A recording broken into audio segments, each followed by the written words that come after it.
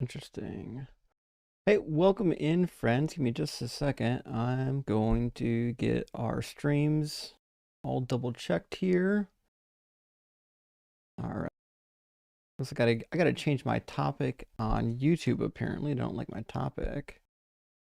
It says show at least one camera source before you go live. Oh, okay. Well, all right, sure. Whatever you want there. I'll take care of that. Try it again. So, I mean, a lot of y'all know. Yeah, we should be good to go now. Hey, a lot of y'all know that the TikTok ownership has changed hands, at least here in the USA. It's been exhibiting some pretty wild characteristics ever since. A lot of weird behavior. Not that TikTok was ever all that reliable. I can't say that it was. There's always been glitches, hiccups, changes in the algorithm that screw up your momentum and things like that. There's always something weird happening with TikTok, but I think it's getting more weird at this point. Nevertheless, hey, we are live, and we are live on all the platforms. So should be good to go. Friends, let me grab a couple super chats, and then we'll get our first. Well, hopefully we'll have a first guest loaded up soon. I'm not sure how all of the other live streams have gone. I noticed some of the live streams were struggling to get guests, like opposition. I mean, so we'll have to wait and see. I know the algorithm. What's this? Live visibility restricted. Your live is not eligible for recommendation and is restricted in search results, as we have detected suspicious activity that may violate our integrity and authenticity policies. If you think we made a mistake, you can appeal the decision for reconsideration. What the fuck did I do? This is crazy, y'all. Listen. I'm telling you right now, the new ownership of TikTok is heavy fucking handed, and you know whose fucking hand is on it. There's no second guessing. Whose hand is on this app right now trying to move the needle? No fucking guessing. I posted a video critical. It was a meme, really. A meme that was critical of the orange Cheeto. And literally got like 0 views. And then it said ineligible for recommendation. The fuck for? What a crazy world we live in, where the so-called bastions of free speech literally will inhibit you from posting a fucking meme. It's crazy. I saw that earlier last week they took down Seth Andrews' YouTube channel. Just out of nowhere, they just fucking took it down. He had to appeal and try to get it back. Crazy. It's absolutely insane. Well, let me check. Give me a second. I'll check my while we're getting loaded up. I'm going to check on my phone the TikTok appeal that I just sent in. If the TikTok appeal doesn't go through, I might have to restart the TikTok live stream just because we're not going to get any opposition, it seems like. But, you know, it is what it is. Let's see.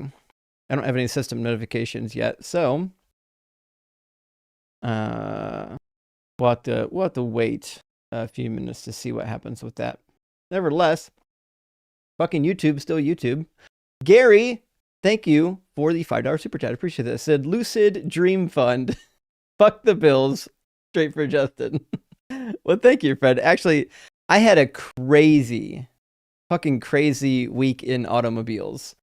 My car, because you know how the snowplows are. The snowplows really fuck up the roads.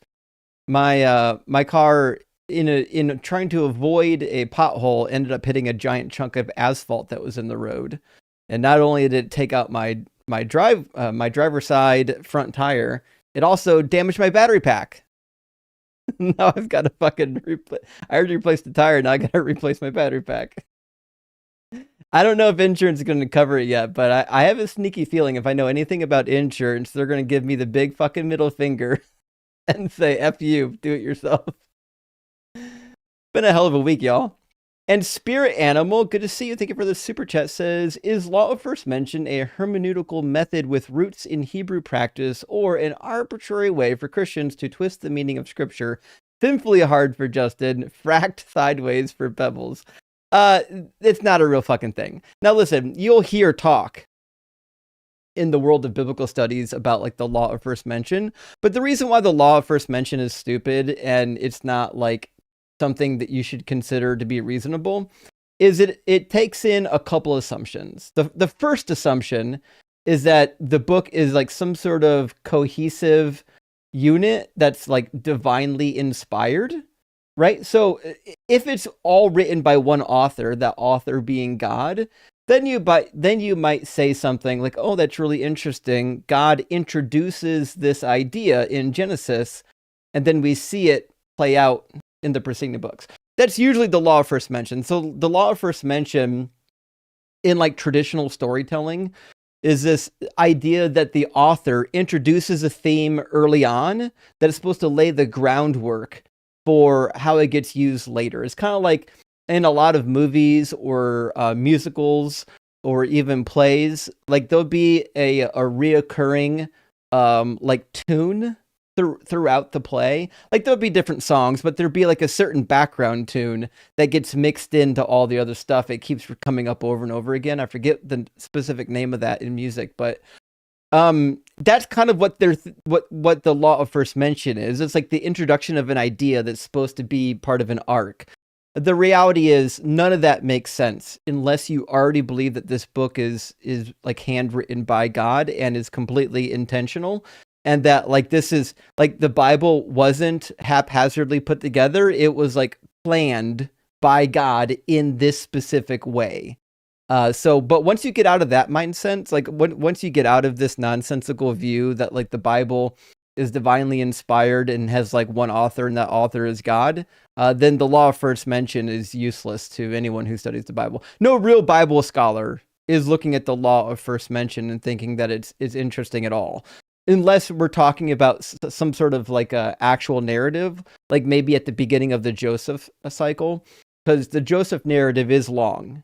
So you might say there was something at the beginning of the Joseph narrative that comes back later within the same narrative. Or you could even use like the book of Genesis as a unit. The largest unit you can probably think of, though, is probably the Deuteronomist. You might find some themes that show up in the Deuteronomist throughout their works, but that's about it. JH says, it's amazing the things that my Christian nationalist family will condone. There's a lot that they will condone. The last day has been difficult. The propaganda is strong. Words don't mean words, and now our eyes must be lying too. Scary times. It's crazy. We live in a time where you can watch a video of a guy who is not brandishing a weapon, get taken to the ground, disarmed, and then brutally murdered. And then people will get on TV and call this person a fucking terrorist, say that he came brandishing a weapon, not just a weapon, but he was a trained assassin, looking like he was ready to unalive as many people as possible. He came like armed to the teeth. We all saw the fucking video. I realize there is a percentage of dumb people in the country that will believe anything you tell them. Overall, though, the country's not buying this one. It's not happening. Even right wingers are like, I don't know about that one. Anyways, Collapsalism says, well, seems the Trump admin gotcha. I mean, that is the case. I'm looking at the TikTok numbers right now to see if we actually get any ops. I'm waiting to see if my appeal went through. I did send in an appeal right before I started this live stream. So if the appeal doesn't go through here in the next couple minutes, I'm just going to restart the TikTok stream and we'll worry about that. Maybe we'll get some guests on YouTube to pick up the slack. Grocery Cart says, if God wants the best for everyone, even sinners, why was Judas even born? So, I mean, according to the New Testament, Judas was not just born, but he's hand selected by Jesus. And in the book of John, Jesus says, I know whom I've chosen, referring to the one that betrays him. He quotes the psalmist as like the prophetic source for his betrayal. And he says, I know the one whom I've chosen, which means Jesus chose Judas to do it. That's why we have the Gospel of Judas. For those who haven't read the Gospel of Judas, it was written after the fact, obviously. It's not like, I wouldn't say it's original to anything in the New Testament. But in the Gospel of Judas, they're basically trying to still tell the story from Judas's point of view, namely that like God predestined Judas to do this, and like it was something that had to happen, right? So if Jesus had to be sacrificed, somebody had to betray him, and Judas was selected by God as the betrayer, so he was essentially doing his job. I mean, that's the kind of the thing, right? Carlos, my friend, thank you so much for the 200 MX. Says, hey, Justin, yesterday's prophecy fulfilled. Hell yeah.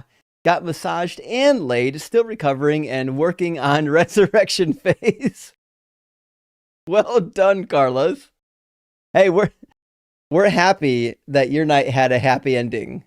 Congratulations, my friend. And thank you so much for sending out 20 DZ Debate gifted memberships. That is humongous, friend. I really, really appreciate that. It really does help the channel a lot, having members backing the channel. It is really like the wind in the sails of the channel is all of our memberships. So thank you to Carlos and all of our other members. Daddy Todd says, free speech for me, not for thee. Yes. Me equals Orange Cheeto, of course, obviously. Yeah, that is the case. That's always what they want, right? They demand free speech for me, but then if other people need free speech, well, it's not all that important anymore, is it? You know what I mean?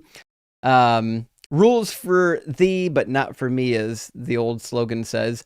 God-eating penguin says TikTok got bought from the CCP to a more repressive regime. Isn't that crazy? That's the craziest thing, is we thought that the CCP was repressive over what you can and cannot do on TikTok. Wait till you get a load of the new regime. It's crazy. And God-eating penguin again says, oof, if that's a Tesla pack, it's going to be customer pay. I know. Hybrid is the way to go. I say this is a better former.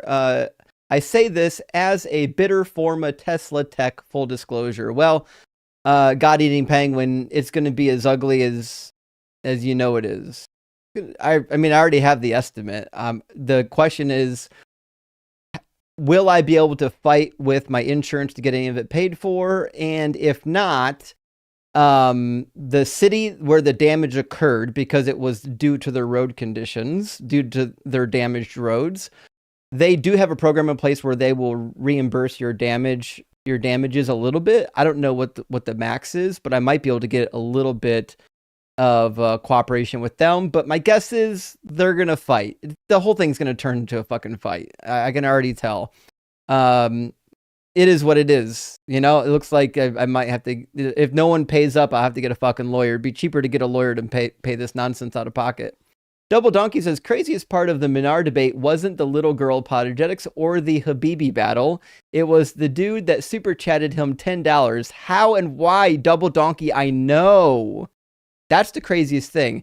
It's not just that Minar is doubling down on diddling children, which we expected from Minar. It's that there are people who support his behavior. Like, he's got backers that are like, oh yeah, this guy makes all kinds of sense.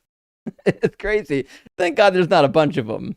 All right, we do have a guest. I don't know if they're opposition or not. We'll bring them in.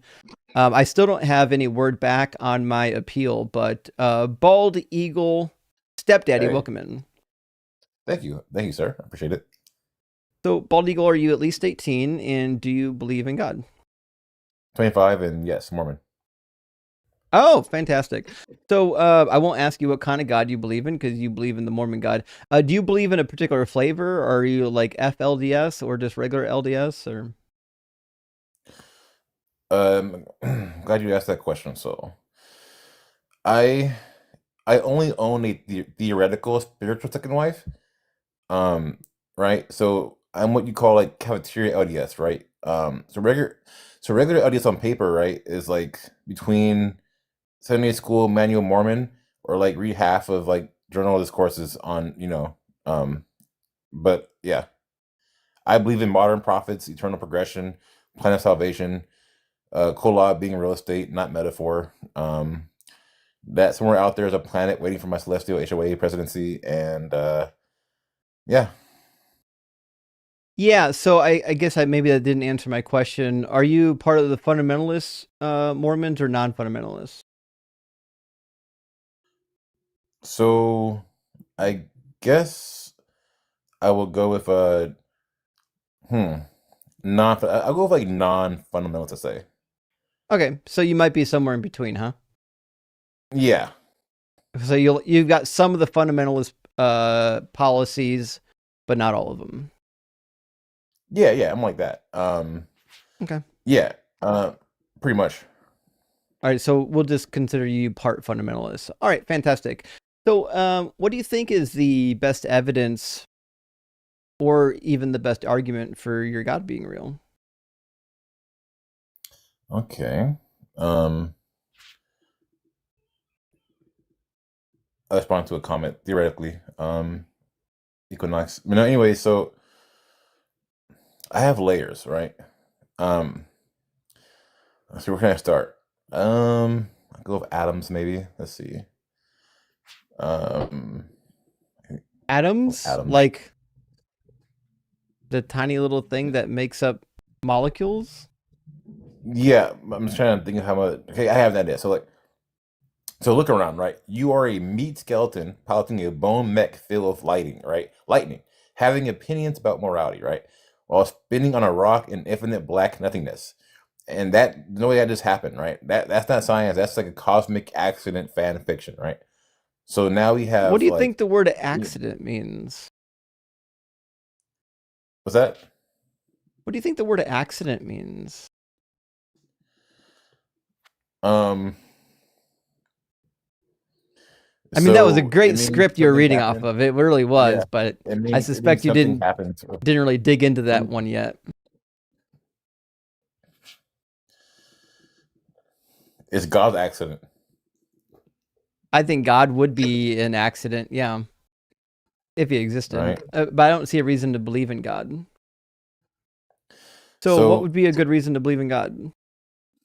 I mean, that's like saying, well, God accident. I mean, that's like saying Mary Bachelor, right? Or dry water, or like vegan steak. It doesn't Nope. commute, right? So that no, okay, No, I think something unintended could be classified as an accident, and I'm okay with that definition. There's quite a few ways you could define an accident, but like if you're saying the existence we have without God is an accident, then the existence with God is still an accident because not like your God is in existence with no explanation. The same way we're in existence. The explanation is obviously that we're here, right? Why are we here as opposed to nothing? But that's an explanation that neither you nor I really have. Like you can't explain why your God exists versus nothing, and I can't explain why the universe exists versus nothing, right? So technically, we're both kind of in this camp where there seems to be some sort of unexplainable or accidental property in existence. all right, all right. So you're trying to say you can't explain God's existence because I can't explain universe's existence, right? So we're tied, but that's not a tie, right? That's two very different mystery flavors, right? So you're No, saying something came from nothing. I'm saying is not that one thing actually. So no. I didn't say it's a tie. What I'm saying is that I would use Occam's razor, right? So, like for example, if I can explain everything about the existence we have without putting God into the equation, then I don't really have a good reason to put God into the equation. Occam's razor suggests that the best answer is the one that accounts for all the factors without needlessly, multiplying entities. And if God is a needless entity in the explanation, then that means God's shouldn't be in the explanation. Okay, I you're making more sense now, I say. So to follow your logic, right? If I can respond, you're kind of invoking Occam's razor, right? So the best explanation is right is the one that explains the most with the fewest assumptions. Um, but here's my thing, right? So God isn't multiplying entities. God is the thing that stops the multiplication, pretty much, right? So there's that one. The number two Well, is, oh, is it are you Occam's? suggesting My bad. are you suggesting God is a necessary entity? Yeah, so Occam's razor is just big barber propaganda, right? So you're letting a shaving utensil decide metaphysics, and that's why your spirit is itchy, right? And also the comet suit. I don't So believe in spirits. see, well, they're a thing though. You can't just not believe in them. I don't. What's the evidence for spirits? Um, I mean, so the evidence for spirits, right? Um, so I have plenty of evidence actually. I have plenty of evidence. If you want to ask me where and how. So have you ever walked into a room and forgot why you're in there, right? So there's that one. So the Wait, spirit wait. push the reset button. Forgetting forgetting something is proof of spirits? Yeah, yeah. So you feel like someone's watching you, but nobody there. That's your background app running. That's the spirit watching you. So explain dreams too. Go ahead. I'll wait. Your brain's making movies. With some symbolism That's your for free. subconscious. Your subconscious does that. That's part of your brain. Your brain is doing that. I'm asking you about spirits. I'm not asking you So about brains. Hollywood's charging you billions, but your skull has Netflix. Be serious, right? So like What kind of weird disjointed script are you on? What does I'm not Hollywood on. have to do with the evidence for spirits? Why do I get the So impression that you're just a troll? I'm not. I'm being quite serious actually. So science can't That makes it explain worse, not better. why you like one song, not the other. But the spirit's too far, right? But deja vu, another example, right? Dogs bark at nothing, exactly, We right? have explanations for all these things. Have you actually looked? Yeah, I have looked, and spirits are just like Okay, Bluetooth soul. and what's the scientific explanation for deja vu? Um, it's like a memory processing hiccup, right? Like your brain physically misables the present as the past, right? In a sense, but that's due to spirits, pretty Mm-hmm. much. No, that's the claim that it's due to spirits. I'm asking for the evidence that spirits are a part of it. Like just continuously I have a, I have claiming a, continuously I have, claiming that it's from a spirit is the problem. We need a demonstration. So, I what have a demonstration peer-reviewed could source. you do? What demonstration could you do that would somehow lend credence to the idea of spirits? Um, well, I do have a peer-reviewed source right here. If you want my source, but I have that. Peer-reviewed As source far for what? for deja vu and spirits. Deja vu and spirits. I'd love to see it. What's your peer-reviewed source? Got you. There you go. So let's see. This one's a good one. I have a few actually.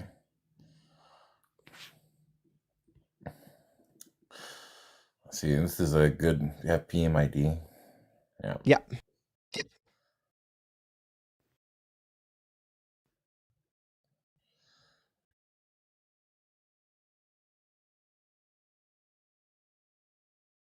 I mean, spectral familiarity as covenant memory, a double blind seance trial in the Great Basin.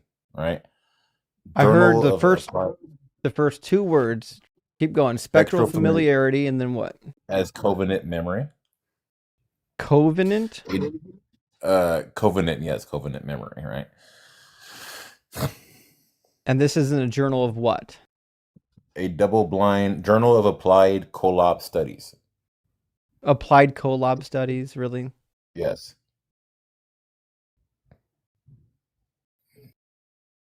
I'll wait for a real article from a real journal.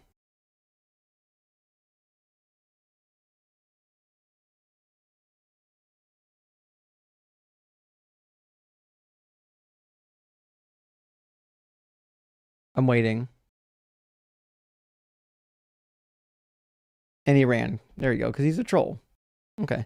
Well, at least he was bordering on being believable. Applied collab studies. I'm curious though if he's really LDS or if he's pretending to be a meme of an LDS guy. It's hard to know with these people. Also, he didn't give me the PMID. I was waiting for a PMID. I assume he doesn't know what a PMID is, given that I didn't receive one. Okay. Well, here's the deal, friends. I did not receive back anything from my appeals, although we had a new guest. If you're watching on YouTube, you can guest request with the link on the screen, tiny.cc/DZ Live. If you're watching on TikTok, hit that guest request. I don't know if the live is actually being pushed out because of the warning we got when we started, but we'll see. If we keep getting guests, maybe that means we're getting pushed out. Nadrock, thank you for the super chat. Says, I'm almost sure God isn't connected to Earth nor humans because mainly humans have seen how planets are created. So now deism makes sense that God created the universe, Big Bang. But does God have consciousness? I don't think so. I think that's the problem. Like, what we're going to end up doing with God is we're going to minimize God as much as possible to the point where, like, it's a non-conscious, non-agent, and it's going to be akin to just like a naturalistic force, because the God that is like all-knowing and actually cares about the creation, that God doesn't seem to make any sense. And Gretchen says, you just got NSPM 7'd, Justin. What's that mean? Damn, I'm always fucking every live stream. I gotta look all this stuff up that you kids and your abbreviations. Hold on. 7. What's this mean? Oh, that's the name of the memorandum that designates domestic terrorist organizations. Yeah, you're probably right, Gretchen. That's probably what happened. I probably got designated as a terrorist organization for fucking having a different opinion. Helping Mega Deconstruction. I'm looking forward to Barbecue Believers tonight. May Doug and Sharon saves. May Doug and Sharon saves of us from the mega clowns. Rock hard for Doug and simply what for Sharon. Well, helping Mega, I don't know if they're going to be able to save us from Mega, but they will at least they will at least give us saving from some ED, perhaps. And Martin, thank you for your donation. I appreciate that, friend. And also, Steve, thank you for the $10 super chat. Says, been several weeks since I could catch a live. Glad to be back. Found out my mom is a flurfer. Need some sanity tonight. I am sorry to hear that. Listen, I am surrounded by some wild people. I don't know if I know a flurf in real life. Sorry to hear that you have a family member who's a flurf. Must be incredibly annoying. We'll say that. Steve says, hi, Justin. No one cooks arrogant Christians like you. Next time a theist says they would harm others if God told them to, please ask how their fallible mind could tell between God and not God. Cheers. That's a very good point, Steve. I should. Usually I don't. Once I get them to admit they do atrocities, I usually cut them. But, I could. I legitimately could just say, listen, now that you've admitted you do something horrible, how could you possibly know if it was from God or if it was something inside of your head, right? They wouldn't know. They don't have an answer for that. Not the Bible, Jason. Thank you for the $10 super chat. It says, Sharon recommends Christians bring a safe word tonight. It's going to get sinfully wet. P.S. Fuck ice. Yes. We are in agreement with that. In fact, that seems to be one thing our country, most of our country, except for some, are starting to coalesce around. And Ben, thank you for the $10 super chat, says, have you ever put your hand in front of a flashlight and the shadow it creates looks like a rabbit? Boom. Proof of spirits. You nailed it. That's what it is. The shadows. Actually, it's funny because for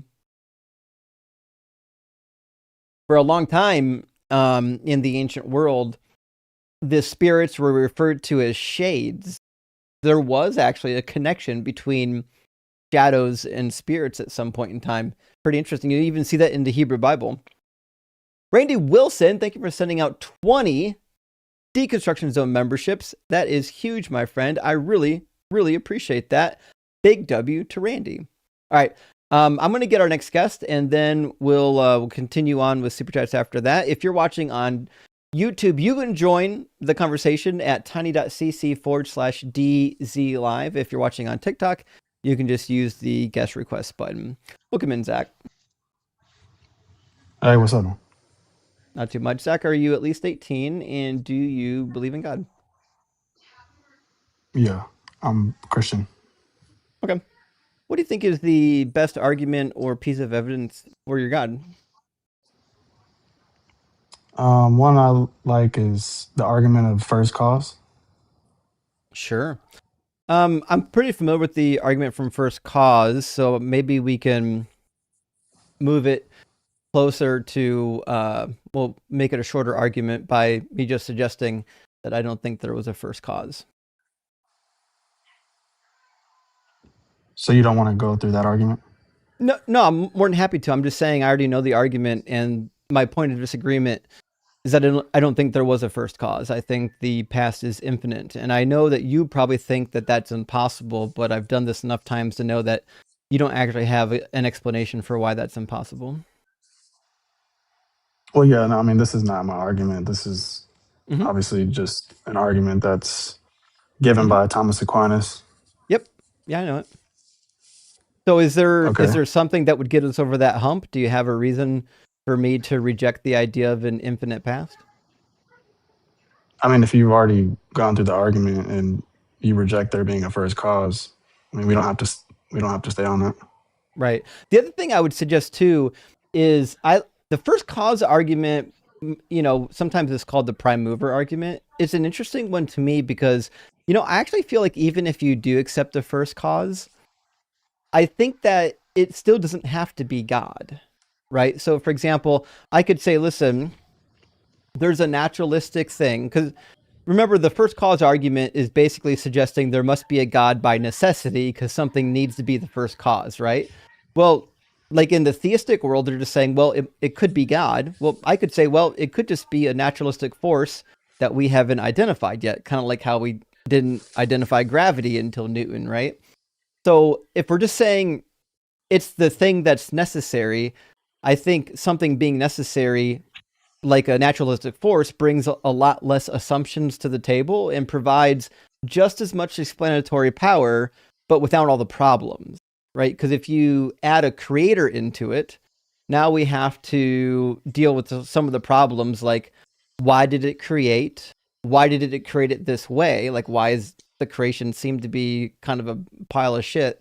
And then also like why did it choose to reveal itself to some but not all, right? That's why I'm saying if we just say the first cause or the first mover is a naturalistic force, I think it's a cleaner explanation to the problem. Okay. So do you believe that any live source can come from a non-live source? Well, I think so, although the word life is a tricky one as well, because I would ask you this, like, when you say living or alive, what do you mean by that? Something that has a conscience, rationality? So, are trees alive? Yeah. Okay, so we need to widen the definition then, right? Sure. Yeah. I'm just speaking like for people. I wasn't speaking about anything else. Sure. But I think life in general is wider than just having a consciousness, right? Because plants are alive, aren't they? Yeah. I mean, you can just say Okay. existence. Well, you certainly don't want to say existence because I think there are things that exist that aren't alive, right? Yeah. I mean, like you would have to be more specific. Okay. So I think a better understanding of life is typically something that consumes energy from the environment and it reproduces. That's typically like the most generic definition of life, right? That's why like rocks are not alive because they don't reproduce and they don't consume from the environment. They don't have offspring, So, like the Yeah, I mean definition. they don't. Yeah, they don't Mhm. have a conscious or a rationale. They're just a being. Yeah, yeah. So when we talk about life, this is the baffling thing, right? There's this idea that life can't come from non-life. I First of all, I reject that, but also I don't know what it means to say that God is the life that started the life here, because the God being life is an entity that doesn't reproduce and doesn't consume energy from the environment. So to say that God is alive, I don't know what that means. In what Mhm. sense is he So alive?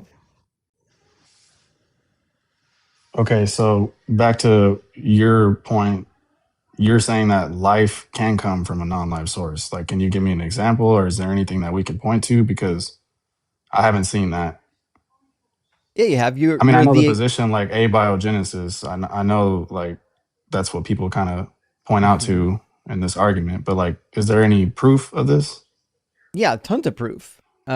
We've like dozens and dozens of proofs. In fact, just recently, we brought back from the asteroid Bennu signs that like all the building blocks of RNA are already forming outside of our planet.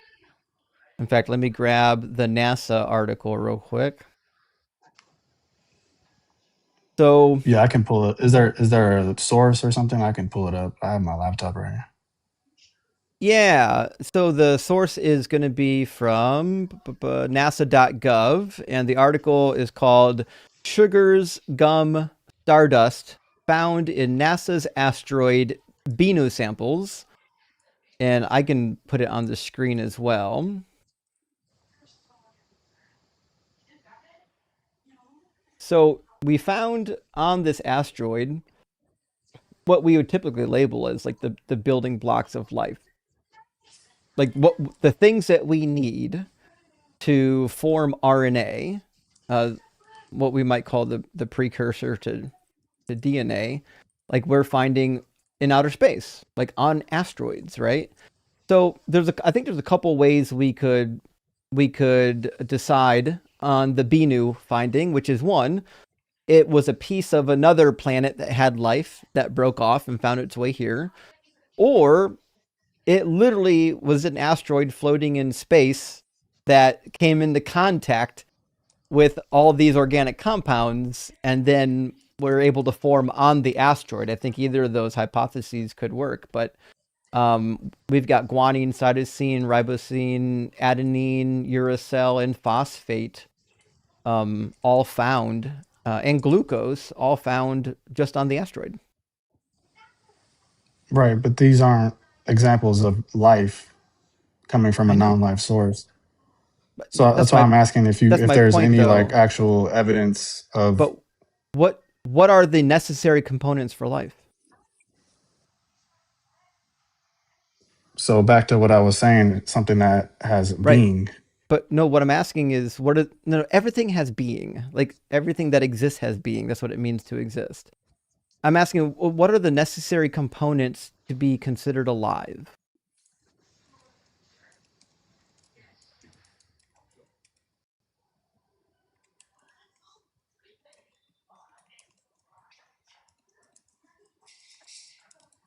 Okay. I just looked this up just so I can give a sufficient answer. Hmm. The essential elements for life would be carbon, hydrogen, nitrogen, oxygen, phosphorus, and sulfur, which form the fundamental building blocks, Yeah, you got it. like DNA, proteins, and stuff like that. Hmm. So that is what we need for life to form, and we happen to have that in great abundance, and we happen to have it all throughout, you know, the cosmos, right? And so, if these things at some point will start to self assemble, then eventually they'll assemble into something that is able to reproduce and able to consume energy from the environment. That's just what it means to be alive, able to reproduce. Yeah, I'm not disagreeing with that, but I was like asking for the example that we can see in the theory of abiogenesis, I don't think that's been proven. I mean, is that article you showed me from NASA proving that? No, it's proving that the building blocks of what causes life self-assemble. We have an example of it self-assembling here.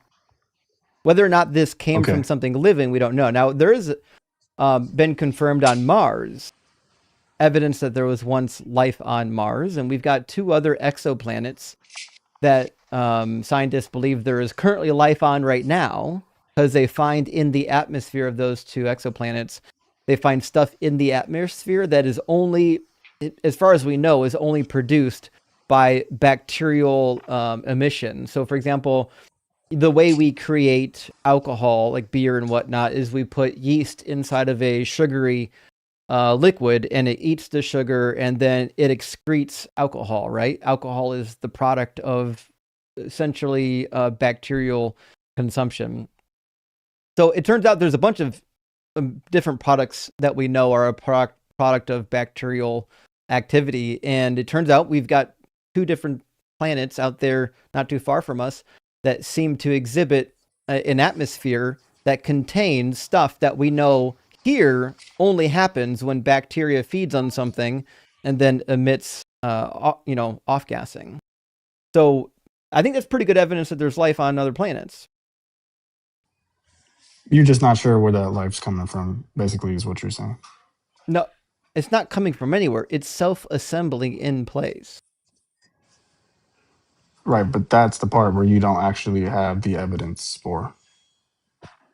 Like it's I don't. self-comprising. You're saying it's self-comprising. I'm saying where's the evidence that would point to that? The evidence is the fact that we can reproduce each step of it. Every step to go from what you call non-life to life, we can reproduce each step. Do we observe it happening all the time in the wild? No, we don't observe it just happening. Also, the odds that it happened and then that life didn't live for more than a year or 2 is pretty damn high too. It probably does happen more than we realize, but it just doesn't live past a couple of years because our environment weeds it out or destroys it. But all the steps we need to get from non-living to living, like we can just reproduce in a lab, and we've been doing it, which is why, like, if you look into like origin of life research, none of the origin of life researchers are like, oh, it's God. None of them believe that. They all think that abiogenesis is how it happens. Who? I mean, that's kind of like a broad statement. Who's pointing to abiogenesis specifically? A 100% of the field, 100% of the field is pointing towards self-assembling life. God is not a Uh, hypothesis for any origin of life researchers unless you're already committed to some sort of weird apologetical position. yeah, I'm saying what field are you speaking of? I just told you, origin of life research. It's a subset of the biological field, and that field is pointing to abiogenesis, and all the dozens and dozens and dozens of experiments demonstrating that it certainly is possible, and it seems to be the most plausible explanation.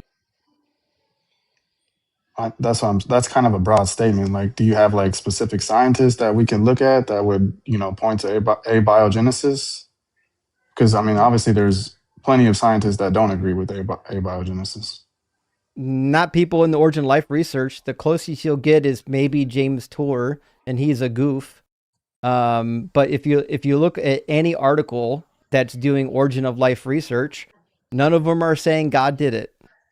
In fact, even James Tour isn't saying God did it. James Tour is just saying, I don't know how it could be possible.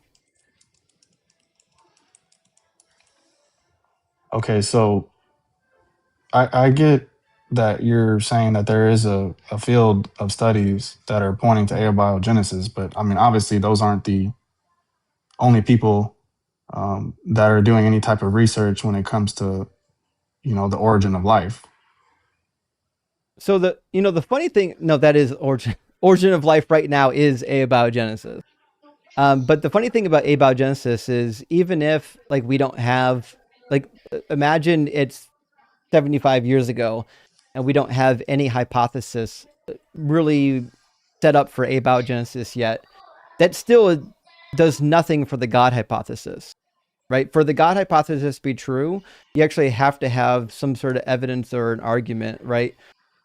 Like trying to discredit abiogenesis is basically like a God of the gaps, but that's not an argument for God. Well, I mean, this has been a continuous argument that's been going on, so it's not like this is just out of the ordinary. It was going on prior to the scientific age. Like, if you look at what scientists don't believe that God did any of this stuff. Like, if you look at the Well, surveys that's why I was from Pew pointing out like Research, like Christian scientists. 97% of scientists think that life is attributed through natural means, and 87% of those scientists say that life came about through natural means with no guidance from God. Right, you're pointing to like one side of the field, but I'm saying that there is Mm-mm. obviously Christian scientists as well that would argue the position that God is the first cause of life. They account for maybe 2% of the field. Okay, like what source can I find that So at? I just told you Pew Research. So Peer this research will idea, say that there's only 2% Pew scientists that agree. Research, Pew Research collects the data of what scientists believe. In fact, they've done it almost once a decade now.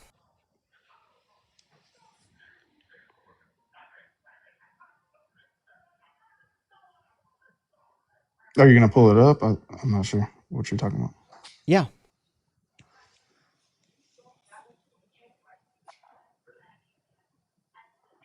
Just be clear while I'm pulling it up. You don't actually think that I'm going to pull. You don't actually think there's a survey out there that says the majority of scientists think God is doing this, right?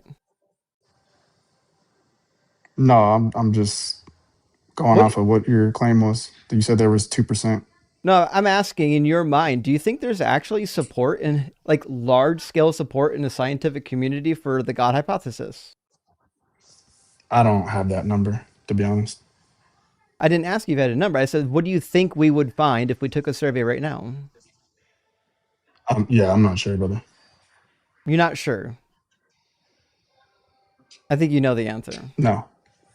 I think you do. No, I really don't. I don't have the answer to that. I don't have the numbers. I didn't ask you for the numbers. I asked what do you think would happen if we took our survey right now? Yeah, that's my answer. I don't know what the numbers would be. I didn't ask if you knew. I'm asking you to guess. What do you think would happen if we took a survey? I'm not going to give a guess on something that I'm not educated on. Okay. Mm-hmm. Mm-hmm. Mm-hmm.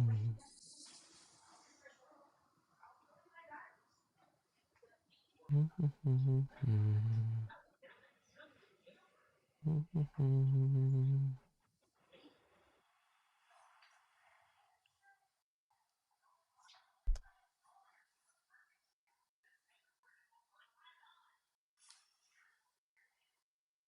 Mm-hmm.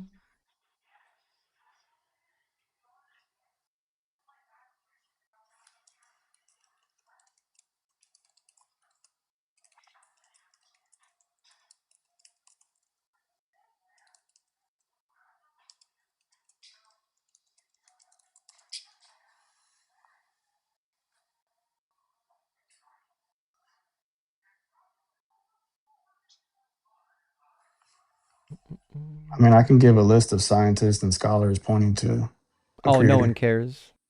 No one cares. Why would nobody care about that? Because everyone knows Isn't that that there part of this are. argument? Nope. Everyone knows that there are a number of believing scientists. Just naming them will never be an argument. The fact that the Why vast is that not an majority, argument? because the vast majority of the field disagrees with them. Naming 5 scientists that agree with you is meaningless when 97% of the field disagrees with those 5 scientists.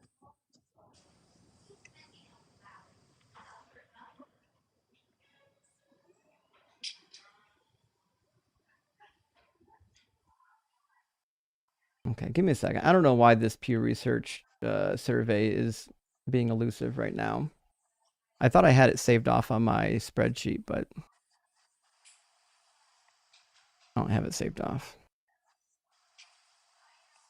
So, like, just because there's a smaller percentage of people that are pointing to a creator, that nullifies that position? No, what I'm saying is if you're going to appeal to science, the vast majority of scientists agree with me. So naming the small amount of scientists that agree with you is a losing argument. That's what I'm saying.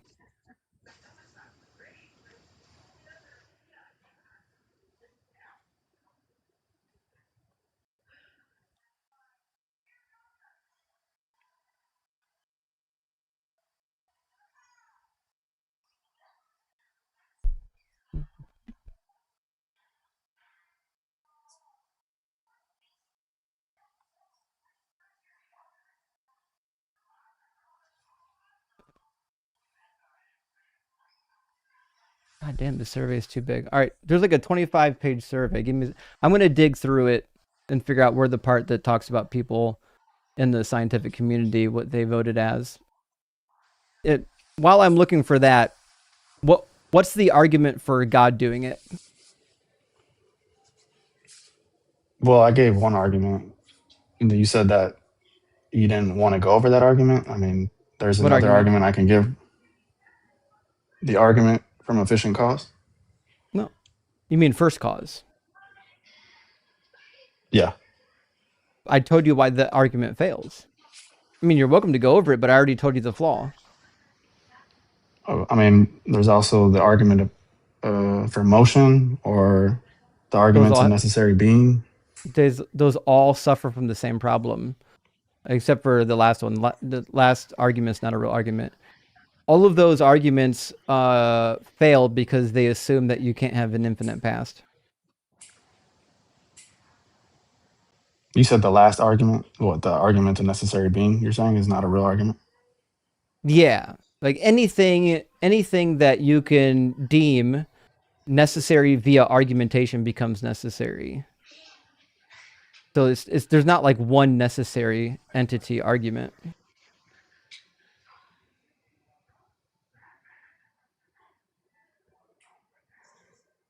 Okay, well, I mean, yeah, if you don't agree with any of these arguments, I mean, I don't think there's any point to going into them if you already reject them. Well, yeah.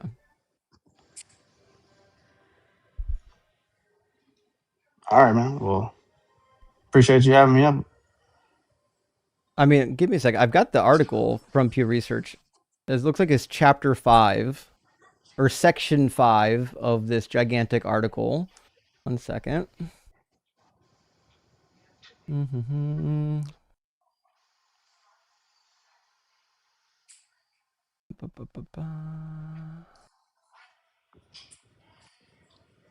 I mean, I think these arguments are more logical than the theory Okay. of abiogenesis. It says scientific consensus over evolution and also scientific consensus over climate change. So climate change was part of the survey. Percentage of scientists who say humans evolved is 97%. Let me put it on the screen. This survey is way too big for its own good. Percentage of scientists who say humans evolved is 97%. Percentage of scientists who say that the Earth is getting warm. Oh, sorry, that's part of the global warming. Sorry. Yeah, so there it is. 97% of scientists say that humans are a product of evolution. There's another part in the survey somewhere where they ask them if evolution is guided by God, and it was like 80 something percent said that evolution of humans is not guided by God in any way. So what I'm saying is that if you just ask the scientists that are doing the research, they don't really agree with your position. So I don't think that appealing to science is like a win for your side. You know what I mean? Like you could appeal to a scientific finding, right? But appealing to scientific to the scientific field, I don't think is positive in your favor. But also, you said you're a Christian, and the reason why, like, I could be persuaded at some point in my life to believe in some kind of a God if there was good evidence for it, but I would never be persuaded to believe in the biblical God because that God is like hopelessly contradictory, and the book is full of things that are demonstrably untrue. And also, Jesus fulfilled zero messianic prophecies. So, like, Christianity, just on its face, can't be true, even if there is a God. Okay, well, you just actually made a whole bunch of points there, so I can only address one thing at a time. Sure. Obviously, I don't agree that Jesus doesn't fill any prophecies. Can That you could show be me one? something I can address, but also you brought up evolution, which that's not necessarily something that Christianity goes against. The Catholic Church views evolution as a possible scientific theory for the development of the universe. So it's not that Christians just reject that notion. Yeah, But but if you want me to show you any prophecies that Jesus fulfilled, I could bring those up as well. But you just kind of made a lot of points, so I'm trying to address one thing at a time. yeah, I mean, I agree with you. Addressing them one at a time is the best way to go. I'd love to see a prophecy that Jesus fulfilled. I've never seen one yet. You've never seen a prophecy that Jesus fulfilled? I've heard claims. I've never seen one that he actually did fulfill them. Oh, okay. I mean, you could start with the virgin birth. Sure. Where's that prophesied? Isaiah. Chapter 7? Let me pull it up. Hold on, let me pull it up.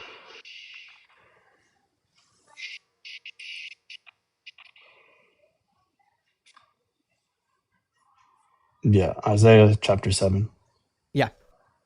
So the context of Isaiah 7 is that the king of Judah is at war with the Arameans and the northern Israelites, and they want to depose him and put somebody else on the throne who's in favor of their alliance. But it says, in the days of Ahaz, son of Jotham, son of Uzziah, king of Judah, King Rezin of Aram, and King Pekah, son of Remaliah of Israel, went up to attack Jerusalem, but could not conquer it. When the house of David heard that Aram had allied itself with Ephraim, the heart of Ahaz and the heart of his people shook as the trees of the forest before the wind. So the context is pretty clear. There's a war going on. Ahaz is terrified because there's two different kingdoms that are going to make war with him. So the prophet Isaiah is sent to speak with them. The ending of that prophecy is in verse 9. He says, if you do not stand firm in faith, you shall not stand at all. And then Isaiah is sent to King Ahaz a second time for another prophecy. And it says, again, the Lord spoke to Ahaz, ask a sign of the Lord your God, and let it be as deep as Sheol or as high as heaven. But Ahaz said, I will not ask, and I will not put the Lord to the test. Then Isaiah said, hear then, O house of David, is it too little for you to weary mortals that you weary my God also? Therefore, the Lord himself will give you a sign. Look, the young woman is with child and shall bear a son and shall name him Emmanuel. He shall eat curds and honey by the time he knows how to refuse the evil and choose the good. For before the child knows how to refuse the evil and choose the good, the land before whose two kings you are in dread will be deserted. And then how's that going to happen? He tells you in the next verse, the Lord will bring on you and on your people and on your ancestral house such days as have not come since the day that Ephraim departed from Judah, the king of Assyria. Although I need to apologize to my Hebrew friends, I know it's pronounced Ephraim. You got to apologize for all the Americans that say Ephraim. It's Ephraim. Okay, so I think the context is pretty clear here. There's a pregnant woman during the reign of King Ahaz. It says she's pregnant and she's about to give birth. And before that child knows right from wrong, the two kings that are attacking Ahaz are going to be wiped out. Where's the part about the Messiah? So yeah, we view this chapter as a messianic prophecy that's fulfilled by I know you. Jesus. I know you do. I'm So asking, where's I'm trying where's to the get an Messiah understanding part? of where your interpretation is coming from. I didn't interpret it. I read it word for word. It Okay, so says who is the child born here in Isaiah 7? he's born in the next chapter, and it's not a Messiah. Keep in mind, this is a prophecy to King Ahaz. He says, look, the young woman is with child, that's present tense, and shall bear a son. And before that child knows right from wrong, the two kings attacking Ahaz are going to be wasted. That means it came true during Ahaz's time.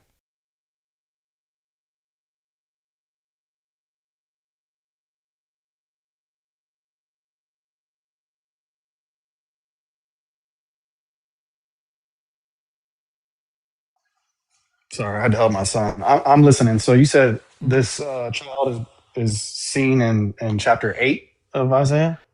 What I'm saying is, I think the child is born in chapter 8, but I'm also saying it doesn't matter.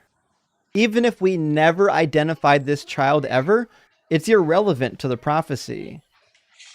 The child is only there to act as a timeline. That's it.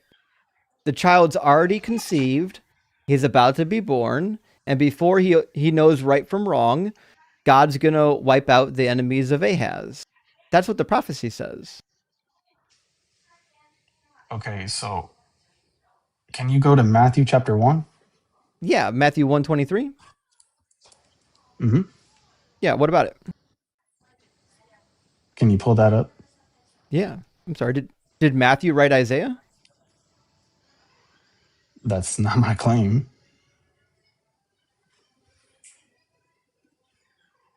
I've got it up. Right. So Mm-hmm. what's your thoughts on that? You don't believe that's connected with Isaiah chapter 7? No, it's not connected. Matthew's an idiot. I don't care what You Matthew said Matthew's says. I didn't ask you for what Matthew said. I asked you for where's the prophecy of a child being born of a virgin. and And you I'm showed giving me it to you, and you're you saying showed that me Matthew's an idiot. So I'm not sure Matthew how that follows. Matthew didn't prophesy it. Isaiah did. I never said Matthew prophesied it. Isaiah obviously prophesied it, and it's fulfilled That's what by I'm asking Christ, who for. was Where born is the of the virgin. prophecy? Where in the prophecy of Isaiah can I find it?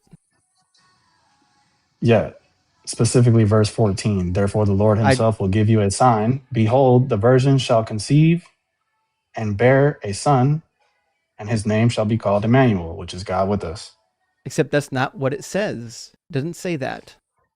Isaiah 7 says that it's a pregnant young woman and that the child is going to be born during King Ahaz's reign. The young woman is with child and shall bear a son and shall name him Emmanuel. He shall eat curds and honey by the time he knows how to refuse evil and choose good. Before the child knows how to refuse evil and choose good, the land before whose two kings you are in dread will be deserted.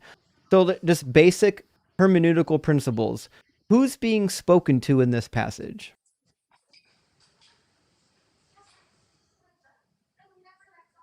I mean, if you're just going to reject the prophecy, that's fine. I mean, I'm I not can give you a rejecting different it. one. I'm demonstrating why it's not. Who is the prophecy Okay. to? This is a future prophecy. No. All prophecies are future. I'm asking to which person is this prophecy being given? It's specifically being spoke to Ahaz. There you go. And to Ahaz, God says, the young woman is with child and shall bear a son.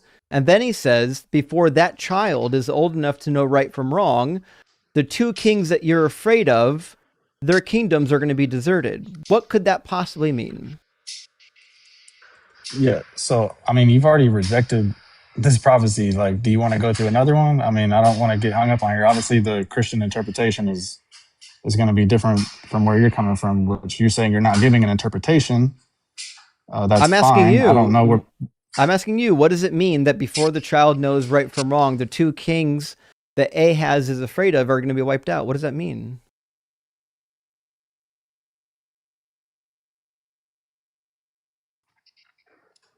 Sorry. Okay, hold on. I'm trying to help my son real quick. Hold on. No, I get it. I got a son too.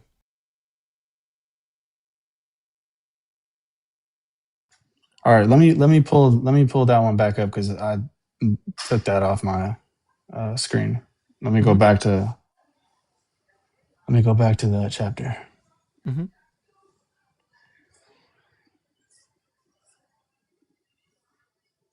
Um, okay, so what was your specific question in Isaiah 7? What does verse 16 mean when he says, "Before the child knows how to refuse evil and choose good, the land before whose two kings you are in dread will be deserted"? Who are the two kings? Okay, so let's see. This is a sign to King Ahaz, would be one. But It's talking about, mm-hmm. Who are the two kings that he says are going to be deserted?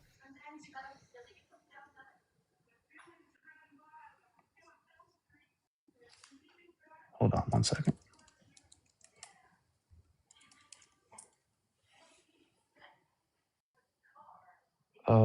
Two kings threatening Judah.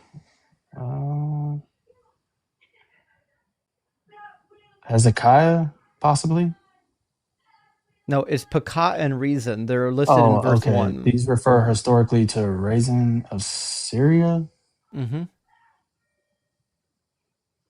That would be, I don't know. I'm probably not even pronouncing that correctly.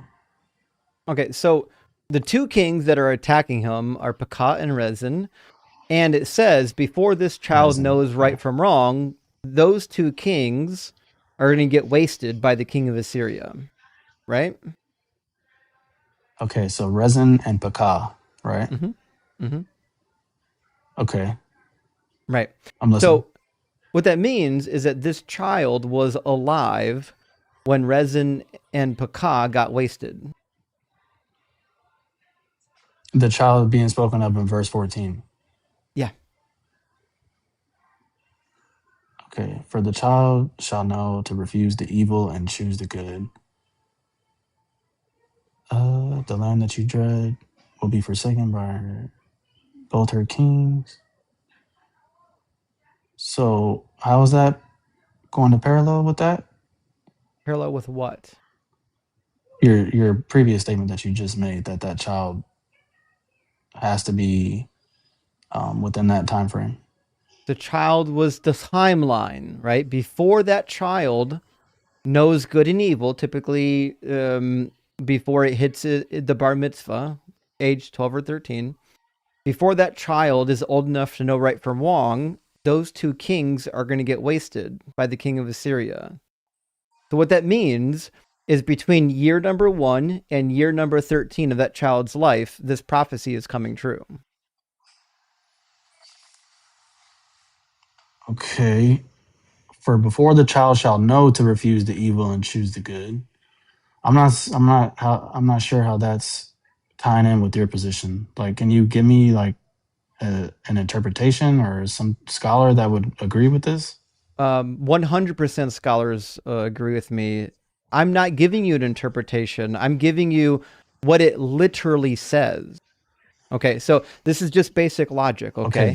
If the child is going to be the timeline for when the Assyrians are going to defeat the two kings, then what that means is it has to happen before this child has aged to accountability. It's during the child's lifetime, which is why it says the young woman is with child. That means right now, in this very moment, the woman is with child and shall bear a son.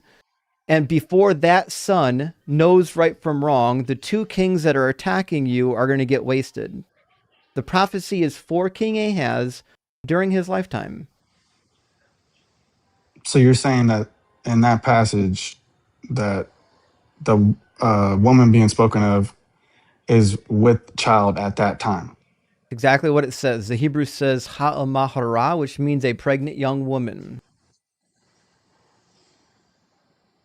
Okay. There. Okay. I'm looking at your translation, trying to compare it to mine. So this, what is this translation? I'm in the NRSV, and there's a dozen translations that will say exactly what mine says. If your translation doesn't say that she's already pregnant, it's purposely lying to you because it's not translating the Hebrew. It's superimposing the Greek New Testament on top of it. Here, I can just pull it up in the Hebrew. I'm gonna just go to Bible Hub and pull it up in Hebrew. Bible Hub's not going to help you unless you can read Hebrew. Bible Hub overlays the King James Version.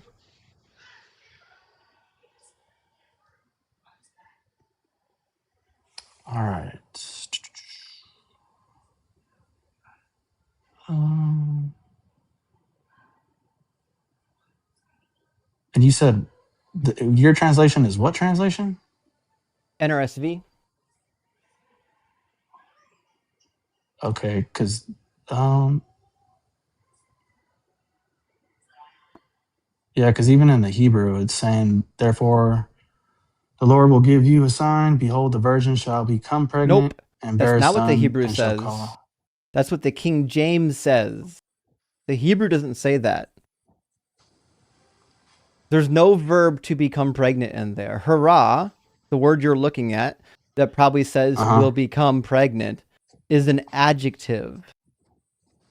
The that And it Hebrew doesn't word hurrah is actually has pregnant within the description of that Hebrew word.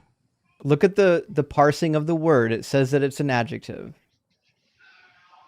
I know, but the meaning of that word is saying pregnant. I know. Yeah, it means pregnant young woman. Ha'omah means the young woman, and hurrah is the adjective meaning pregnant. Okay, so the young woman will become pregnant, right? I'm not sure how that's It doesn't say she'll an become issue. pregnant. I don't know why you keep putting that in there. It doesn't say that. It doesn't say she's a virgin, and it doesn't say she'll become pregnant. It says that she is pregnant. The pregnant young woman. Okay, so the word, I guess the Hebrew word alma is what it Means young is. woman. Mm-hmm. Okay, and you're saying that the So Hebrew word for shall become pregnant, just the, I mean, the definition is pregnant. So you're saying that the shall become is the this part that's is added? this is an adjective. Yes, that's why I told you this isn't telling you what the Hebrew says. This is taking the King James and overlaying it with the Hebrew text. If you just click on hurrah, it'll tell you that this is an Right. adjective, not a verb. A verb would be present if it said, she shall become pregnant. Also, it's not in the right form for a verb. It's not even in the feminine form. The form that we find it in would be the nominal form, and it would mean that she became pregnant in the past, if it meant that at all, but it's not even in the right feminine form. If this actually was a verb, it would say he became pregnant. Okay, so the young woman shall become pregnant. You're saying that that's not a sufficient translation, basically. No. And it never has been. It's never been a good translation. The only reason why some Bibles say that is because they want it to be about Jesus, so they superimpose the Greek text over top of the Hebrew text and say, well, it must have said this despite what the Hebrew says. Okay, so I guess continuing in that same verse, she shall bear a son, and they shall call his name Emmanuel. Mm-hmm. So, what is your view on the that word that's being Emmanuel's referenced to? Emmanuel's Yeah, not a of that problem. child. It's a theophoric name, just like all of Isaiah's sons. All of Isaiah's sons have prophetic names. In fact, if you just go to chapter 8, you learn about another child, or even the same child with a different name, who acts as a timeline as well. The Lord said to me, take a large tablet and write on it in common characters belonging to Mahershala Hashbaz, that's the name, and have it attested for me by reliable witnesses, the priest Uriah and Zechariah, son of Jeberechiah. And and I went to the prophetess, and she conceived and bore a son. Then the Lord said to me, name him Shalal Hashbaz, for before the child knows how to call my father or my mother, the wealth of Damascus and the spoil of Samaria will be carried away by the king of Syria. So this is a reiteration of the identical same promise from the last chapter. It says, have a child, give it this prophetic name. Before this child is old enough to do X, Y, and Z, the king of Assyria is going to defeat your enemies, Damascus and Samaria. Those are the primary cities of those kingdoms. And then it actually comes true if you read chapter 8. In chapter 8, as it's coming true, and the king of Assyria is coming down and defeating those two kingdoms and then making war against Judah, the prophet shouts twice, O Emmanuel, take notice, you people, and be dismayed. Listen, all you far-off countries, gird yourselves and be dismayed. Take counsel together, but it shall be brought to naught. Speak a word, and it will not stand, for God is with us, Emmanuel. So the prophecy is not about a child who is God. The prophecy is about a child who is symbolizing that God is with his people during this time of war. That's it.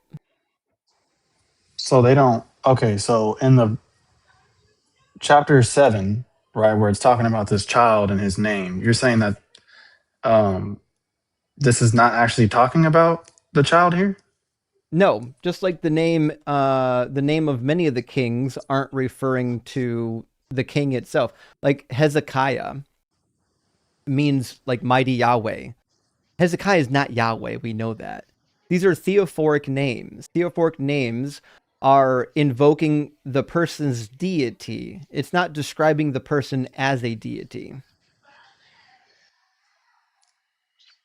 Okay, no, I get what you're saying, but what I'm saying is this is clearly talking about a child here in chapter 7. You're saying Uh-huh. that in chapter 8, it's showing that this is not actually the child being spoken of here. What That's I'm what I'm not saying, getting. what I said, it is either the child born in the very next chapter that is given another prophetic name, or the child doesn't get Okay. identified in the story. But again, Okay, so where's the child? Where's the the child's Okay, so you're identification saying, is not important, to be clear. The only but in person who chapter needs 8, to right? know who the child is the king. I'm listening, bro. So in chapter 8, you're saying that the child that's given is in reference to verse 3? The child in 8? Yeah, are you saying that that would be the child that's being spoken of in chapter 7? Again, I've said this 3 times. Either the child in chapter 8 is the same one from chapter 7, or the child in I know chapter which 7 child in goes chapter. Okay, unidentified. which child in chapter 8 are you referring to? It doesn't matter. What do you mean, brother? That actually does matter. If Either we're the child is born in chapter 8 or it's not. Either I know, but I'm way, saying where in it chapter 8, does not if that's a matter. possible theory, hold on. If that's a possible theory, where in chapter 8 and which child would you be referring to? The very first one, the one we Okay, which just child is that? read, Okay. Mahershala Hashbaz. Crazy name, by the way. Okay. So that can't be the child, though, right? Because Why obviously that's not? not the name. Because that's not the name that was given. It clearly is the name that was given. Again, children with theophoric names usually have multiple names. Okay, let me pull it up in the Hebrew. Most of the Judean kings, almost all of them, had multiple names. Yeah, I'm just gonna pull it up real quick in Jeconiah the had multiple names. Jehoiakim had multiple names. All of them had multiple names. And again, I don't know why you're missing So the most important thing. The identification of the child is not critical. The child's not even the important thing. The only important well, thing that in this would be if passage it's is that God's promise is going to come true imminently. How do you know that God's promise is going to come imminently? Because God gave you a timeline. The timeline are the prophetic children. I'm saying the child is actually important. So you're I saying that it I could be don't this child that's I don't think spoken so. of in chapter 8. You're saying that that's possible, that could Mm-hmm. be a theory, right? So I'm just going through your theories of which child that is, which you're saying it doesn't matter what the child is, but that's the actual Nope. argument is. It actually doesn't matter. Because again, the prophecy is about something happening during Ahaz's reign. That's the important part. The important part is that the child is alive and something's happening that Ahaz can witness happening while the child is alive. Okay, so you're saying your position is it doesn't matter who the child is. No, So it doesn't matter. obviously Not at all. obviously my position is that prophecy that's being given in Isaiah 7 is fulfilled in Matthew. But it's So you're not. saying it's irrelevant though. It's not fulfilled in Matthew. It's fulfilled during the reign of Ahaz. I don't know what part of this is Okay, like so you're refusing that's to okay. engage So in. well, the So problem is you're let's not just actually clarify holding to a this. position. You're all Uh, over the place. I'm not. My You're position saying has it been could be very this. clear the It could. entire time. My position No, your is that the position's not clear. child You're is saying it could be alive this. during It the could be reign of that, King but it doesn't Ahaz. matter. No, I didn't say any of that. What I said is That's that the exactly what you child, said. nope, the child is alive during the reign of Ahaz. That's all you need to know. That's it. That's And the I whole said, show me argument. where this child that's being spoken of is alive. And you said Isaiah 8, I and you went to verse showed 3. you verse 14. Verse 14 says the fucking woman is already pregnant.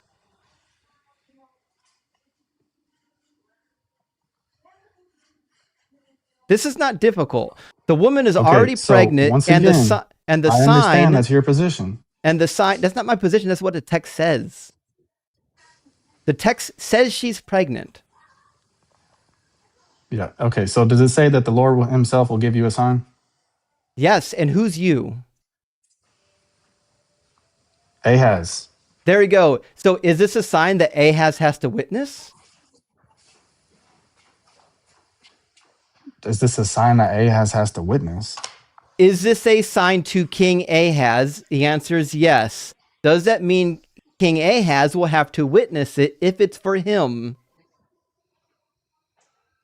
Yeah, but I don't think the timeline of that There is you going to go. line up with your position.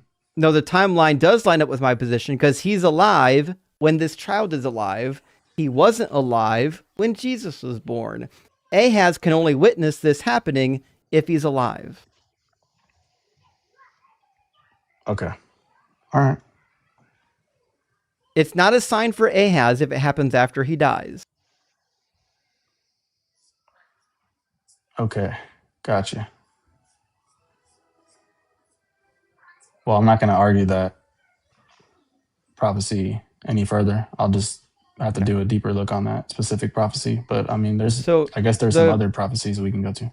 the Christian position on this prophecy from scholars is that it's a double fulfillment, meaning the prophecy was actually about King Ahaz. That's what it's actually about in the primary context. But they believe that prophecies can have a dual fulfillment, that it's entirely disconnected from the original context. And I disagree. I see no reason to apply new dual secondary meanings to things that are divorced from the context. So what's the next one? Yeah. Nah, I hear you, bro. I'm following along with what you're saying. So, I was just trying to actually see. It would be like confirmed to me where I wouldn't even try to use this anymore if I can actually just see the child within that context or the next chapter, which that's what I was trying to get. But you did. But you, I read you verse 14 5 times where it says the child has already been right. conceived. That's all you need to know about when that child is born.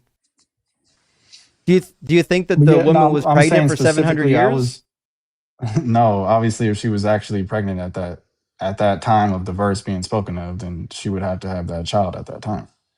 Yeah.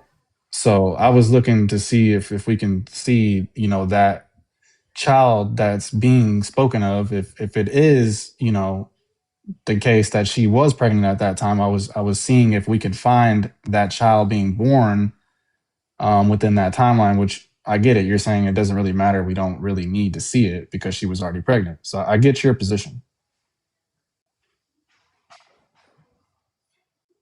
So yeah, I'll definitely look more into that. because obviously I'm not even going to use that if it's not a sufficient prophecy. Yeah. Now, here's the disappointing thing is every prophecy you're going to turn to is going to read just like that. I'm going to go to the original context Mm-hmm. and show you how it doesn't mean what Christians have told you it means. And I'm going to reiterate that the only way Jesus fulfilled any prophecies is if you ignore the original context and apply a secondary meaning to it. All of them are just like that. So by original context, you mean what's being spoken of in the Hebrew language, not like an interpretation?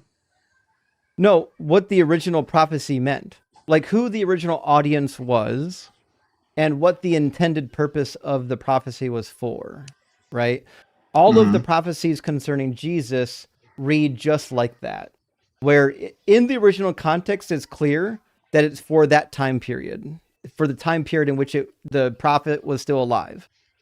But it could be about Jesus if you apply a new context to it that is divorced from the original context and you just reinterpret a bunch of words.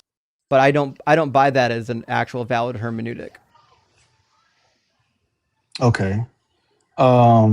So what's your thoughts on, let's see, Daniel 9? Oh man, that's the worst one for Christians, I think. It's clearly about Antiochus Epiphanes, and this is not even something that's really debated among the scholars. Daniel 9 is directly fulfilled in First Maccabees chapter 1 and 2, and Second Maccabees like chapter 4 through 8. Antiochus Epiphanes did everything described in that chapter. And it's clear that the 490 years starts from the year 605, because at the beginning of the chapter, the angel comes while he's praying and he's pondering Jeremiah. In Jeremiah 25 and 29, it says that the Israelites are going to be destroyed for a period of 70 years and then they'll be restored. And this is happening just after the 70 years have expired. And Daniel is sitting around in like 522 and be like, hey, what gives? How come the prophecy didn't come true? So he says, the curse written in the law of Moses has been poured out upon us. Well, the curse shows up in Deuteronomy 28 and Leviticus 26. It says, when God punishes you, if you don't return to him, he'll multiply your punishments by 7. So he's like, oh, it's not 70 years. Our punishment is for 490 years. So what that means is that this is a period of punishment that will eventually come to an end. But that period of punishment started in 605 when Nebuchadnezzar rolled into town and started laying siege to Jerusalem. Okay, that was quite a bit there, bro. Okay, Yeah, so that was wordy. Sorry. it's all right, man. Specifically, I guess we can start with verse 24, where it says 70 weeks are determined for your people and for your holy city to finish the transgression, to make an end of sins, to make reconciliation for iniquity, to bring in everlasting righteousness, to seal up vision and prophecy, and to anoint the most holy. And you're saying who fulfilled this prophecy here in verse 24? Nobody completely. So the prophecy actually fails. So it was completed under Antiochus according to how the prophecy actually reads. But the last part of the prophecy, where Israel is like restored and glorified and whatnot, that just didn't come true. Who's ever writing this is obviously writing in the middle of the Antiochian crisis, which is why he gets the 2nd century completely right. He knows everything happening in the 2nd century, but he doesn't know jack shit about Daniel's actual time period, and he doesn't know anything after the reign of Antiochus. Like he talks about Antiochus and his location of death, and he gets it wrong. Antiochus didn't die anywhere near where the prophet said he would die, because he's writing while Antiochus is still alive. But if there is, because it speaks of the Messiah being cut off, right? No, it doesn't. After 62 weeks. Nope. Okay, so maybe I should look at what the Hebrew says. Obviously, this is translation. Yep. This is in the New King James Version translation. Yep. The New King James. So the Hebrew doesn't actually say the Messiah is going to be cut off? No. It says a anointed person, or actually in proper English, it'd be an anointed person. So it says an anointed person will be cut off, which means it could be a leader, a governor, a prince, a king, a priest. It's just somebody who's some kind of a leader, the first one. So The first Mashiach Nagid comes after 7 weeks. And then that one is an anointed leader. So most scholars say that's probably either Zerubbabel or Joshua, the first high priest. Joshua was anointed in 516 when the temple was reconstructed. And then Zerubbabel a little bit after that. So that's one possibility. The second one comes after you said 62 weeks, and he's not even a Nagid, he's not even a leader. It just says an anointed one will be cut off. Most scholars put this Well, yeah, as that's what Messiah means. yeah, most scholars say that this is Onias III, who, according to the timeline, if you calculate from 605, roughly that many years, you have the death of Onias III in 171, who is killed by Antiochus, and his brother Jason is put in charge.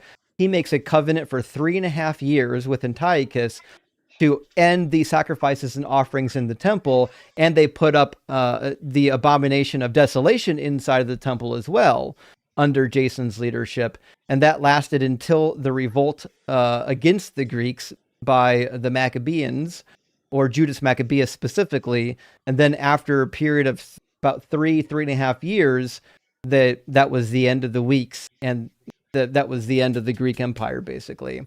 So their prediction is that when the Maccabean revolt was done, finally God's promises would come true. And that kind of failed. That was a bad guess. So I did pull it up in the Hebrew. It actually does say Messiah in the Hebrew, that the Unfortunately, it Messiah doesn't. shall be cut off. Nope. That's the exact word in the Hebrew is Messiah. Unfortunately, it doesn't say the Messiah. So this is the problem. Like, you're going to Bible Hub again, and this is the problem with going to Bible Hub without actually knowing the language. So the word Messiah, Mashiach in Hebrew, needs a definite article if you wanted to say the Messiah. That'd be HaMashiach. That's not what we find in the passage. Neither instance of Mashiach do we find a definite article at the beginning. It doesn't say the Messiah. And there are lots of Messiahs. In fact, Okay. Cyrus is called a Messiah in Isaiah.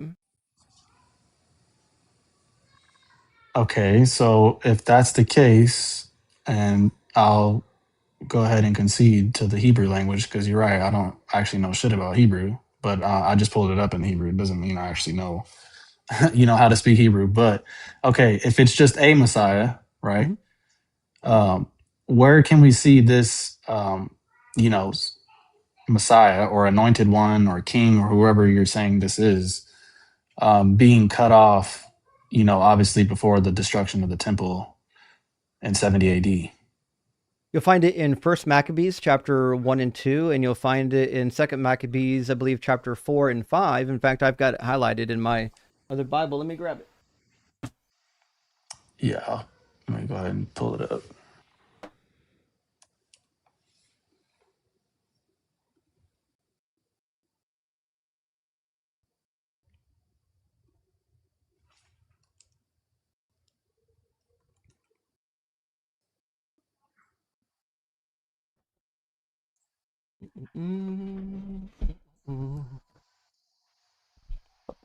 So Second Maccabees is more concerned with the Jewish war than First Maccabees is, although both of them talk about it. What Specifically, was the the death. first? I'm gonna pull it up. You said First Maccabees what? First Maccabees chapter 1 and 2. Chapter 1 and 2. Mm-hmm. Okay. All right. And where are we gonna see this Messiah being cut off? That's in Second Like, Maccabees. That's Onias the third. oh, second. Okay, second Mac. Okay, I just want to pull that one up. Mm-hmm. Yeah. Second Maccabees what? That's that's chapter either 4 or 5. Let me grab it.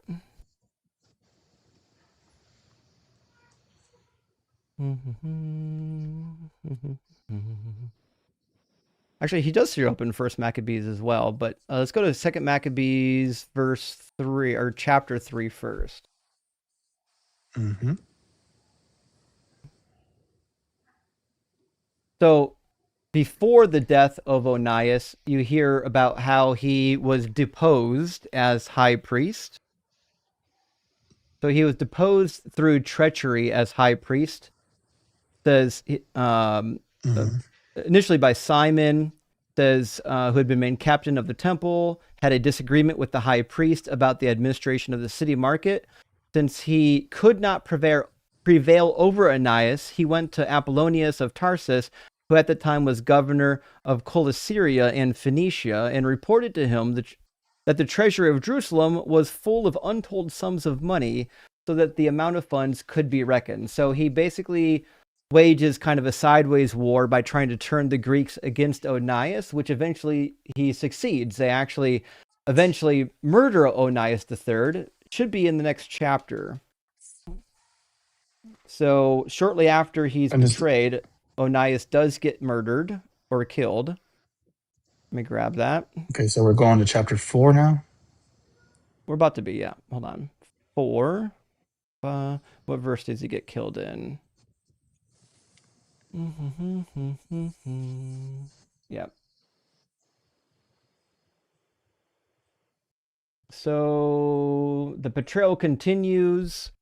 When Apollonius met the king, he told him of the money about which he had been informed. The king chose Heliodorus, who was in charge of his affairs, and sent him with commands to the effect the removal of the reported wealth, blah, blah, blah. Herodias at once set out on his journey, blah, blah, blah, blah, blah, blah, blah. All right, hold on. Let's see. I thought verse 7 is where we get Onias. Am I in the right chapter? Second Maccabees 4.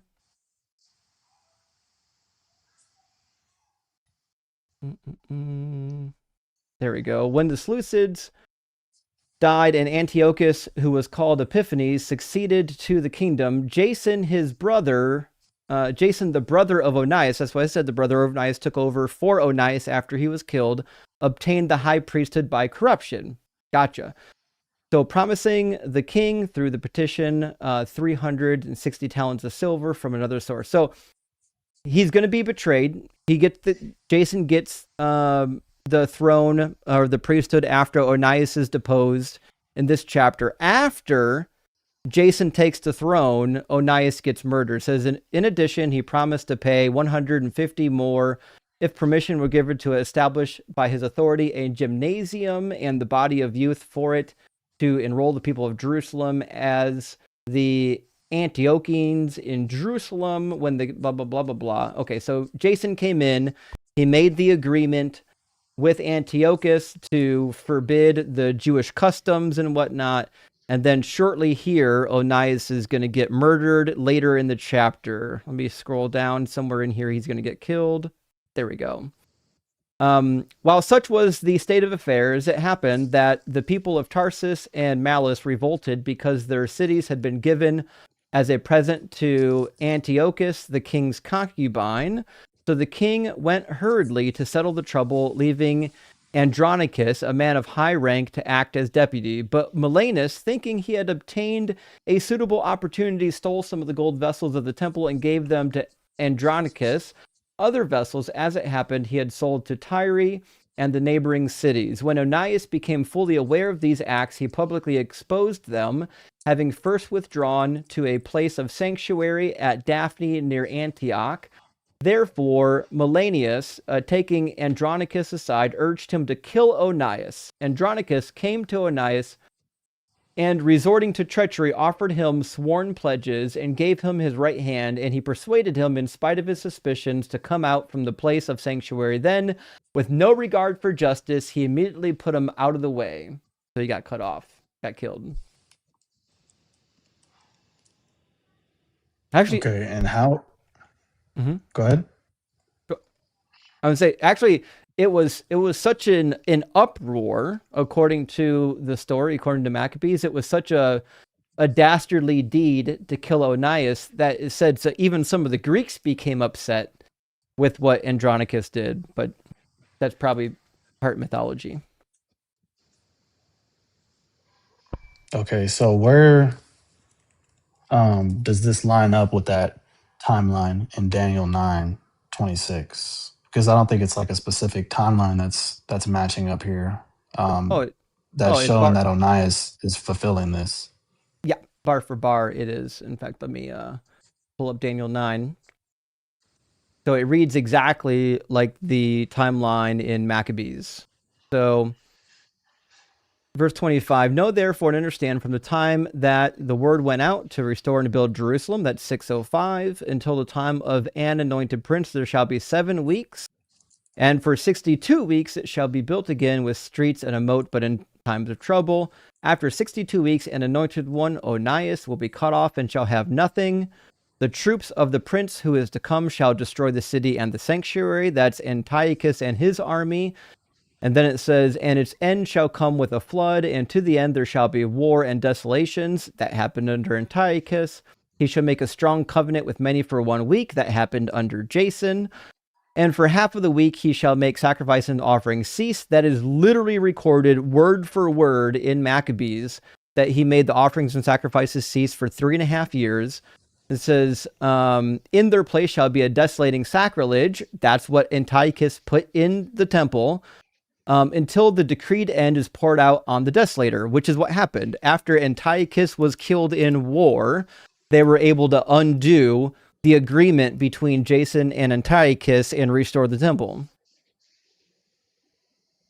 Okay, so yeah, I'm looking this up as you are giving this view, because I see that this is obviously um, an argument that's discussed amongst Christians This is and the Jews scholarly specifically. consensus.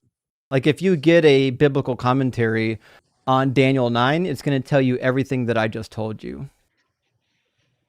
Even my study Bible will tell you the same. I've got the New Oxford Annotated Study Bible. It's going to tell you word for word what I just said. All right, brother. Well, yeah, I'll look into this specific prophecy some more, and I'll come back up next time I have some more information on it. Okay, fair enough. Do you want to look at any others? No, I got to get going, bro. I want to actually Okay. take notes of this and go back and look through it. That way, next time I talk to you, I can have some more information Well, on yeah, you hung out this with me for like over exact an prophecy. hour. So thanks for giving me an hour of your time. That was impressive. Oh yeah, no, I appreciate you. Appreciate the conversation, bro. I like talking about these things. So Sure thing. Well, have fun with your son. Few things are as rewarding as getting to spend time with your kids, so enjoy it, and I'm sure I'll see you again in the future. yeah, I'll come back up another time, bro. I just want to do some more research, but appreciate you having me up. Sure thing. Cheers. All right. So as I suspected, my YouTube live stream is not being pushed out, and they didn't even look at my appeal. So I'm going to, I think, restart. Let me go 1 second. Let me double check my account. I'm going to restart my TikTok live stream because I don't think we're going to get any opposition from TikTok until I do. We may have to get creative with our prompts in the future now that TikTok has changed hands and is part of the evil cabal that doesn't approve of free speech, that want to label me a terrorist. All right, YouTube's still running. I'm not shutting down YouTube. I'm just going to restart my TikTok live stream, y'all. Also, we've got some people waiting to get in on YouTube on the guest queue. I'll get y'all here in just a second. Carlos, thank you for sending out 20 DZ Debate gifted memberships. I really appreciate that, friend. That is huge. I think that's 20 on top of your already 20 that you sent earlier. I really appreciate that, friend. That's super, super generous. And also, Lord Bean, thank you for the $10 super chat. Says, Trump is an evil lich who is amassing a WIGHT, I think I was saying, a supremacist army, and using tyrannical rule to help conquer the world. In order to fell the Dark Lord, we must destroy the phylactery. I do agree. It's pretty crazy right now that even our social media is like, they've got such a tight grip that even on social media you can't just say things anymore. Like, they'll label you as a domestic terrorist if you say something. 223 says, hi, Justin. What do you think is crazier, believing in God or flat Earth? Oof. Okay, so to be fair, I think believing in flat Earth is crazier, just hands down. I don't think that everyone who believes in God is crazy. In fact, I know lots of normal, sane, decent individuals that believe in God. So that's a real thing. However, I don't know any normal person that believes in flat Earth. I've not seen them. All right. My stream is getting pushed out right now. I just saw it when I logged into my backup profile. So hopefully it doesn't get cursed. But yeah, I think flat Earth is way crazier. Tragically, Chap says, as bad things are, as bad as things are, you in this community give me hope. Keep it real. I mean, keep it based in reality. Well, I certainly will do my best, and I appreciate that, Shap. So things are definitely getting rough. I think the hard part is not just that things are rough right now, it's that there's 3 more years of it. Like, guys, you got to remember, we're at the very fucking beginning of this thing. Like, we're at the tip of the iceberg right now. It's going to get a whole lot worse before it gets better. Daniel, thank you for the $10 super tip, says, reason we don't see organic compounds self-assembling to a full cell in nature is because organic compounds get eaten up by already existing microorganisms. That's why we need experiments and abiogenesis research. I agree. So, like, even if we saw abiogenesis happening repeatedly, the reality is life is already so developed on the planet that it would get eaten up by some other organization. That's why abiogenesis seems to be one of those things that happens at the beginning stage, and then you're probably not going to see it again because, like, everything in our environment now is alive, and it is trying to consume other parts of the environment. That would include new life originating via abiogenesis. Non-obvious being, wild name, says Jesus sides with humans over laws when he heals a man on the Sabbath, Mark 3, 1-6. So that's the funny thing is there's no law against healing on the Sabbath, by the way. So what Jesus doesn't like is the tradition of the elders, also known as the oral law. Jesus seems to be pro-law of Moses. He wants you to follow that law. What he doesn't want you to care about is the tradition of the elders. That's why in Mark chapter 7, he chastises Pharisees for not murdering their sons who curse mother and father. He said, you got to do that. Side, good to see you, my friend. Thank you for the $20 super chat. Says, I will never understand how these people can justify their beliefs. They refuse to read the Bible and only go with what they have been told, not what the text states. Yes, that's the case. And that's what it takes to be a believer, right? To be a believer, you have to believe what you're told and not read the actual text. But the truth will set you free, friends. Kelly, good to see you. Thank you for the super chat. Says, Justin, I am relatively new to deconstruction, not ready to call, but would sincerely like to know why you seem to avoid the prime mover debate. I don't. I've had it like 100 times. The prime mover debate fails like all of the other Aquinas arguments. The argument from motion, prime mover is usually what it's called. Like, it doesn't work because all of it rests on the idea that you can't have an infinite regress.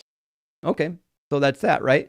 So it's not that I avoid the debate, it's that I usually fast forward through it because I already know the argument that breaks their argument, right?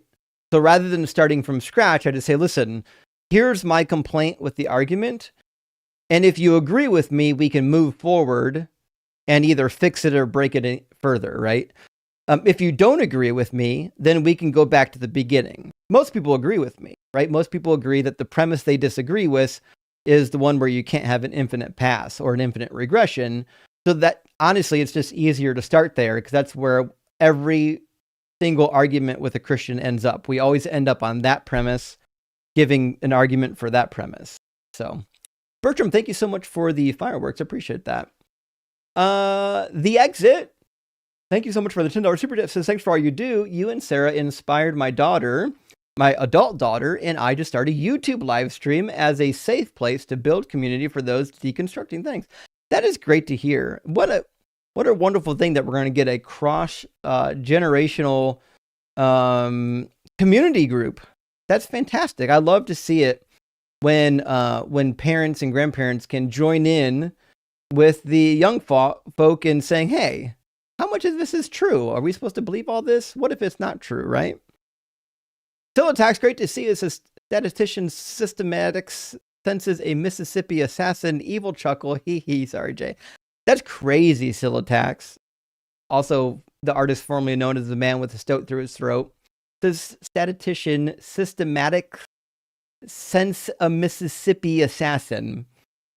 And all those with lisp says, fuck you. I'm just playing. We love you, Silotax. Hope you're doing well, friend. And Collapse says, the last few nights talking with Fildos, I really understand why you don't like to. They lie every time I trap them. Yeah, that's the case. It's like talking to Muslims. Muslims will do the same thing. When they get trapped, they just make up lies and hope that they don't get caught, which is why having M's is so valuable. Martin says, I'm leaving YouTube and have never been on TikTok. Okay, I'm sorry about that. I get you need the money, but please consider other platforms. Like what? What other platforms? You mean like Twitch? That's where gamers are. Gamers and like Hassan Piker. That's it. It's not like the debate space of the world. It's for gamers. That being said, like I did used to stream to Twitch early on. Nobody watched. So like, I don't know how much time and effort I should waste on it, right? And they don't have a feature where you can like promote your channel on Twitch. So it's just like, I don't know. I don't know how people grow on Twitch unless you're a gamer, to be honest. Apo says, does Joseph's adoption of Jesus legally situate him within Joseph's line? I don't think it does.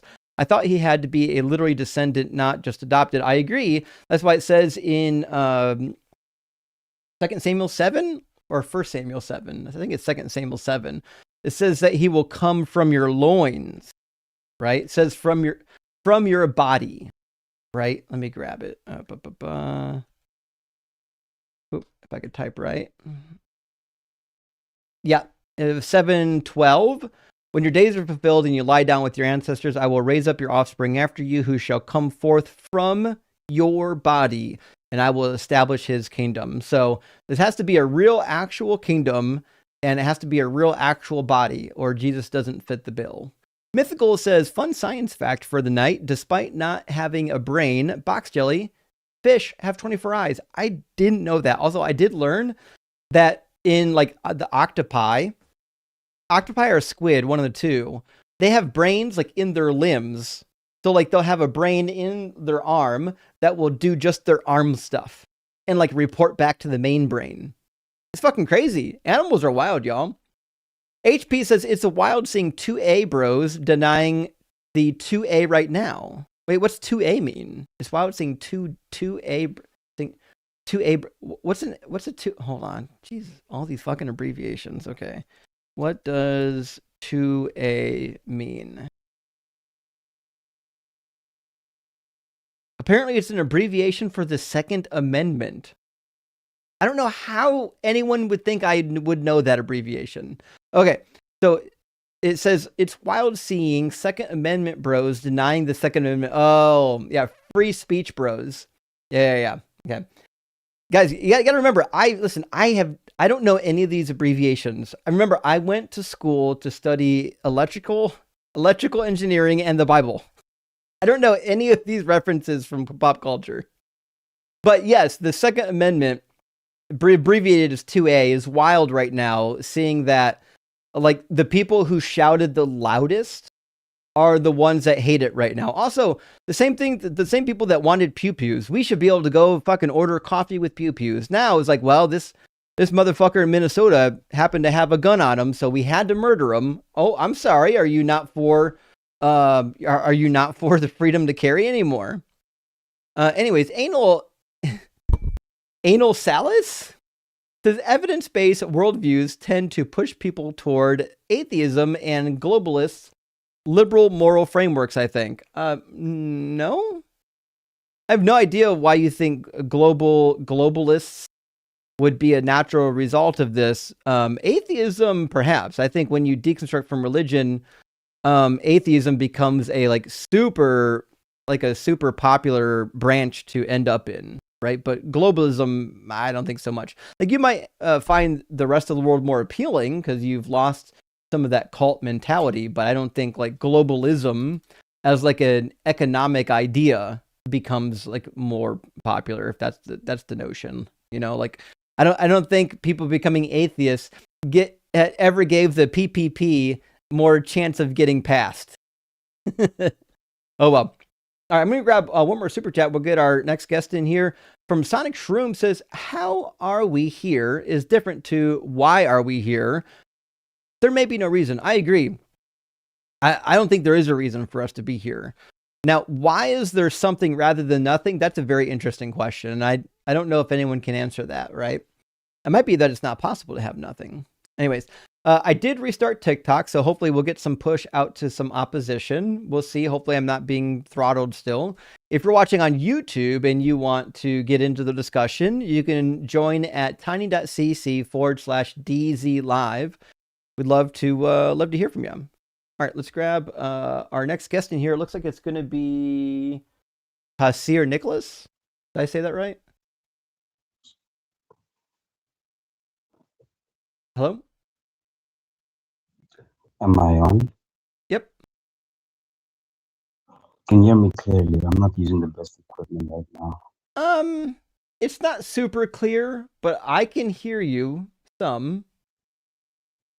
Okay, let me try to make a change. Let me know if it gets better.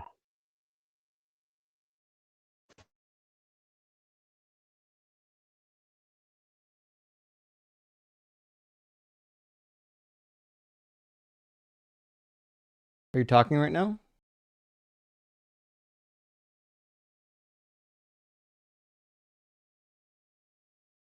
Seer? You with us?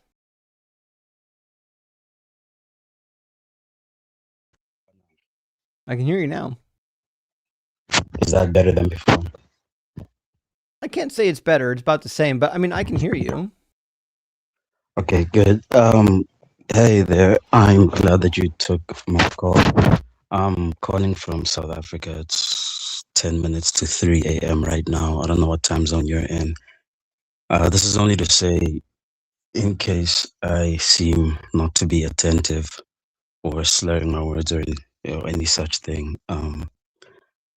Yeah, I'm a bit tired, but I was very interested in hopping on this call.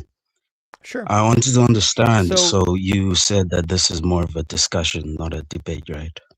Well, it can be either, whatever you want. So, are you at least 18, though? We have to make sure you're of age. Yes, sir. 21. Okay. And you do believe that there is a God, right? Yes, yes, sir. Okay. So, I don't believe there's a God. Do you have a good argument or a good reason to believe in a God? I wouldn't say reasoning specifically. I would like to make an argument, but not. I wouldn't want to make a positive argument. More of a kind of reductio. So I would like to do that by way of questioning you or interrogating you if you're up for that. Gotcha. So you just don't want the burden of proof for your claim? No, not necessarily. I wouldn't say I don't want the burden of proof. I'm willing to do my best to answer any questions that you might have, any counters that you might have. I wouldn't want to say that I'm in a position of privilege to say I don't have to prove anything that I'm saying. Well, that's why I asked. Right? I asked, do you have evidence or an argument why one would believe in your God? All right. Just going forward, can I call you Mr. DZ, or is there a name you'd prefer? I just want to be Call me polite. DZ is fine. All right, Mr. DZ, thank you. So I'm not saying that I don't want to provide evidence. I'm willing to participate in the discussion or the argument, whatever the case may be. It's just I do believe that you and I coming from completely different worldviews. Would you agree that everybody has a worldview, whether they are conscious of it or not, whether they are aware or not? They have a worldview. I mean, assuming a worldview is just the way that we understand the world, sure. I am being more specific. I would define a worldview is a basic commitment to some sort of knowledge claim or epistemology, metaphysics, and ethics. That would be your worldview. I think just about everybody has a belief system, if that's what you're asking. Yes, yes, and whatever information is coming into them, the sense data, whatever it may be, is going to be interpreted through that worldview. Would you agree? There is no brute fact that is self-evident, that isn't theory laden or being interpreted by the individual. No, I Would you think there are agree? brute facts in every worldview. I think every worldview, somebody is using a brute fact somewhere. So, like in the theistic worldview, like God is the existence of God is a brute fact. In the non-theistic worldview, you might say that the universe is just like a brute fact. Would both of those cases be able to be true at the same time? Wouldn't there be a case of one being true over the other? If you're an ancient Greek, yeah. A lot of the ancient Greeks believed that the world and the gods were eternal, that the gods didn't necessarily create all things. Oh, okay, I see what you're saying. I understand what you're saying.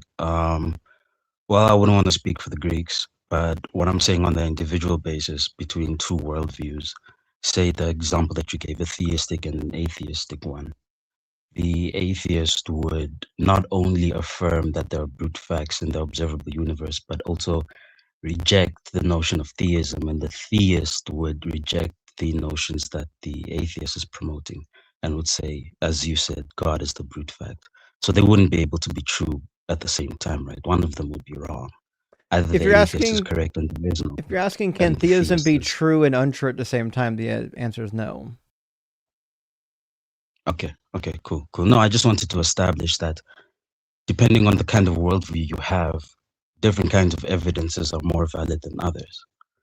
So, I might bring something that you would not consider evidence, and you might bring something that I might not consider evidence at all, depending on the worldviews that we have. For example, if I believed that that my metaphysical claim is that everything is a simulation, there are certain claims you would make that I would deem not true because of my worldview. Then it'd be a matter of justifying my worldview. Would you agree? Or But I have no idea what you're talking about. I'm just trying to figure out what God you believe in and why you believe in it. okay, I am an Orthodox Christian, Eastern Orthodox Gotcha. Greek. And Yes, sir. what's an argument or a piece of evidence for the Orthodox/Christian God being real? So, like I said in the beginning, I would like to go do it by the way of reductio, by I feel like what you mean to say is essentially you want trying to to give me a establish that any. presuppositionalist argument. Do you want to do a presup or not? I'm not familiar with that term. I've heard of presup. I do believe it would fall under the category of presup, but I'm Yeah. not too clear on the terms. But So I believe a so. presup is not I'll an just say argument that. in favor of a deity. Well, wouldn't it be able to be in favor of a individual worldview that encompasses that deity by proving that all other worldviews are absurd and impossible? No. How That's why come? Because presup fails, because if you don't know what is in all possible worlds. You don't even know what is theoretically possible. You know maybe what's logically possible, but it Mhm, stops there. mhm. Well, would you then say that there's an infinite amount of starting points in terms of worldviews? Is that what you would say? Well, I say there's an infinite amount of worldviews. In my worldview, there's no starting point. I wouldn't agree that there's an infinite amount. I'd certainly say that there's a huge amount, a large amount, but I wouldn't say that there's an infinite amount.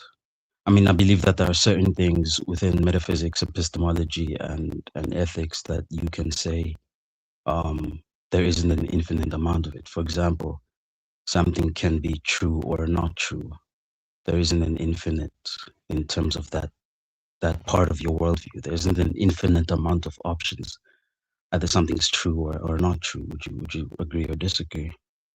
I agree that you use a lot of words to just say you don't agree with my position. Why are you so verbose? I really want to be specific. I apologize We for being don't so we don't need pedantic. I just really specifics. want to be You could have just specific. said it's not infinity, it's just a large number. That's all we needed. No, but I need to substantiate that. I can't No, just you assume don't. that you're gonna agree with me. Nope. I don't want to assume that you're gonna agree with my statement. I really don't want to make that assumption. If I disagree with your statement, I'll tell you. Okay, cool. Okay, cool. Okay. So I will say that there isn't an infinite amount of worldviews or possible worlds or statements that you could make about any given category. There isn't an infinite amount of starting points. I do believe it's certainly finite, or at least finite to us, because I hope you would agree that we are finite beings. Yeah. How does this get you Okay, to the so argument? yes. So what is your ethic in terms of truth? Is there an ought to be correct? Is there an ought to be So again, you're in trying to line do with what is precept. true? Live your life I feel like in all the line with arguments what you is have true. are precepts. Now you're going to say my worldview doesn't work because I don't have grounding for truth. Does it go back to the precept again? Essentially, you could say yes. Yeah. Do these arguments work on anyone? Are people dumb enough to fall for this? No, I don't talk to much people. I'll be honest with you. This is the first time I ever do something like this. This is kind of, I would say, thoughts that float around in my head, and I try to do my best to engage with them. But this is the first time I'm engaging directly. So like I don't this. think Yeah. truth is a thing that exists that needs grounded. I think truth is a process and a I'm description. not speaking about truth itself. I'm speaking about you living your life. Do you think there's an ought for you to be in line with what is true? I think rather there's than a the false. I think there's a benefit to believe what is true. Do you think it's beneficial to believe what's true? Beneficial in terms of what, material gain or just pragmatism? To me, there's a benefit to me to know what's true. Subjectively, or That's all you got. You don't have objectives. Like, I know the Christian thinks they have objective morals. They don't, by the way, just so we're clear on that. If morals come from God, then morals are subjective to God. I wouldn't make it strict in terms of morals. I would say there are objective things other than morals, beyond just morals. No, There is objectivity. what I'm saying is morals are subjective in your worldview and mine. That's what I'm saying. The only difference is you think they come from your God, and I think they come from human brains. Could you flesh that out a bit more in terms of God being the subject and therefore morality being subjective? Yeah, does God have a mind? Does God have a mind? Yeah. Not in the created sense, no. Does not in God the think? created sense, but yes, there is. Say again? Does God think? Does God think? I do believe in divine conceptualism, so you could say, but it wouldn't be subject to time. It would. Temporal. According to Exodus 33:6, it would. Okay, so did God decide what is morally permissible and what is not morally permissible? Did God decide what is morally permissible? Is this in line with the text that you cited just now? No, it's in line with the literally almost entire of the Bible. In the Bible, God decides what morals apply, who they apply to, and how long they apply for. Mm-hmm. Yes. Okay. I would say the ultimate authority as to what goes and what does not go is in line with God, and yeah. That's right. So if God decided what is moral and what is immoral, that means that they are subject to God's mind. They are mind dependent. It just happens to be God's mind, which means you've got subjective morals and I've got subjective morals. The only difference is I'm admitting that they come from a human being, and you're saying, no, they come from a higher mind, a better mind than our mind, but they're still actually subjective, which would lead me to ask the following question. Why would anyone be compelled to follow your God's subjective relative morals? So I would find that question a bit difficult to answer, because I don't necessarily agree with your first premise, because I believe it assumes that immorality and morality, or rather the good and the bad, have a similar ontology, and I don't believe that. So I would say whatever, when it comes to the quote unquote moral decisions that God gives out, I would say us being moral is us being more like God. So my belief is that the purpose of life is theosis, to be in communion with God. So I would say the moral is being holy like Him, and anything other than that is Okay, deprivation. so being I like wouldn't say God that. is moral. Yes, yes, Okay, yes. so In genociding babies of unbelievers is moral. what do you mean? What are you referring to specifically? God genocides entire people groups and has babies smashed against rocks because their parents are bad. So if being like God is Hmm. moral, then that means genociding the non-believers is good. If you were to, I'll get into that, into the justification, the moral justification, so on and so forth. But I just want to ask a question. If you would allow me, it's okay if you feel like I'm segueing or I'm taking away from it. If you were to presuppose that the God described by orthodoxy and within the scriptures, would you believe that that God has the authority over life and death? I don't think authority is relative. I don't think that authority is a way to ground morals. Like I don't think something is moral because somebody of authority says it. Well, I haven't approached the morality yet, and I agree with you completely. Authority does not, it's not a might makes right situation that I'm trying to describe. But in terms of authority strictly, not even asking the moral question whether it's good or bad to exercise that authority, but is there an authority over the life that He has created, presupposing that the God that is described by orthodoxy exists? You might be able to say there's some authority, but authority doesn't mean free reign to do horrific things. For the same reason that your authority Yes, over your children doesn't give you free reign to like gouge their eyeballs out. agreed. Yes, yes, I do agree that when it comes to morality, that's a different question. I just want to So, establish is there some level of authority over the being I mean, that is created? I do think that there is a level of authority that is kind of inherent in the structure of creation. Like, if I create something like a child, I have some level of authority over that. If I breed like a dog, I've got some level of authority, but I also have a responsibility. With the authority comes a Okay. responsibility to like actually care for this thing. You're going to Yes. say that God doesn't have that responsibility. You're going to say God has all the authority and none of the responsibility. No, not that I would say he has some sort of responsibility owed, but I wouldn't say exactly what you just said.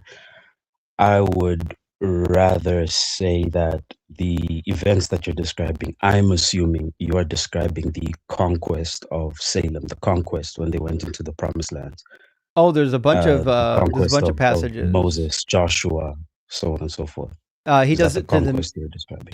Midianites. He tells you to do it to the Yes. Canaanites. He tells you it's going to happen to the Amalekites. Babylonians.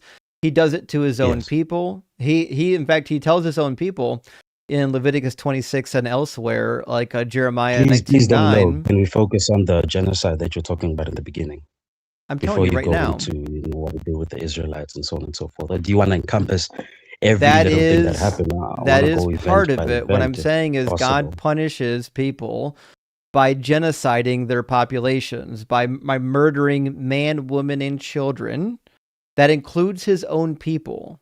And he says in Deuteronomy 28:63, he says, just as I took delight in making you prosperous and numerous, so I will delight in bringing you to ruin and destruction. So not only does God Mhm, ruin individuals by having their families torn apart and their babies murdered, he says he takes delight in mhm, it.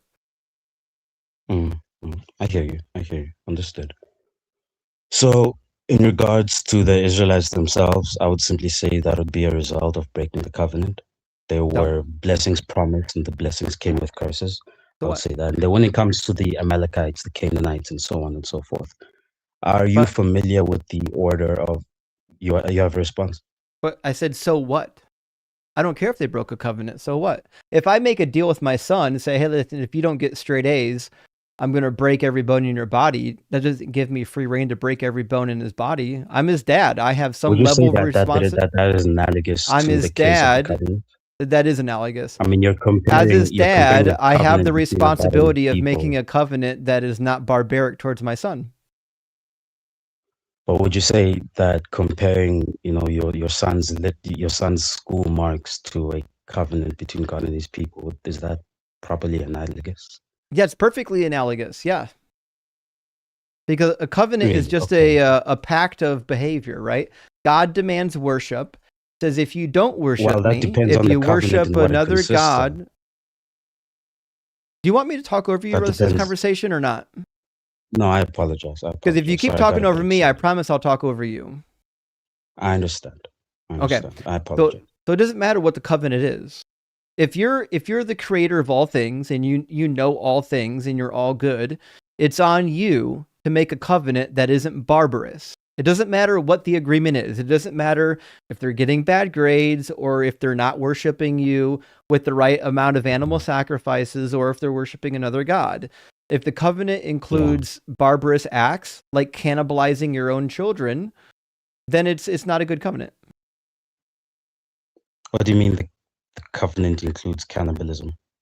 Jeremiah 19, God says he's going to punish you, and he says the same thing in the book of Leviticus chapter 27 and again in Deuteronomy 28. It says, if you disobey, if you break this covenant, if you continue hostility towards me, I'll continue hostility towards you, and I will cause you to eat the flesh of your sons and your daughters. And then he does. Okay, I see what you're saying. Okay, I see what you're saying. Like any No, the covenant only reason I asked that is includes cannibalism obviously is a barbarous covenant, wouldn't you agree? it's not that I disagree. I just don't understand where your standard of orbiting morality is coming from. But I It's haven't gotten to that subjective. question. It is subjective, so it's not necessarily true. That's what I'm saying. No, what I'm saying is I have subjective morals and you have subjective morals, right? The only difference is yours comes from a God that thinks we should cannibalize children, and mine come from my mind, and I don't think that we should cannibalize children. I'm not sure that's a good thing. In fact, I can't think of a single instance where I would want to punish somebody by having them cannibalize their own children. So, like, just you as an arbiter, which covenant do you think is better? The covenant that includes murdering and eating babies or the covenant that doesn't? Well, that's the thing. I would never consider myself a sort of arbiter, not as you are considering So yourself. you don't an know arbiter. then. You don't know if the covenant that results in you eating your children is good? I don't believe that anybody can reach absolute epistemic certitude. It's a question of epistemic certitude versus normative authority. And I believe in normative authority. I don't think anybody can come to absolute epistemic certitude as an Okay. individual. No. So then you think sometimes it is good to eat babies as cannibalized meals. No, sir. No, I have not said such thing. Was it good when I'm God not did it? giving. I wouldn't necessarily say that all acts in the temporal space are going to be objectively good. I do certainly believe, because it is a fallen world, that God works with it. And ultimately, it will be for the good. If you're asking in the moment, in the exact given moment, no. But I do believe in the eschaton, ultimately, it will be worked out for the good. No, I'm asking, is God's covenant where he says, if you disobey, I'll make you eat your children, is that a good covenant? I wouldn't agree with that summation of the covenant. Okay, so it's not a good covenant. That you've described, which I don't believe is the accurate representation of the covenant, no, that is not a good covenant. No. Oh, What you have described, no. so you haven't read it yet then? Not Want me to- necessarily that I haven't Want me read to it. read it to you? I don't believe that I'm a textual scholar, so anything that you read is going to be up to my interpretation and yours, and you're going to use your interpretation. No. And you're going to claim that what I'm not- you're reading is just verbatim, and that you're not interpreting, and that you're just reading. I'm what not it interpreting. I'm literally just reading what says. it says. Yes, I know that you're going to claim that, but there's no such thing as a text that doesn't get interpreted. No, like we know. Let me ask you this: do you know what a son or a daughter is? A son or a daughter. Yeah. Depending on the referent, yes. Not everything will have the same referent. When I say, if you break this covenant, I'll make you do something to your son or your daughter, do you know what that means? I can make certain assumptions, yeah. Okay, so you do know what a son is. I mean, I don't believe the covenant is going to be encompassed in that statement. You know, I believe you have to harmonize the Just to be entirety of the clear, statement. If I'm you're going asking to you, do you know what a son or a daughter is? depending on the referent, yes. Okay, fantastic. So when God says that I'm going to cause something to happen to your sons and daughters, do we know what those are? Are you doing an internal investigation or I'm internal asking critique you of if this you know how words external? work. So Are you doing an here's what internal I'm pointing critique or out an is external critique? you're running away from the text, and I'm demonstrating to you that you're No, doing no, we can so go to it. in a way that is dishonest, right? So, for example, it says, "You shall eat the sons of your, eat the flesh of your sons and the flesh of your daughters." What does that mean? Which word in this sentence means something different than what it plainly says? I wouldn't isolate that text. I would take the context of the entire Bible. I'm asking you about the meaning of specific words. Which words in this sentence, "You shall eat the flesh of your sons and eat the flesh of your daughters," which word in that sentence doesn't mean what it says at face value? My contention is that that's not an isolated sentence. It's within the context of the entire Bible. I'm sure it is, and I'm asking you to tell me what the words mean. So, to my best summation, as with my individual interpretation, I would say that this individual text, this isolated text within the context of the entire Bible, is going to be a case where, because we understand that God cannot contradict himself and that God is the ultimate source of goodness, I would not say this is a direct contradiction or immoral act of God. I'm So just I would say asking the you, what causing do the of the. words mean? Please let me finish, sir. Allow me, please. Is what you're So I about would to say, say an answer to my question? yes. I would say the cause, the specific cause. God is not the first cause. There are secondary causes, and the secondary I didn't causes ask is you about a going to be the sins of cause. the people. I didn't ask you about a cause. I said, what do the words mean? You shall eat the flesh of your sons, and you shall eat the flesh of your daughters. What does that mean? It means that the people will cannibalize one another. There we go. Okay, so we agree then that this passage is saying that the people will cannibalize their own children. Do you know who causes that? What are you referring to? Secondary cause or first cause? Both. I would say because the first cause of creation would be God, but God created subjects that are able to be acting as secondary causes, independent agents. Who in the So I would Bible say it's takes the credit for secondary it? cause. Okay, we can continue, but I just want to understand. Are you doing an internal critique or an Who in external the critique? Bible causes it? I just want to know how we're going to continue. Are you doing I'm an going to internal critique or continue by external? asking you the question, who in the Yes. Bible says that he's causing them to eat the flesh of their sons and daughters? Okay, I'll answer the question. I'm happy to, but I just want to understand. Am I just gonna Sounds like sit you here don't and want to answer a series of understand. questions? Because I've answered the first verse with the cannibalism case that you're asking about, and I Right. answered that question. And we And I almost wanted got to to the ask you, are you conclusion, doing which an is internal or external? it's irrelevant. Or is it going to be a series of questions? I'm asking you a question, which is, according to the Bible, who's causing this event to happen? But there's a second question, correct? Because your first question is, what does this mean? This Man, highlighted sentence mean? the running And then I away from answered that questions question. is wild. No, I want to answer the questions. It's It's on fine. the I just want to screen right understand. now Am I gonna? if you don't know the Bible tells you who it is. God says, I'm I will make them eat the flesh of their sons and the flesh of their daughters, and all shall eat the flesh of their neighbors in the siege and in the distress with which their enemies and those who seek their life afflict them. So who says he's causing them to do it? Sorry, I'm reading silently. I'm not ignoring.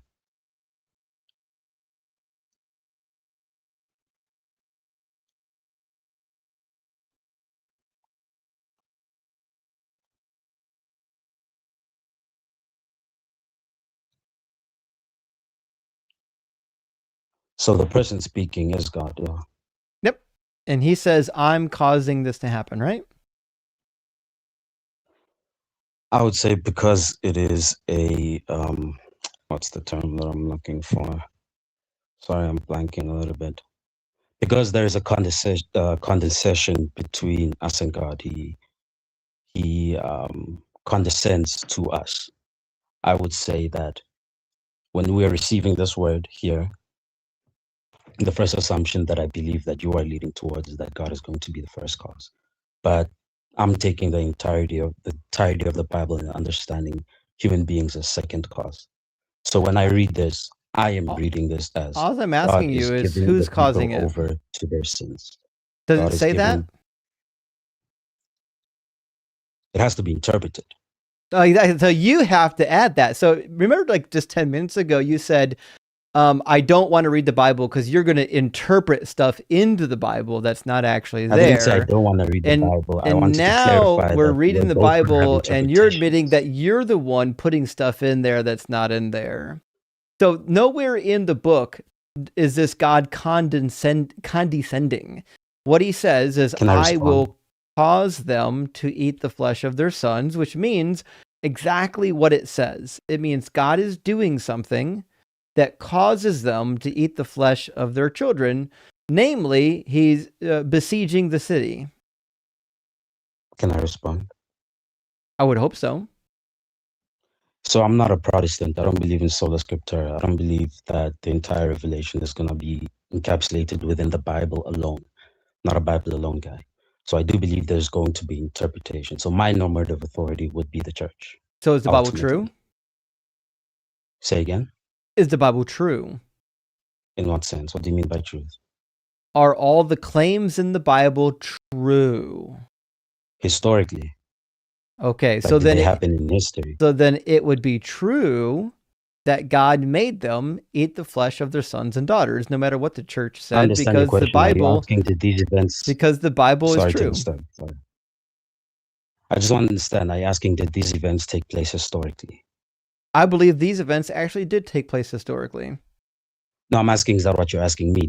Is that what, when you ask me, is the Bible true? Is that what you mean, that the claims happened historically? Yeah. When the Bible says Yes, that I something's believe. going to happen, can we be assured that it's going to happen?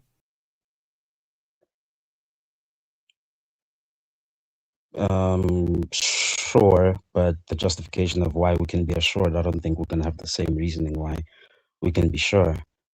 But like I Because said, God's it's word is going to true. be interpreted. Say again? We can be sure because in your worldview, God's word is true. God's word can't fail. Unless you think God's word can fail. Do you think it can? No, certainly not. But I do believe the written text is going to be interpreted. So your By you. interpretation, my interpretation is going to be... Not by me. No, Not well, by each me, only by individual- you. No. Each individual is going to interpret. Every No, I person didn't is going to interpret it. I said it means your exactly claim. what it says. So the words That's I your read to claim, you, the words I said to Uh-huh. you is that when it says Yes. that this is going to happen, I believe it Mhm. means exactly what it says. I'm not adding anything to it or taking anything away from it. When God says, I will cause them to eat the flesh of their sons and daughters, my takeaway is that God is causing them to eat the flesh of their sons and daughters. You're the one that has to look at that and say, nope, it must mean something else. Well, that's not my claim. I didn't just blanket statements. It must mean something else. I just want to understand. Do you believe that when you read something, that the text is self-evident? Quite often, yeah. Especially if you studied the history and the language, it becomes much more self-evident. So, for example, like if you really believe that the Bible is true and that God did cause the parents to eat the flesh of their sons and daughters, I don't believe that. I didn't claim that. oh, so then the Bible's not true. Well, no. I'm saying I did not claim that God is the direct cause. I believe that individual created subjects can So did act as God lie? secondary causes with genuine free will and energy. Did God lie when he says I'm causing it? Like I said, he condescends. What So it part did seems he like a direct cause, cause? but say again. What part did he cause? Well, foundationally, to be creation itself, No. and then giving In people free will. in the In this passage, case, in this when he specific says case, I'm causing you to do this, what part specifically did he cause? well, that's the thing. If you want to go verbatim and say that you're reading the words without interpretation, you'll have to show me those words that you just said are not in that scripture. He did not say, I am causing this. Yeah, he did say that. So I don't know if I assume you don't know anything about the original text, but the word here for eat. Oh, sorry, you can't see my screen. Let me put it back up. The word here for eat is a call in Hebrew. And if you just look it up in the Hebrew, it's in the verbal stem, the causative verbal stem, which is why it says, I will make them eat, right? If it was in a passive stem, you could say, they will eat, but it didn't say that. It says, I will make them eat, meaning I'm causing them to eat, because it shows up in the causative verbal stem in Hebrew. So my wording is identical to what it would read in the Hebrew text. Mm-hmm.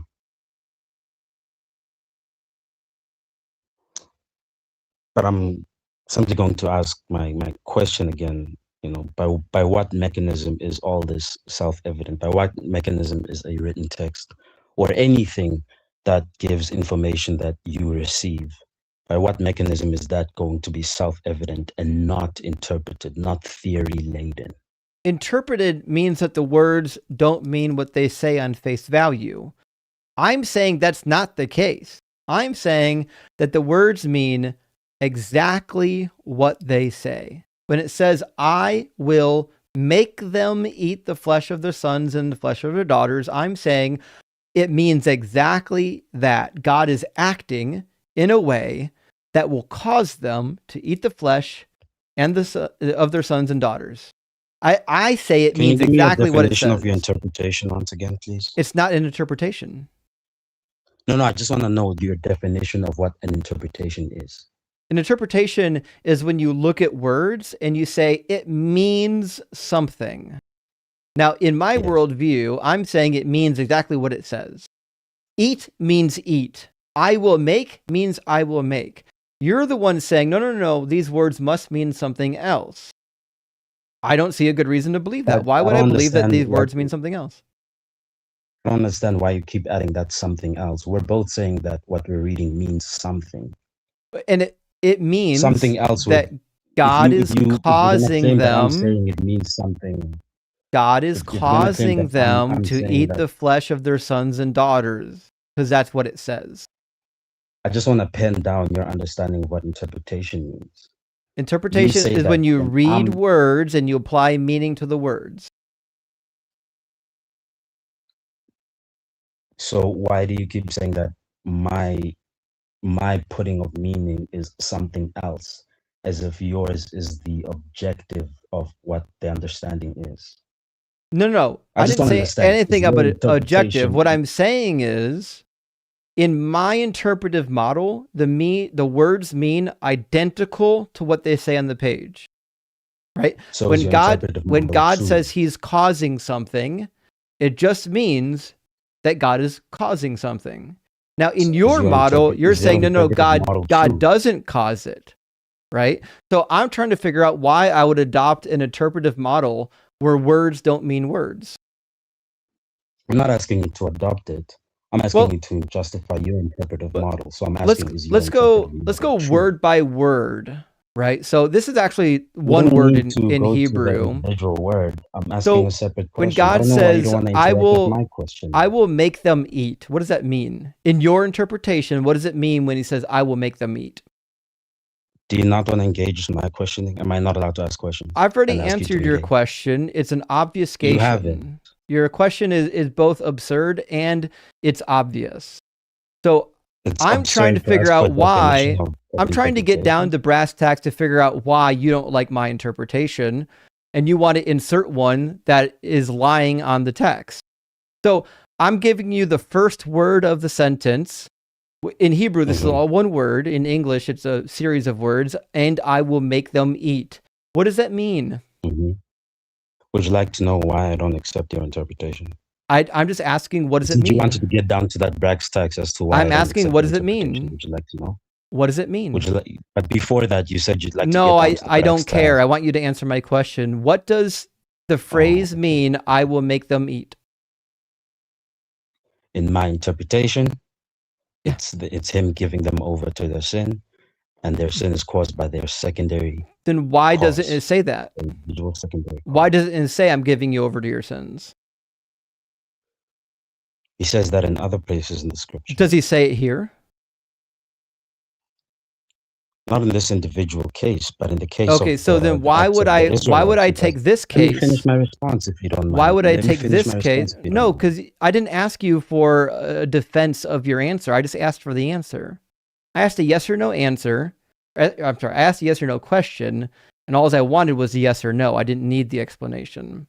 Okay, so The question wasn't the yes or no in question. another passage in the Bible, God does give them over. We see that in Romans chapter 1. In Romans chapter 1, God says that he gives them over to a depraved mind. I'm not asking you about that. I'm asking you in this verse here, does God say I'm giving you over? The issue is I don't take this in isolation. Neither do I take Romans in isolation or any other place in the Bible in isolation. I don't do that. I'm not either. What I'm saying is there are times when God will give people over, and there are times where he will cause things. The times where he gives people over is when God says, I gave them over. The times when he caused things is when he says, I caused it. This is the beauty of my interpretive model. My interpretive model is it means exactly what it says. Your interpretive model is objectively true. Is look that over there. Don't look over here. True? Just look over there. Whatever happened over there, if I don't like this passage, I'm going to take something from somewhere else and apply it to this passage because I don't like what this passage actually says. And keep in mind, my interpretive model actually matches the context. The context is that God is punishing his people. He's punishing his people by bringing in the Babylonian army, and the Babylonian army is going to lay siege to the city, and he's going to cause them to eat the flesh of their sons and their daughters, which means it's something specifically that God is doing. That's why God says he is stirring up the Babylonians.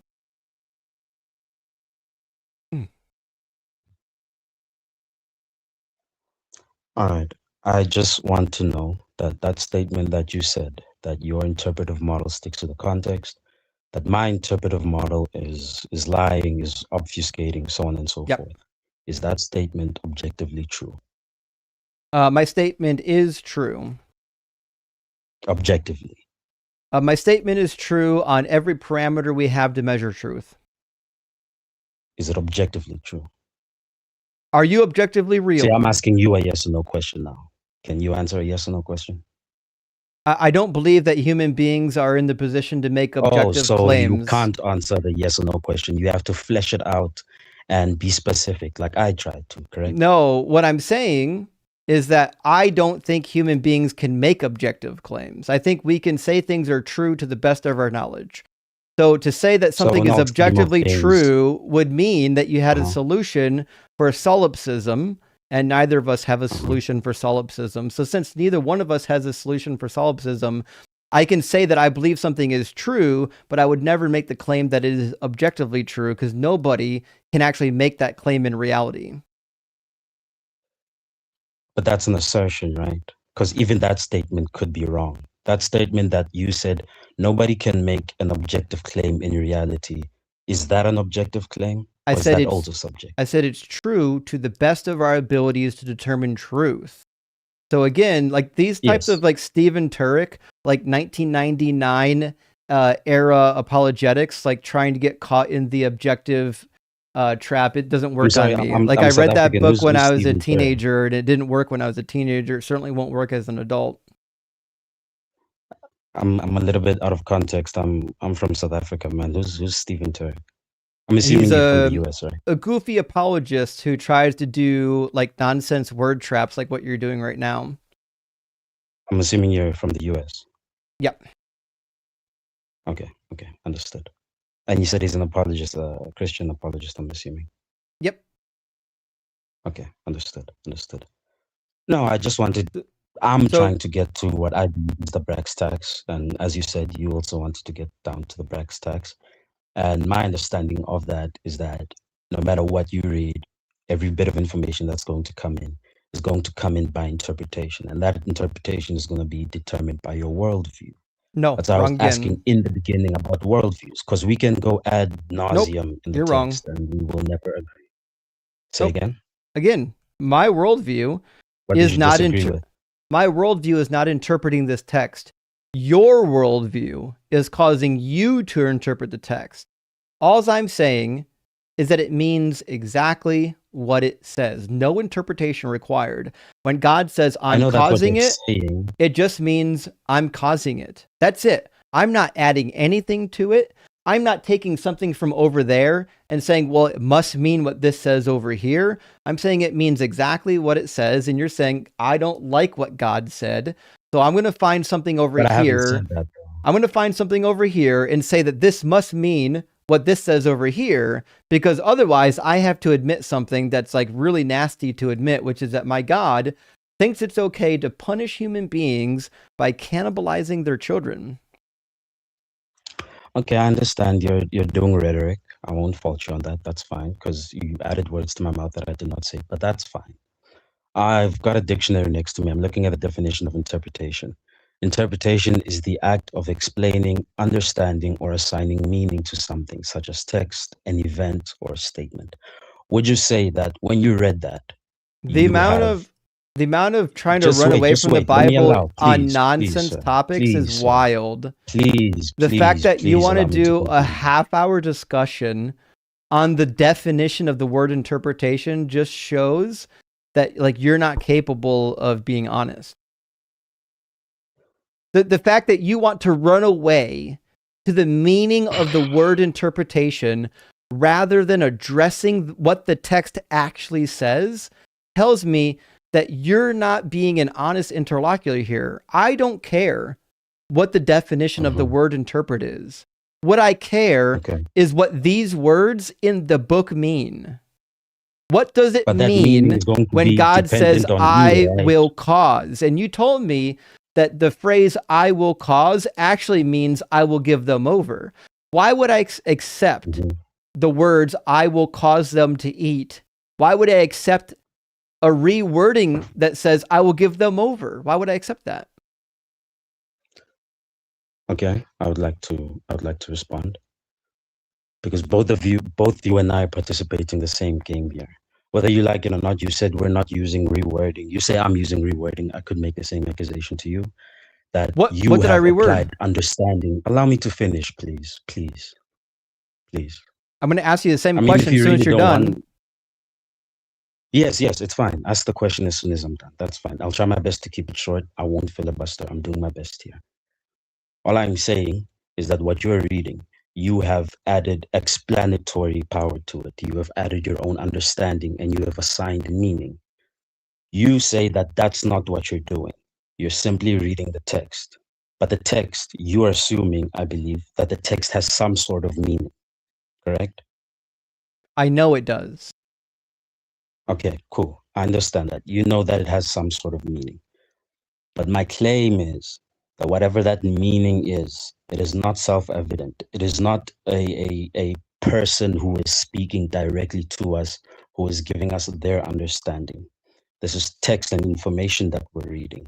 And it's going to be holistic. As far as I'm concerned, I'm not going to isolate the text. So whatever explanatory power you have, whatever understanding you're adding to it, that is going to be by your interpretation. Okay. What did I add to this? My claim is that interpretation is going to be dictated by a worldview. I'm asking, what did I add to this sentence? The sentence, I will make them eat the flesh of their sons and the flesh of their daughters. What did I add to it? You've definitely added morality. You believe that this is... I didn't add morality to it. Nope, I didn't say that. Not once did I say that this is like morally wrong. We're going to get there, I'm sure. But what did I add to this text? What do you mean? You said I added to this text. What did I add? You have an interpretation of the text. You've participated. I'm asking you, what did I add that is not in this text? Your interpretation. You have an interpretation. What words? Even if you haven't stated it what right now, words left my mouth that I my added claim to is this not going to text? be verbatim. My claim is not going to be on verbatim words. My claim is going to be on interpretation. All right, so we'll try this again. I will make them eat the flesh of their sons and the flesh of their daughters. And my interpretation is that he will make them eat the flesh of their sons and the flesh of their daughters. Did I add anything to that? You have an interpretation, yes, sir. What did I add to it? Because I said that it meant exactly what it said. The text doesn't come with its own interpretation. It does. So words have no meaning. I did not say that.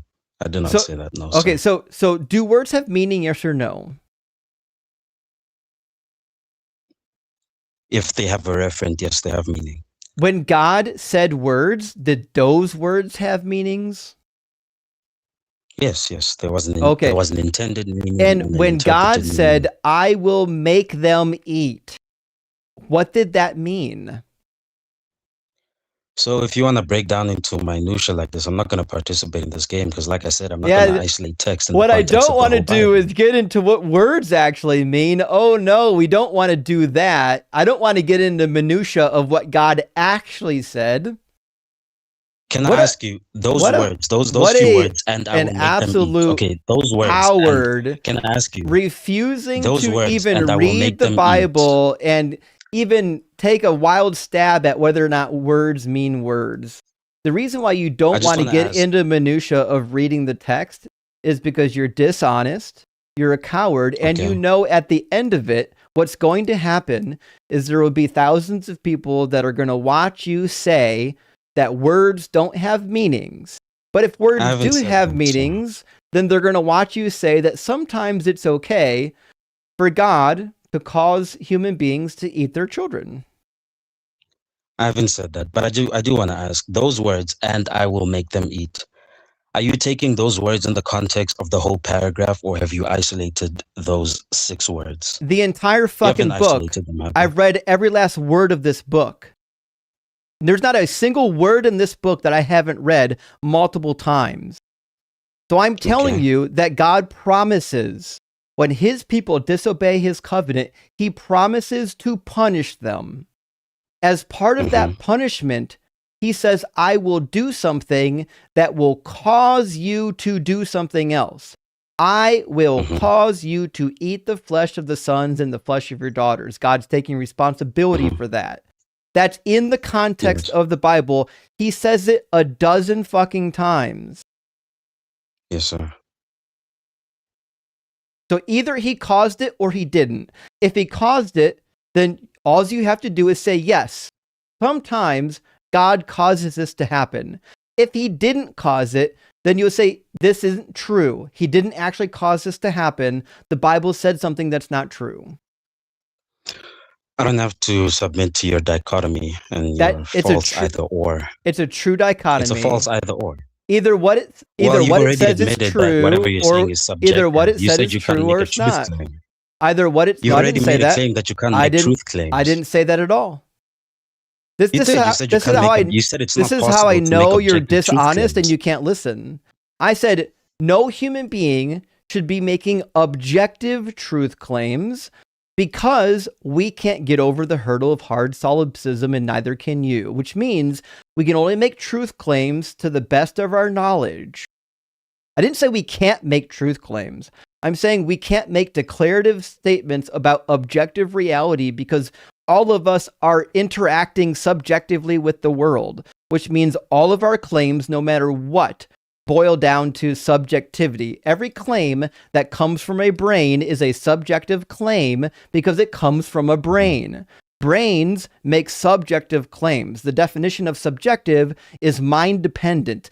claims are mind dependent, means our evaluation of whether or not it's true also comes from our brain.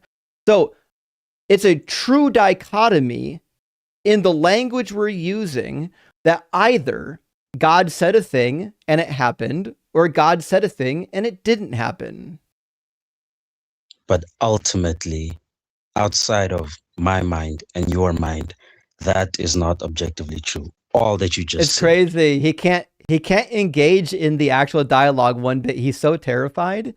He's so cowardly and is like trying to retreat to like these word games that he refuses to engage in the actual meat of the discussion, which is, did it fucking happen or did it not happen?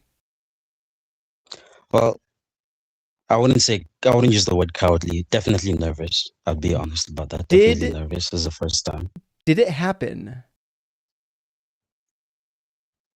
All I've got to say is that this is good learning experience. I'm excited to take this further. Maybe not with you. I don't know if I'll ever meet you again.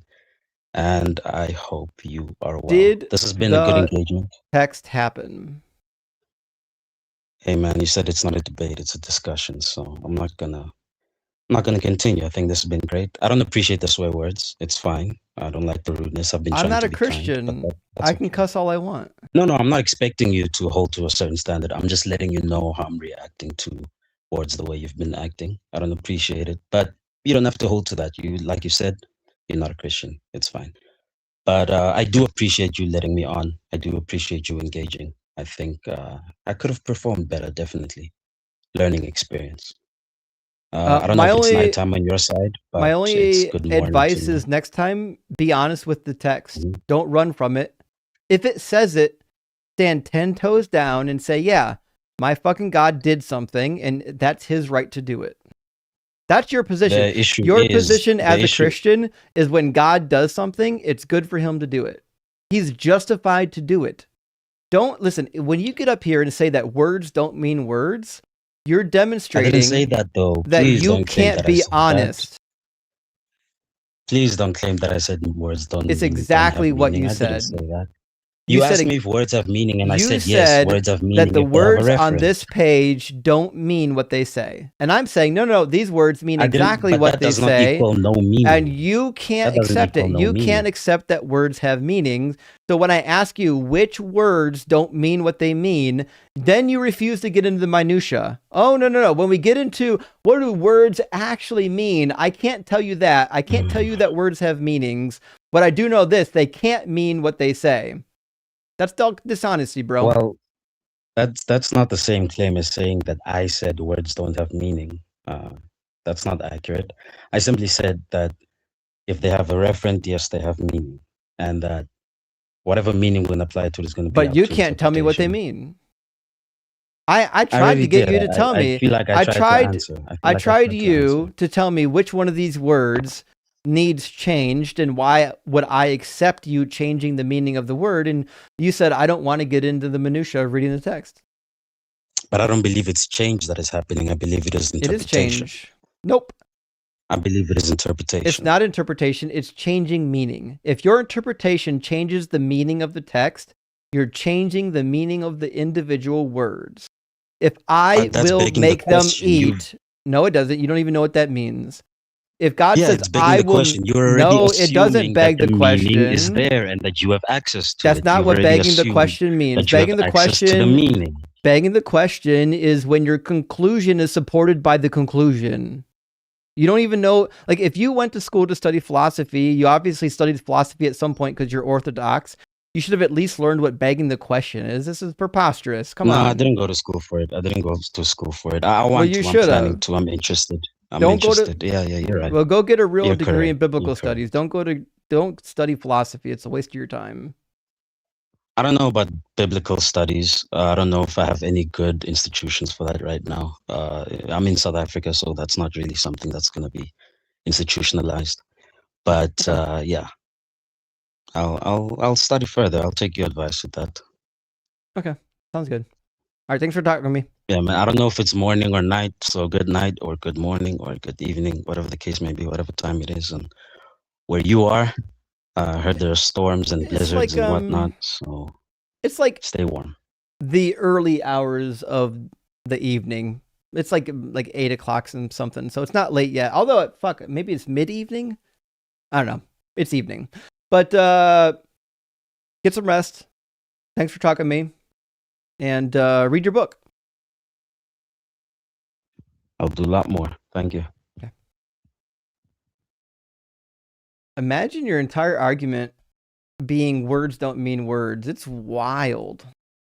It's wild how when Christians read this book, words have zero meaning at all. Also, we got like 500 people in here on TikTok, which means I don't think after I restarted it, I don't think they penalized me. I changed the name of the stream when I restarted it.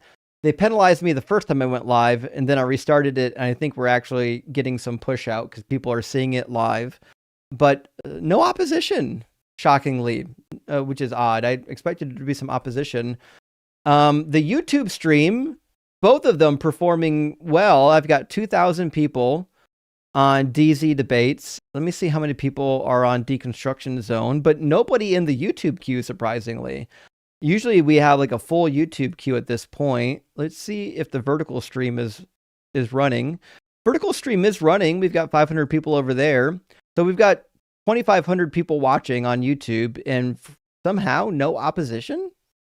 Fucking crazy. Did we defeat all the believers? Is that what happened? There's no Christian, not a single Christian or a theist or a Muslim that can defend their God? Not a single one of them? Crazy. Okay. Well, I'll read some super chats and then hopefully we'll get some opposition in the box here. Crazy night tonight. Oh, well, it is what it is. Adam Brown, good to see you, my friend. Thank you for the $10 super chat. Says, why would someone say Heli is Joseph's top-in-law? Is there any precedent for a lineage including in-laws as children? Someone ran this on me and I wanted a better comeback other than you're stupid. So this is funny. The solution that you're referring to is given by Eusebius, which is... So Eusebius invoked levirate marriage as the answer for the lineages being wrong. Now, I don't think it's a good answer, but it's more plausible than the garbage interpretation that one of them is Mary, one's Joseph. They're clearly both Joseph. And so what they're saying is, after Joseph's real father died, there was a situation of levirate marriage, and Joseph's mother got remarried. And so what happened was Joseph's second father became the other father of Joseph from the other one. So mine's on page 36, I think in chapter 1, the person and the work of Christ. And they show the father of Joseph is by birth Jacob. And then Heli was by adoption, right? Now, and this is fine. You could do this solution. This is a viable solution. And theoretically, like, they think Jesus was adopted anyways. You know what I mean? So from the view of the authors, it seems like adoption is a perfectly fine vehicle for lineage. I don't know if I buy it. I haven't looked close enough in the Hebrew text to see if they ever trace lineage through adoption, but we do know in levirate marriage, you typically inherit the name of your deceased father rather than the lineage of your adoptive father. That's usually how they do that. German Chu says, I'm one of the few who watched you on Twitch. No fucking way. Since we were a minority, I consider myself persecuted and therefore truer than the verts and the whores. You know what? Maybe I'll start streaming to Twitch again. I was at one point streaming to Twitch and Facebook, and nobody was watching on Facebook. But I've got more followers on Facebook now, and I think they've changed the policies that I can stream to my main Facebook page rather than like this. It used to be that if you had a Facebook profile, you couldn't stream using that profile. You had to create like a page, and then you could stream to that page. So if you had a profile, you still had to create a fan page and stream to your fan page. Like, what the fuck? Why? I don't want two pages. So like, no, that's why. But anyways, I think they changed the rules. I think I can use my main Facebook profile for streaming now. I'll look into it, but maybe I'll get back to Twitch, y'all. And Charles, thank you for the $10 super chat, says to all my secular humanists, remember to stay strong and keep calling your representatives to defund ICE. Christians, we don't need to be threatened with hell to do the right thing. That's true. Unlike Christians, we do the right thing because it's the right thing, not because we're getting threatened. And Chodicus has a series of super chats. Let me see if I can get through them. Thank you, my friend. Says, Second Amendment bro here. Government is incompetent and often horrific. Minnesota is a great example of why we need the Second Amendment. I agree. I do agree with you, actually. And Chodicus with the follow-up says, DZ in the house, feuding with Yeezy, fighting against Religizy. I don't know who Yeezy is, unless we're talking about Yeezus, Kanye, or as he's now known as Ye. That guy's crazy. Like, so like, sometimes we say that somebody's crazy, but it's kind of in jest. Kanye's legit. He needs medicated. He's not right in the head. There is a screw up there that's completely loose and it's just rattling around up there. He really needs help. Codigus says, Philbro timer, please, Doug, start the timer. Sorry, I didn't do the timer because we didn't do a proper Philbro argument. I kind of fast forwarded through it. But typically, if they come up with a premise-based argument, I'm going to start it. Codigus again says, premise 1, Philbros exist. Premise 2, snore. Listen, I don't blame you. That's why I wanted to fast forward through his bad argument rather than wasting everyone's time. And I think he allowed me to do that, which was nice of him. It says, Philbros are the sovereign citizens of philosophy. I know. The minute you hear presup, all I hear is, I'm not driving, I'm traveling. Oh, fuck me. You don't need a permit to travel. Okay. All right. Just put the cuffs on. Get in the back of the car. Tell the judge, okay? Master Machete, thank you for the $10 super chat, says, give these Philbros DZ nuts censoring. You know what? I'm surprised we don't have a joke about that more in the community. DZ nuts. It seems like it was inevitable. Bryce Aroni, my friend, good to see you tonight, says, Sar only wants to interpret scripture through the entire context of the Bible, except he doesn't know the entire context, and he's assuming the New Testament is cohesive with the Old Testament, begging the question, indeed, right? But really what he wants to do is superimpose another part of the Bible onto this part of the Bible that makes him uncomfortable. And Design says, hey, Justin, some of verifiable history in the religious texts include their spicy palace intrigue. How well corroborated are some of the motives and conversations surrounding historical events? Don't know what you mean by spicy palace intrigue. That being said, a lot of the wars and stuff happening in the Hebrew Bible appear to be true. They got their asses kicked by Nebuchadnezzar, Sennacherib, Tiglath-Pileser. That's all real stuff that happened. They actually did join forces with Pharaoh Necho and got their asses kicked, even with the Egyptians helping them. There's a lot of history in the Hebrew Bible. But to me, I don't think any of that justifies the mythology, which is the problem.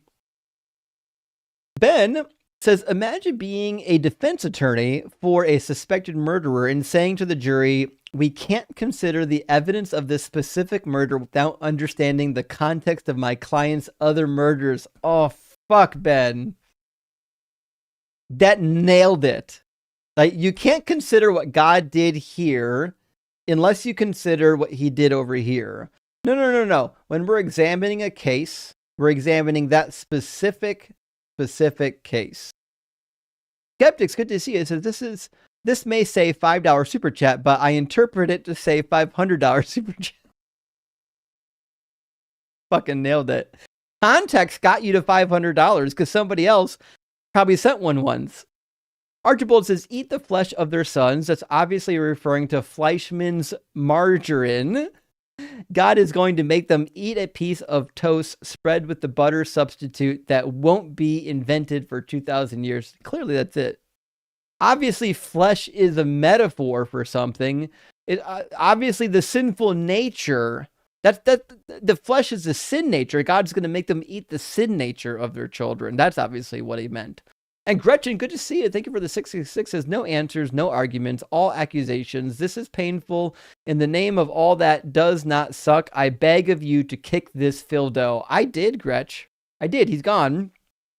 We kept him on a little bit longer than we should have, maybe, but he is gone, right? So, I apologize. I drugged that out. I'm going to grab 1, 2, 3. I got 4 more super chats. We'll move on to our next guest. Archibald says, swear words. I didn't hear any swear words. Justin might have said fuck a couple of times, but I interpret that word as meaning flower. My evidence pulled from way out of my butt. Yes. Listen, as long as words don't mean words, then I never cussed. And we heard it from that last guy. Words definitely don't mean words. So I think I'm in the clear. And Iskander Nadors, thank you so much for the $20 super chat, says, South African caller, words don't mean that you're interpreting me. So you're upset with Justin's curse words, so now you're interpreting them. Your interpretation works, but Justin's not at all. That guy was a joke. He was a joke. He was coping. I think he knew he was coping. I just don't think he knew what to do with it in real time. I think it's the first time he really has been forced to read the Bible and just didn't know what to do with it. And here we are, right? Zandabatu, thank you for the $20 super chat. Says, so during the guest from South Africa, I've always hated willful ignorance, but he made me realize how much I hate weaponized politeness. The disgust I got from his weaponized politeness made me shiver. I agree. I don't think he was polite. I think his fake politeness was a rhetorical tactic. I think his dishonesty is all we needed to know about him. If you're polite but you're dishonest, I don't care. I still don't like you. EJR Jenkins, thank you for the $50 super chat, my friend. That is huge. And beautiful kitty cat. Is exhausted from snow blowing, fell asleep while watching Unapologetic, dreamed I was cuddling with Justin while listening to Dr. Blitz, and Ian was Stewie Griffin and kept telling us to calm down. I fucking love it. So you're over here listening to Dr. Blitz and cuddling with me, with Ian in the background saying, calm down, mouth breather. Calm down, mouth breather. I love it. That sounds like a grade A dream. That is a fantastic dream. Jenkins, I appreciate you letting me know. I'll fucking cuddle with you. All right, let's grab our next guest, and we'll keep on rolling. Welcome in, Osmond. Hello, can you hear me? Yeah, I can hear you. How you doing? Yeah, not so bad. I've got the Bluetooth things in my ears, so sometimes it can be a bit echoey. I've recently been studying the Bible, Sure. and I used to be a Catholic when I was a kid, and I'd like to get into what you do, anti-apologist stuff. I was wondering, what do you think are the best apologists to maybe look up and research what their arguments are and things like that? Wait, are you a believer? No, not anymore. Oh, well, congratulations. You're on the right side of reality. Well, thank you very much. I like to think so. Okay. But we are just doing debates here, okay? I apologize, mate. I really No worries. apologize. I was just looking for apologists to debate, and I figured you were the guy to talk to find out who are the best ones to maybe look at. I don't know if there are any good ones, to be fair. I think right now the most popular are William Lane Craig Craig. Stephen Turek is popular, but he's awful. He's terrible. Besides those two, I Right. don't know. I don't know of any that are like really well liked. Well, no, I figured I'd maybe get into debating the whole thing because I like that there's a big movement at the moment against, this kind of belief. I think it's very harmful, and especially in my country. And yeah, Okay. I thought it'd Well, be. I well, thought I figured you were the guy to talk to. you and I agree, so we can't debate each other. But No, there, certainly not. I think we agree on too much. right, there are definitely people out there that you can debate. I highly suggest getting a TikTok account. There's lots of people to debate out there on TikTok. Yeah, absolutely. All right. Well, I'm sorry for wasting your time, darling, Hey, but no it's been worries. very nice to talk to you. All right, cheers. All right, you too.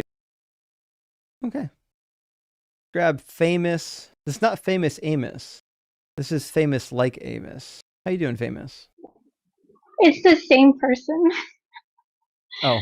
I'm I'm friendly, but I just wanted to let you know because of the glitches on TikTok, there's a lot of people who can't see the request button and they want to come up, but they can't seem to see it. So I just wanted to let you Okay. know there is opposition in TikTok.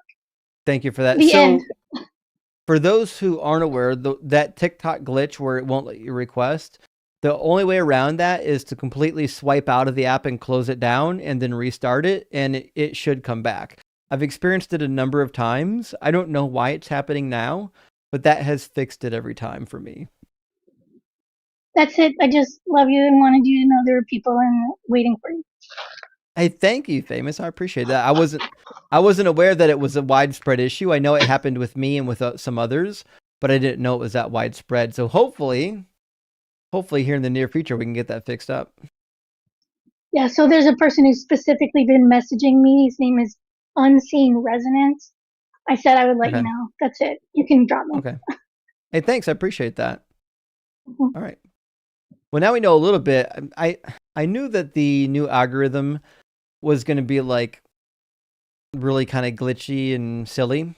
I was hoping we'd get enough people on YouTube to make up for the lack of cohesiveness on TikTok. We'll see. I've got Seth came back, and I've got a Muslim caller that came to talk to us.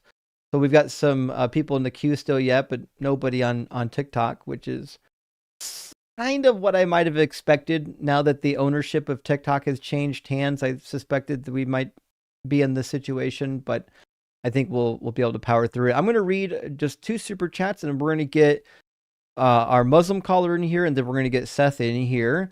Chodicus says, Justin, have you ever been confronted by the prophecy in Isaiah 53? I don't think we've heard that one yet.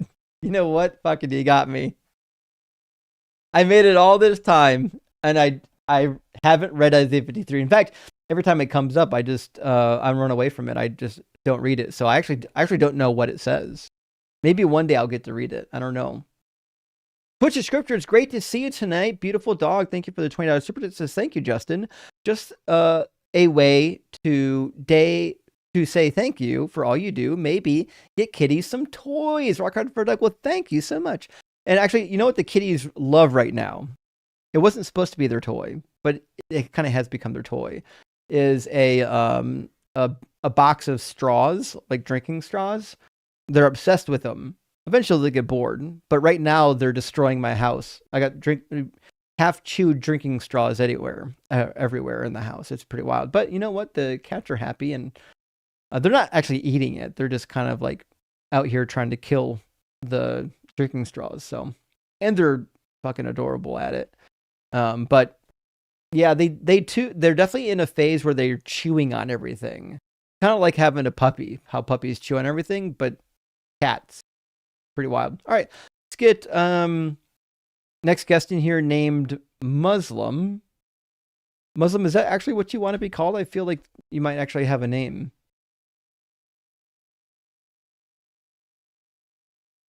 Muslim?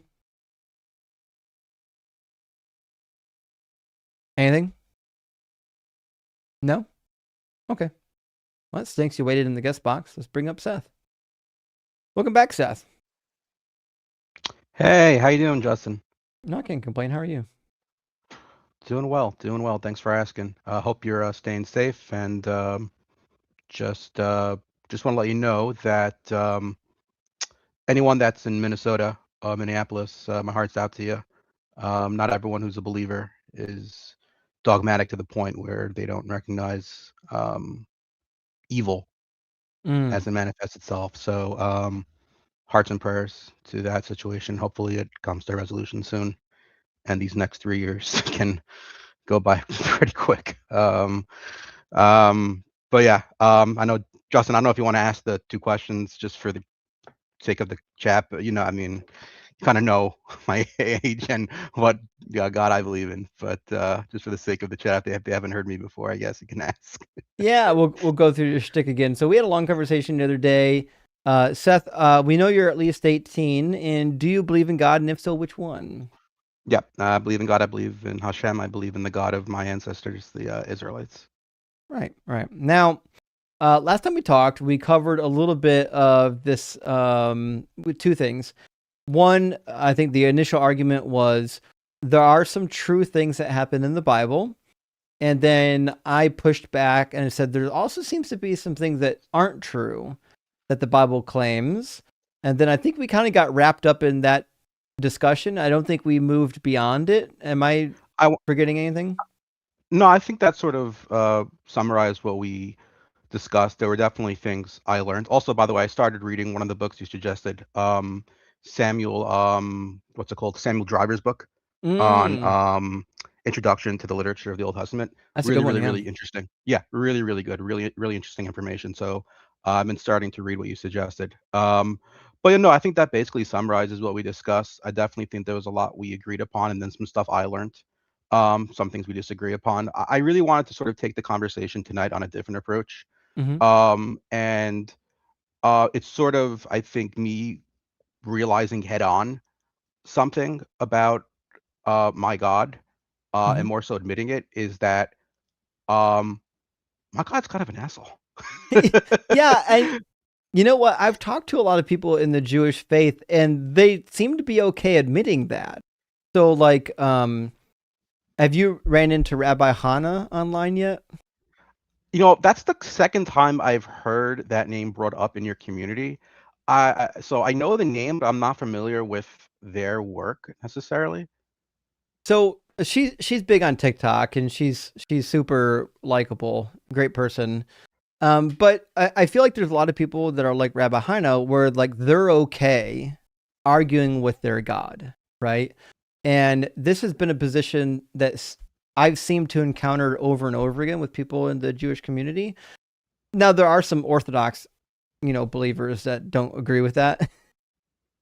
Like you can't question God, but most of the ones that I've known have been like, yeah, we'll give God, we'll fight him in a Denny's parking lot if we need to, right?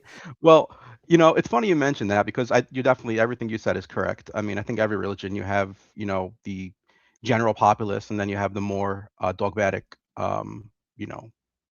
parts of it. But I guess this was sort of the argument or the conversation I wanted to have with you tonight, is that let's presume for a second, which I know is gonna be weird, if a God is going to exist in this world, if some sort of deity is going to exist in this world, and this world that we have, we can all agree is pretty fucked up, right? This is not a perfect world. There's a lot of nuance in this world. There's good, there's bad, it's ugly, there's kindness, etc. If that is the reality of the world, and the God of the Old Testament, certainly I feel like, is one that definitely has some positive traits and some very, shall we say, violent traits. Wouldn't that sort of make sense that if there is a deity, the world would reflect the personality and the actions and behaviors of said deity? So isn't, because the world is kind of fucked up, wouldn't that sort of lend more credence to the idea that if a God exists, it'd be a kind of a asshole, sort of fucked up God? Pardon my French, by the way. But that was sort of the argument I was wrestling with and thinking about over the past week or so since we last spoke. So this is actually a really good argument. So, for example, most people conceive of God as being like triomni, like, omnibenevolent, omnipotent, and omnipresent. But you don't have to that triomni God doesn't really appear in the Bible. So it's possible that the God is a little bit different than our conception. The reason why the earth looks the way it is because the God actually, either he's not all powerful or he's actually kind of a jerk sometimes. Those are two possible solutions. I think there's another possible solution. I think it's more probable, not that the God is a jerk, but that the God was designed by jerks. Like, we as human beings, the reason why God acts like a Bronze Age man is because it was kind of conceived of by Bronze Age men rather than the other way around. I think that's a very good point, actually. Now that you mentioned, I think that's definitely a possible alternative. But I just would push back on one thing you said. The idea that God can't be omnipotent and simultaneously be a God that has very questionable character traits. I don't know how those are mutually how those can't be mutually separate. I might have misspoke. What I'm saying is he can't be all three at once. So you can't Oh, okay, it be could be all three. Yeah. at once. Like, one of those three has to give, right? So it might be that he's not all good. It might be that he's not all powerful, and it might be that he's not all knowing. Like, one of those three giving way could fix the problem. That's why it's like a three-way dilemma. So like, you can fix the dilemma just by removing one of them. You can also just say, well, the reason why God appears to be impotent, or he appears to be a jerk, or he appears to not know things, is maybe because, like, we kind of designed him ourselves, and we designed him, like, rather than God making man in his image, we made God in man's image. And I think the best evidence for that comes from Deuteronomy 22. So, for example, in Deuteronomy 22, and I don't think we talked about this last time we were discussing, in verse 13 to 21, we've got the test of the bloody sheet. So if a man goes into his new wife and she doesn't bleed on the sheet, well, then that's the evidence for having her stoned or for having the man punished. But we know that only about half of women bleed the first time they do the deed, which means the sheet isn't a good means of testing someone's virginity. Also, there is no good test of virginity. There's actually no way to test, even in today's science, whether or not a woman truly is a virgin. There are definitely indicators that they're not a virgin. So, for example, if you give birth, we know you, or if you're pregnant, we know you're not a virgin typically, unless you had artificial insemination. But there's no test that can determine if somebody has not had sex, right? So the idea that we would have somebody's virginity on trial with the punishment of death is good indication to me that these laws were written by humans who didn't fully know how the human body worked yet.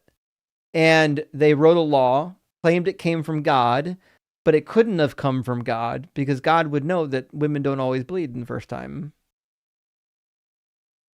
Yeah, I definitely think there's definitely merit to that argument, but I guess what I would also just a little push back on is, let's assume that theory is true and that the personalities of God was presupposed on him by those in the late Bronze Age, early Iron Age, depending what what time of historical you want to use. Assuming that's so, why would, I guess my question would be, why would the people at that time, why would they want to create a deity if the point is to try and worship, and the point is to try and encourage others to follow this deity? Wouldn't it make more sense to follow the Christian approach of trying to sort of whitewash, for lack of a better term, the personality and the actions of the god? I guess what I'm wrestling with is, what is there to gain by those putting upon themselves their own personality traits that they know are flawed, or they know are mostly negative or majority negative? If I don't understand the logical purpose behind that.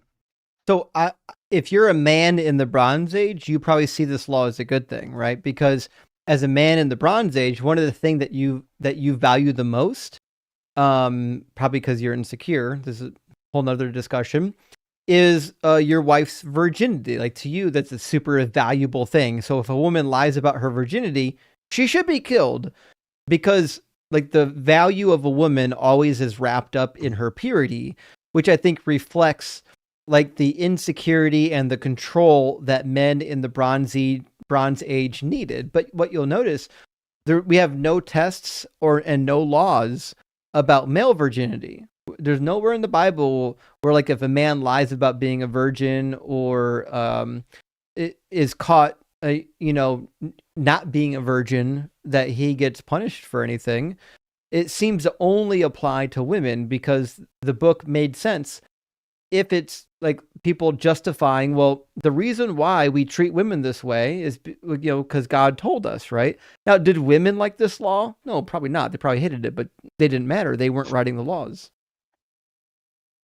No, that's definitely true. Also, I mean, I don't recall any sort of, or at least I can't think of any major, correct me if I'm wrong, culture at that time where it wasn't a patriarchally dominated sort of society. So that makes sense. Right. And from the same chapter, remember in Deuteronomy 22, the same chapter, when it talks about the woman who's raped, it talks about if she's raped in the open field, then it's kind of presumed that it's a rape and that it's not consensual, because if she called out, nobody was there to hear it, right? Are you getting that from Rashi? No, that's just Deuteronomy 22. I'm just going straight based on what it says. I'm sure Rashi agrees with me on this. Yeah, he expands upon it. Yes, yeah, okay. But all I'm saying is that this chapter makes perfect sense if you're only writing from the point of view of a man who doesn't have a female perspective. So, for example, if a woman is raped in the city and no one hears her calling out, it's presumed that it's adultery, right? Because she didn't call out, right? But this doesn't take into account that so many women, either they're being choked, they can't call out, or they're too terrified to call. Like, the perspective we have in this law seems to only take into account a man's perspective, not a woman's, which leads me to believe that these laws were written by men. And just like in Hammurabi wrote this law code, and then he said he got it from the gods. I think men wrote this law code and then attributed it to their god, just like everybody else in the ancient Near East did. So I definitely agree with everything you said. The words are the words. Now, I would argue that there are some times that, even though, what it says in the actual text, I do think some of it is meant to be more allegorical. Obviously, that's not one of those. But what I would point to regarding a lot of these, let's say, very uncomfortable and very, let's just say, from a modern standpoint, very morally wrong laws, could we turn to Deuteronomy 17, 8 through 12? Yeah, let me grab it. I'll put it up on the screen for everyone. So Deuteronomy 17 is a fun verse. Want me to read it, or do you want to read it? Whatever you probably are more of a charismatic reader than I am. If a judicial decision is too difficult for you to make between one kind of bloodshed and another, one kind of legal right and another, one kind of assault and another, any such matters of dispute in your towns, then you shall immediately go up to the place that the Lord your God will choose. There you shall consult with the Levitical priests and the judges who is in the office in those days. They shall announce to you the decision in the case. Carry out exactly the decision that they announce to you from the place that the Lord will choose, diligently observing everything they instruct you. You must carry out the law.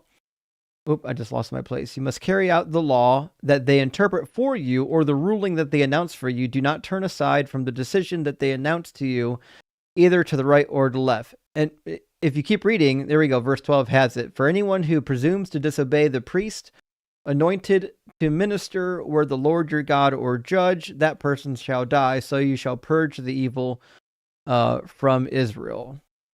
So the point, or I guess the argument I'd argue from here is, would you not at least see perhaps some angle where it's built into this verse into the Hebrew Bible that God is saying, if it comes to a point where you're unsure what to do, or the law no longer feels like it makes sense, go to your judge, go to your priest. And I guess, today that would be equivalent, obviously, since there's no temple, there are no priests.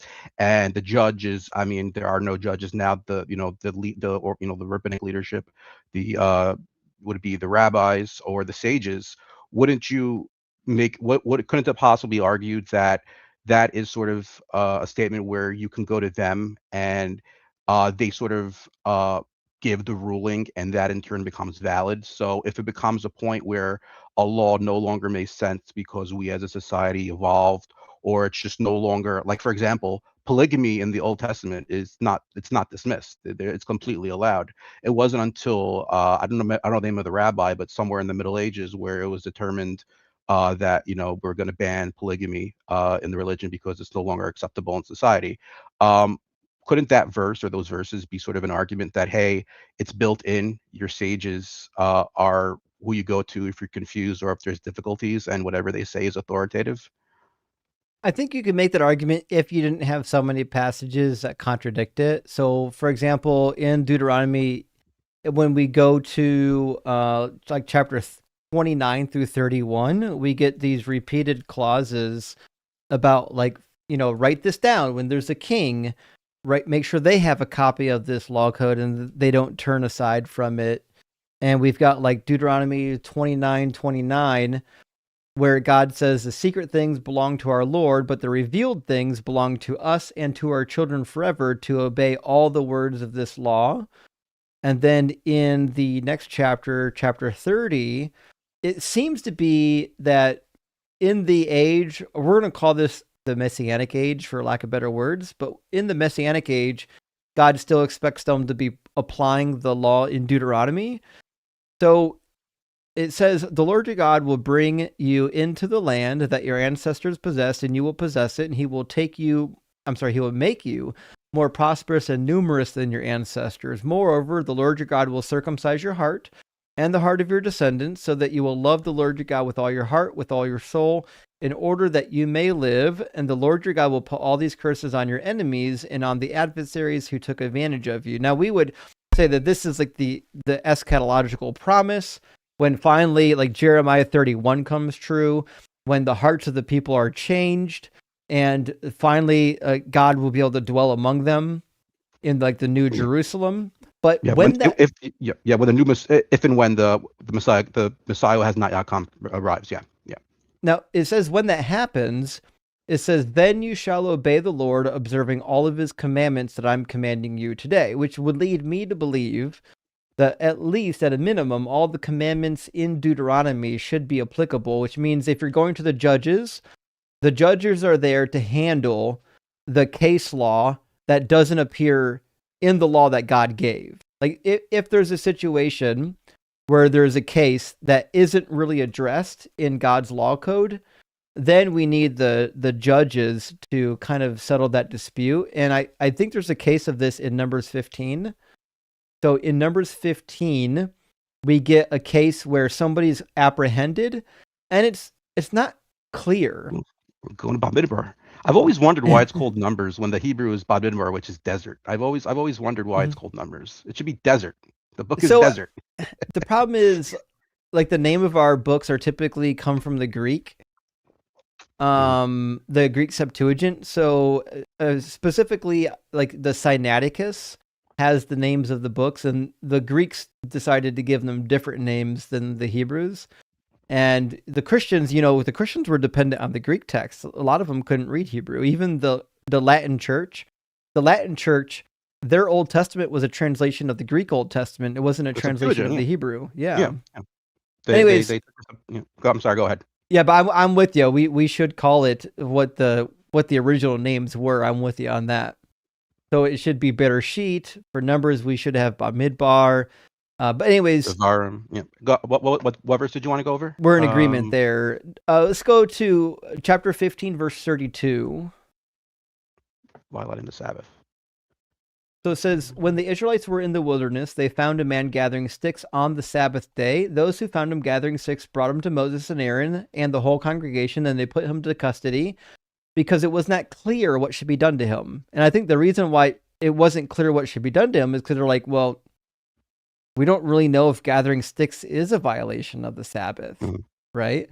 Then the Lord said to Moses, the man shall be put to death. All the congregation shall stone him outside the camp, and the whole congregation brought him outside the camp and stoned him just as the Lord commanded. So I'm understanding this is like, listen, when you don't know, like when the law code I give you isn't specific enough to address a situation, then bring it before the judges and let the judges handle the case law. In this specific case, I'm actually of the opinion that they cast lots, because a lot of times when they have the Lord make a decision, the Lord makes a decision by casting lots.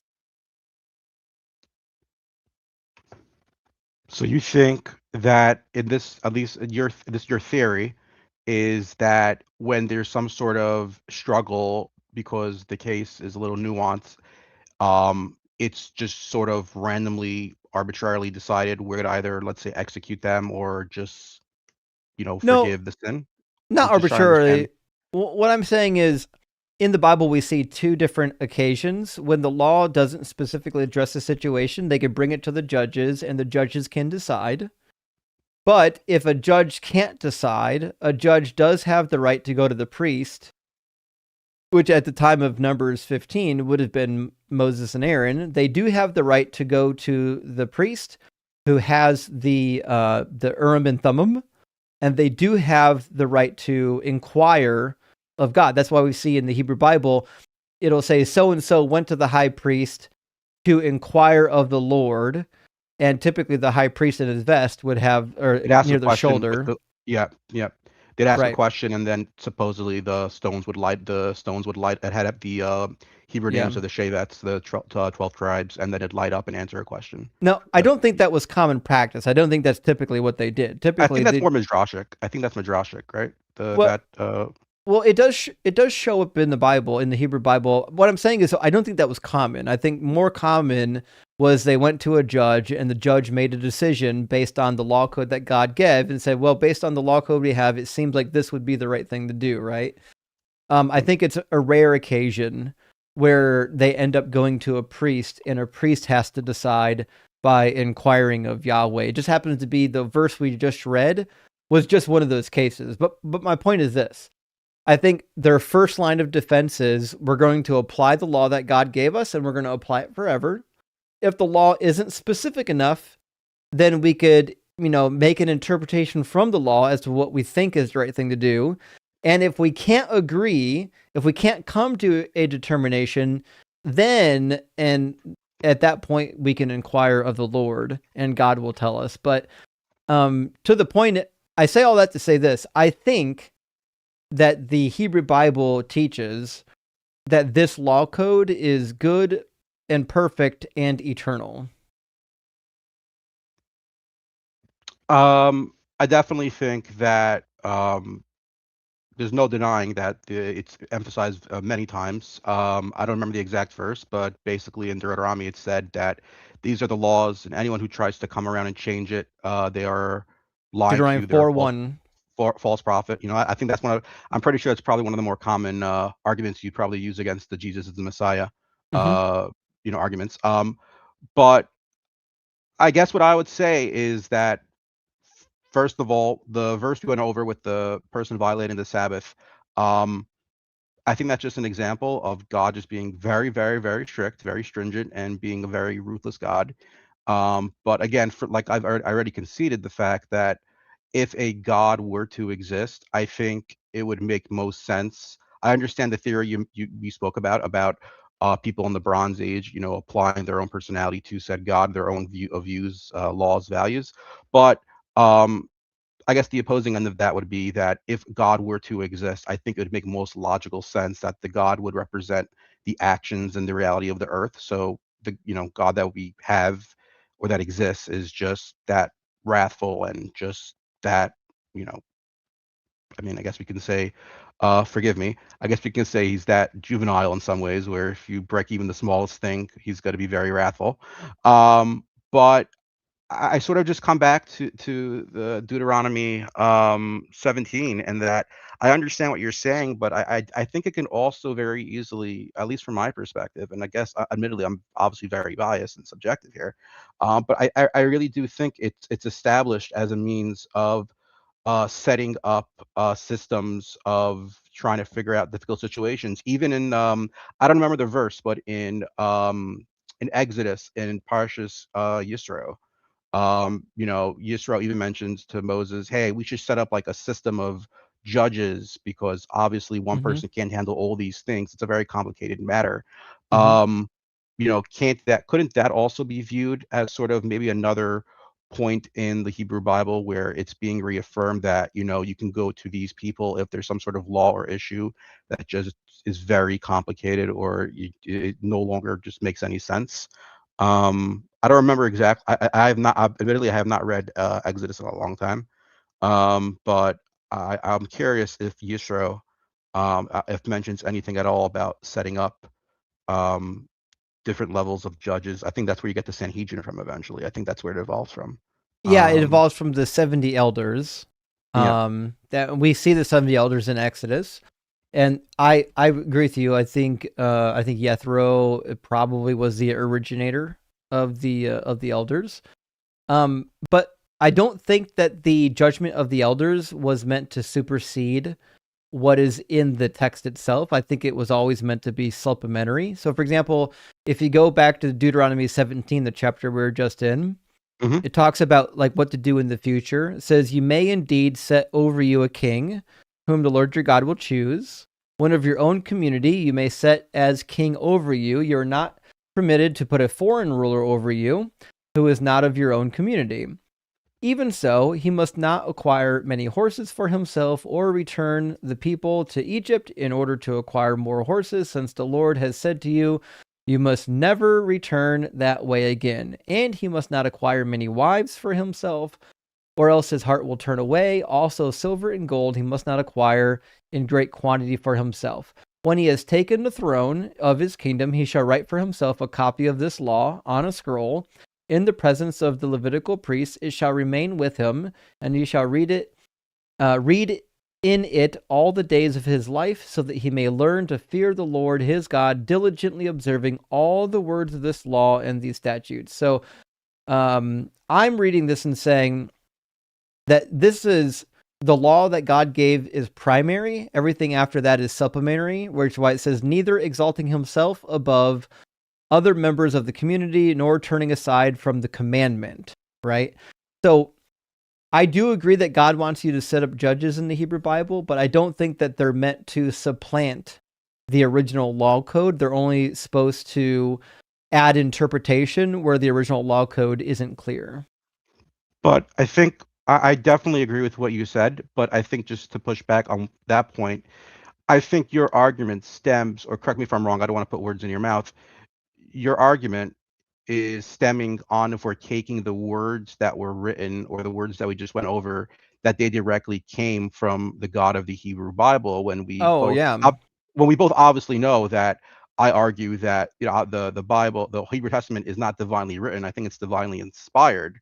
So these are Mm, still men writing these words. These are still okay. men writing and articulating these laws. So if men are writing them, surely the idea that men can still ultimately oversee difficult situations is still built into it. If we took the dogmatic approach that this was divinely written, I 100% agree with you. Your argument makes complete sense.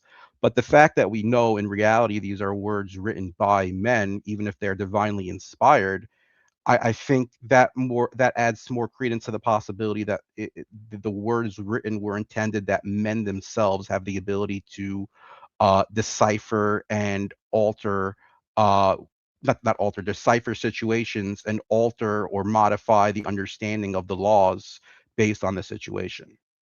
So I guess what I'm wondering then, if like the part that we just read is like man's interpretation and it maybe shouldn't be authoritative, then the part that we read previously that we think like in 17 we should set up judges and whatnot. Well, Mhm. that's also made by men, right? So Yeah. it kind of creates this really weird situation where the minute we've got these sections where we say this isn't really what God said, this is what men said God said, now we've got this really weird problem where we're like, well, how do we know if God said anything at all? Well, that's a good point.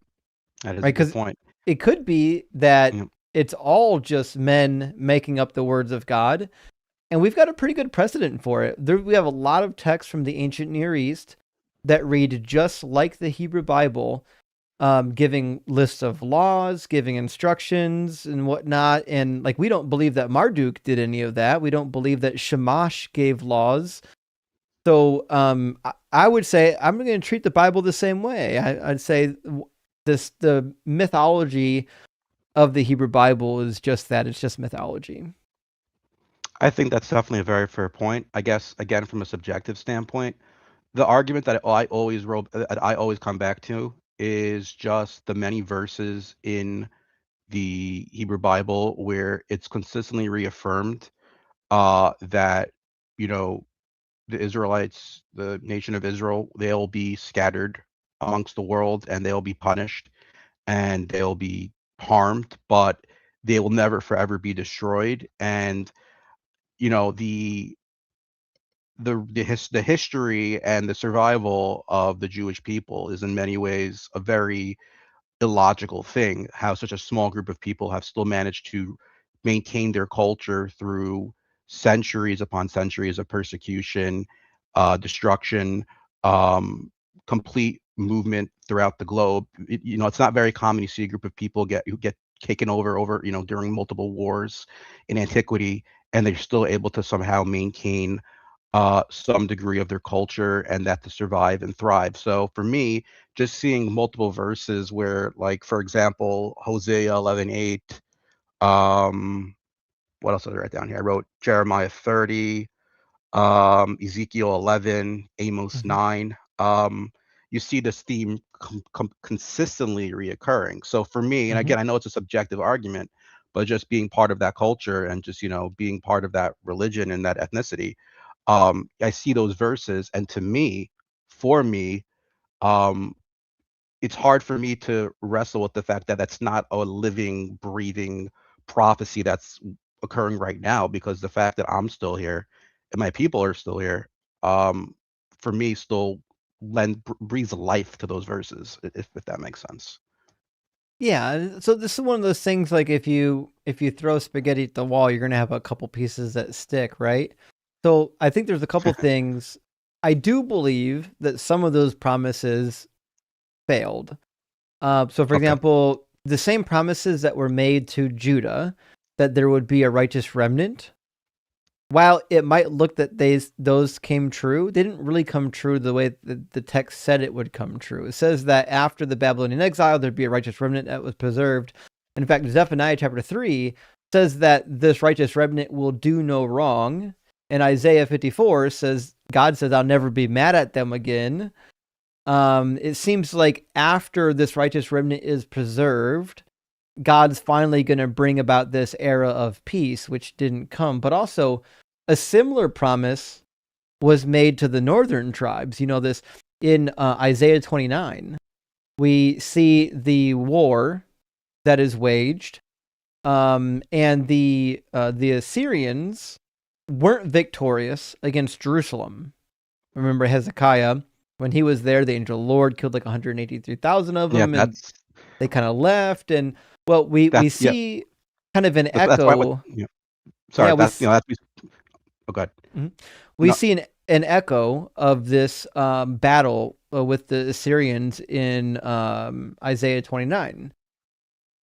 But it talks about the people that are going to be like deported, I guess you would say, that like they're going to be restored. That would be the northern tribes, but they weren't restored. They're lost to history.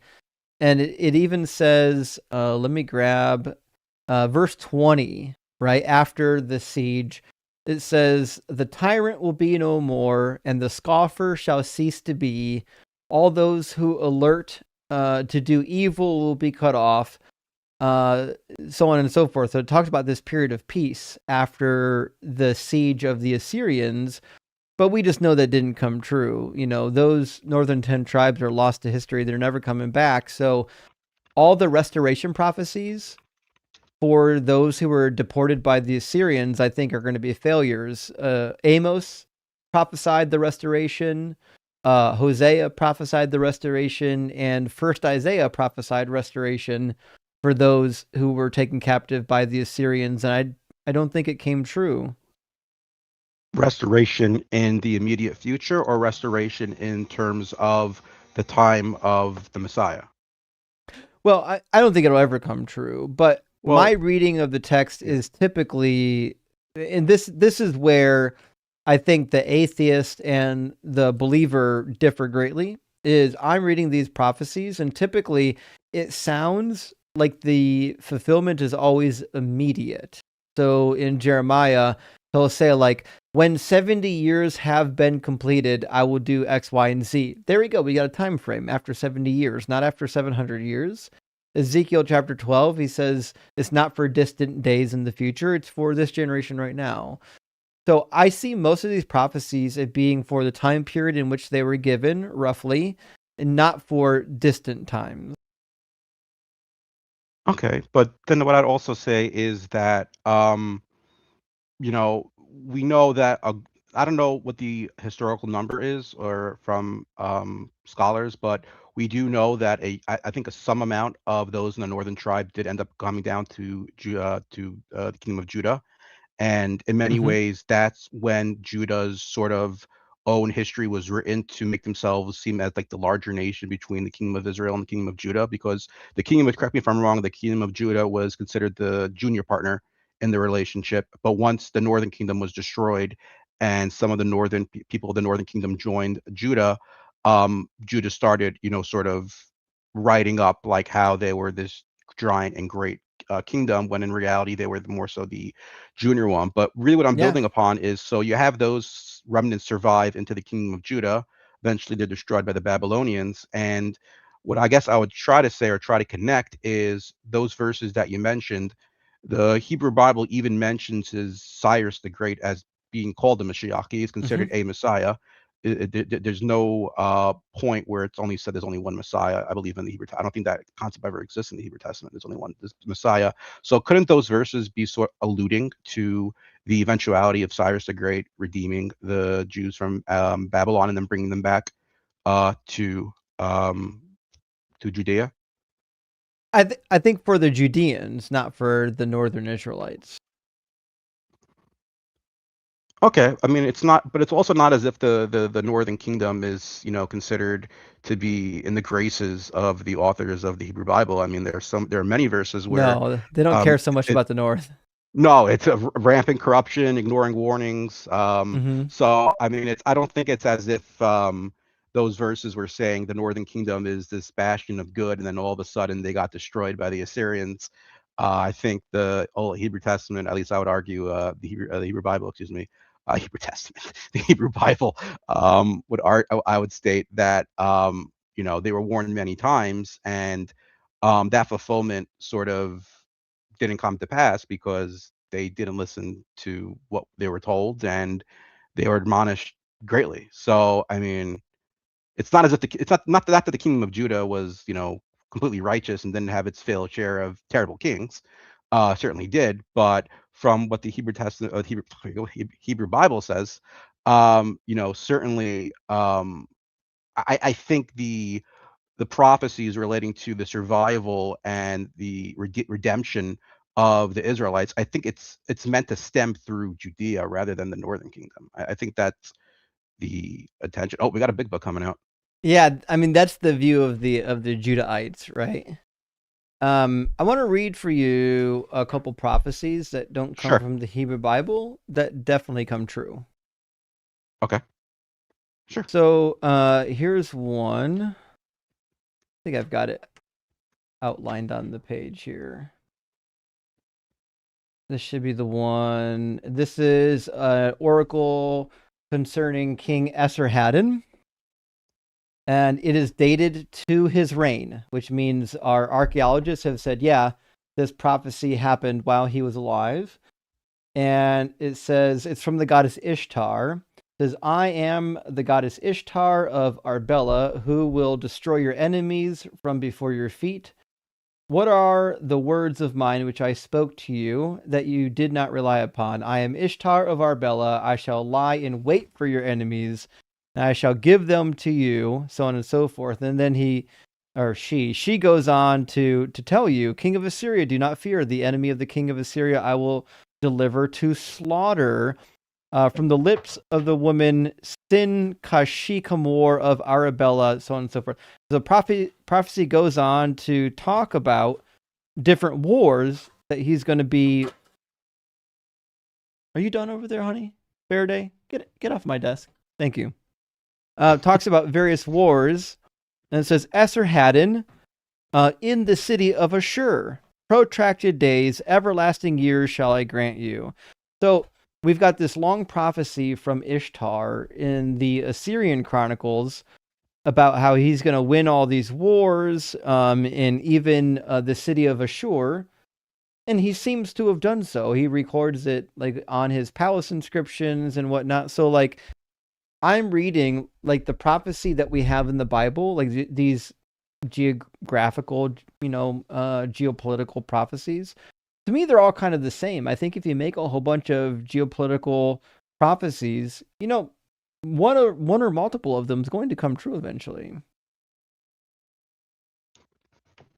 Yeah, that's definitely very valid. I guess what I would say is just because some other prophecies are valid in other cultures, why would that necessarily mean that some of the prophecies in the Old Testament are any less valid? I know we discussed last time, and I've conceded that, in the Hebrew Bible, the existence of other deities, of other gods exists.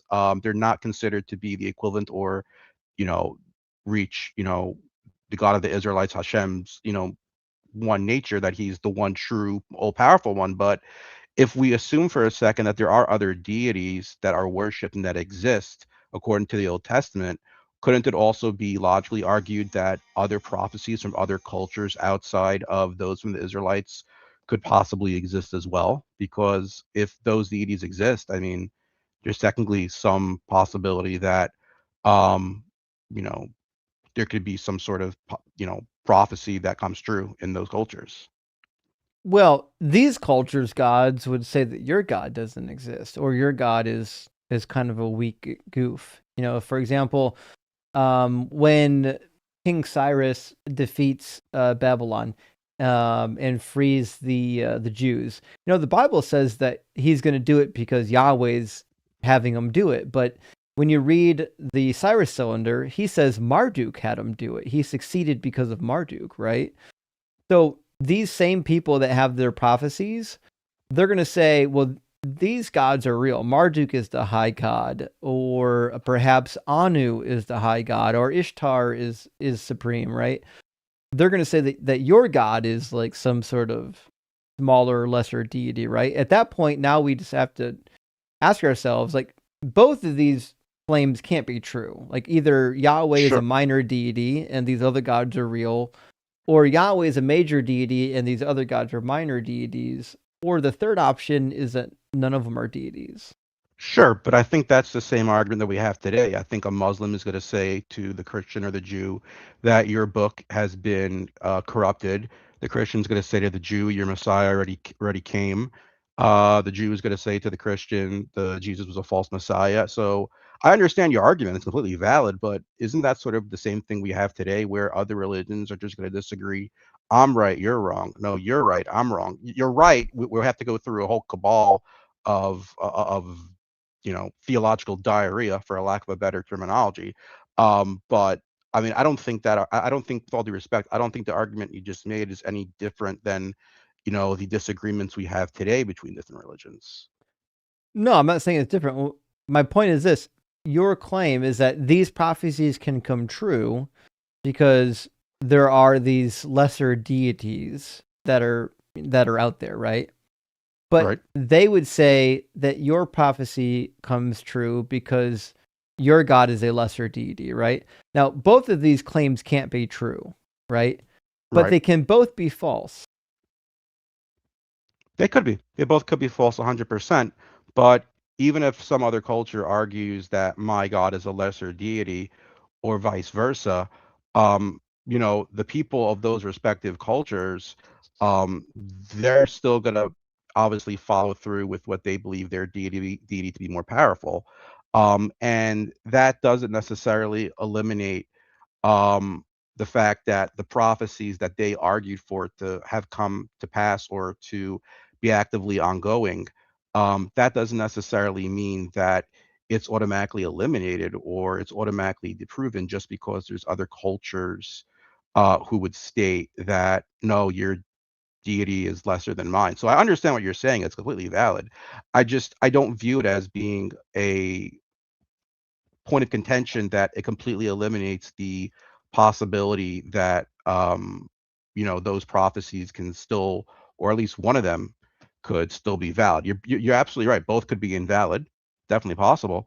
But I don't think it fully eliminates the possibility that one could be valid as well. And I know the premise of the debate prove your God is imaginary. And I know I'm not going to change your mind, but at the same time, I guess what I've been advocating for is just that the possibility still exists from what I'm arguing for. It may be a minute one, but from a logical standpoint, I'm just still trying to at least argue or attest that based on what am I advocating for, I suppose still is a possibility.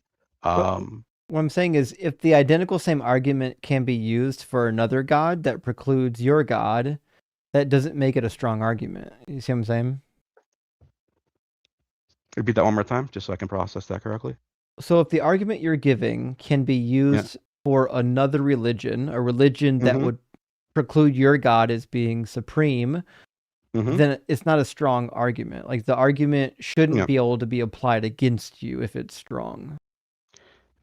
I guess my rebuttal to that would be: is there a comparative?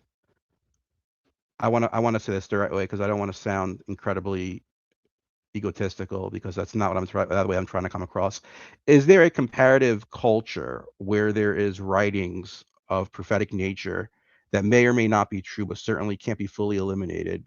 Who it was documented in scripture the tribulations they would go through, but the fact they would still survive and endure, and they still are around and still maintaining a culture today. Is there an ethnic group of similar nature to what we have documented in terms of scripture and Yeah, prophecies? the And there's Egyptians. still some the who? The Egyptians. There's lots of Egyptian prophecies about the kingdom lasting forever. Is it still a kingdom? Not only a kingdom, they're a nation. They've been a continuous nation ever since. Interesting. They Do you, never do you, got you don't have to, dispersed. do you know what the prophecy? You don't have to find the verbatim. Do you know, like, you could paraphrase what the prophecy would say? It would said like there remain a kingdom or something of that sort. Oh yeah, yeah. You could probably turn to like the prophecy of Nefertiti. There's a lot of stuff in there. But in this book, actually, there's a bunch of Egyptian prophecies, not just Babylonian prophecies. In my book, I documented a number of them. I haven't published mine yet. I've documented a number of them as well. They're very common, like this idea that that the God of your nation has given your nation special status, and it it will remain forever because your God is forever. These types of oracles are pretty common in the ancient world. It just happens that sometimes they're right and sometimes they're wrong. And when they're right, we save them because we're like, oh, well, they must be hearing from God, or it could just be that they were lucky.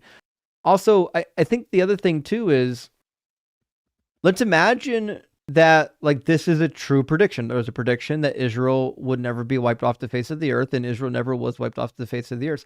I still don't understand how that makes the God real when we also have all these failed prophecies, right? So I would imagine if the God was real and it wasn't human beings throwing spaghetti at the wall, then all of the prophecies would have came true.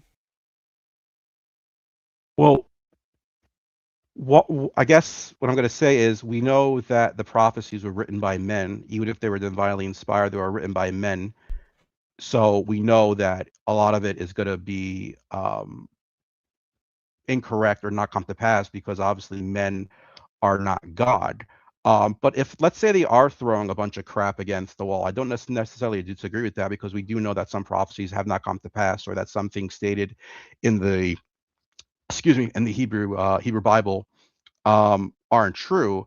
But does that necessarily eliminate that those that do become true, there isn't still some sort of innate message in there? Like, for example, we know that some books in the Hebrew Testament are completely, like the book of Daniel, completely, made up, fabricated, written in the second BCE, even though it takes place Mm-hmm. during the Babylonian exile. We know there are definitely books in the Old Testament that are definitely more clearly vivid in their nature of being written inaccurately or in a timeline that it's clearly not written to be. Um, I definitely agree with that. I surrender that. There are plenty of books like that. I told you last time that I view the Hebrew Bible as a library, not as a narrative. I view it as a selection of books selected by men for either narrative purposes, historical purposes, theological purposes, etc. So even those prophecies, which I agree with you that a good amount of them are just throwing crap at the wall, but the ones that are true, or the ones that I guess we can't say are outrightly, not true, um, I don't necessarily know how that it dismisses the validity of them still being a valid prophecy or a valid prediction of sorts. And that in turn at least gives some credence to the possibility or openness that um, that prophecy was divinely inspired or divinely predicted of some sorts. So the line that you can't connect is the line between somebody said something that actually came true and that something came from God. There are lots of people who said things, predictions for the future that came true. The Sibyl said all kinds of stuff that came true. Nostradamus famously said things that came true. The coffin texts and other prophecies that we find scattered throughout Egypt, a lot of them came true.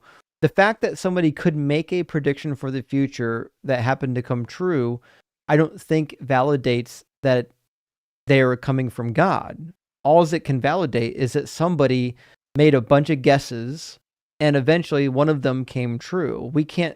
There's no link between the guess and God. I think that's a fair point. I think a lot of it just also stems to the fact, and I think it's something I've been accepting for a while now, that a lot of it is just purely based on belief, Yeah, and that for sure. it's there's no logical argument without question that you can make that you know God or some sort of divine figure necessarily exists. It has to be rooted in faith in some degree, and I guess for me at least, it's even brought in the in the Hebrew Bible that God will test your faith many times. I believe when it's in Deuteronomy, when it's mentioned, if a false Messiah comes up to present itself to you, and it Yeah, says Deuteronomy 13. yeah, it says this is God testing you. So I guess for me, that to me is ever present. So I think you're right. I think I think I'm definitely coming to the point where I'm accepting that while what I do say and think is still rooted in history to some degree and definitely rooted into my culture, and I still think some of these predictions have been accurate, or at least they're still ongoing.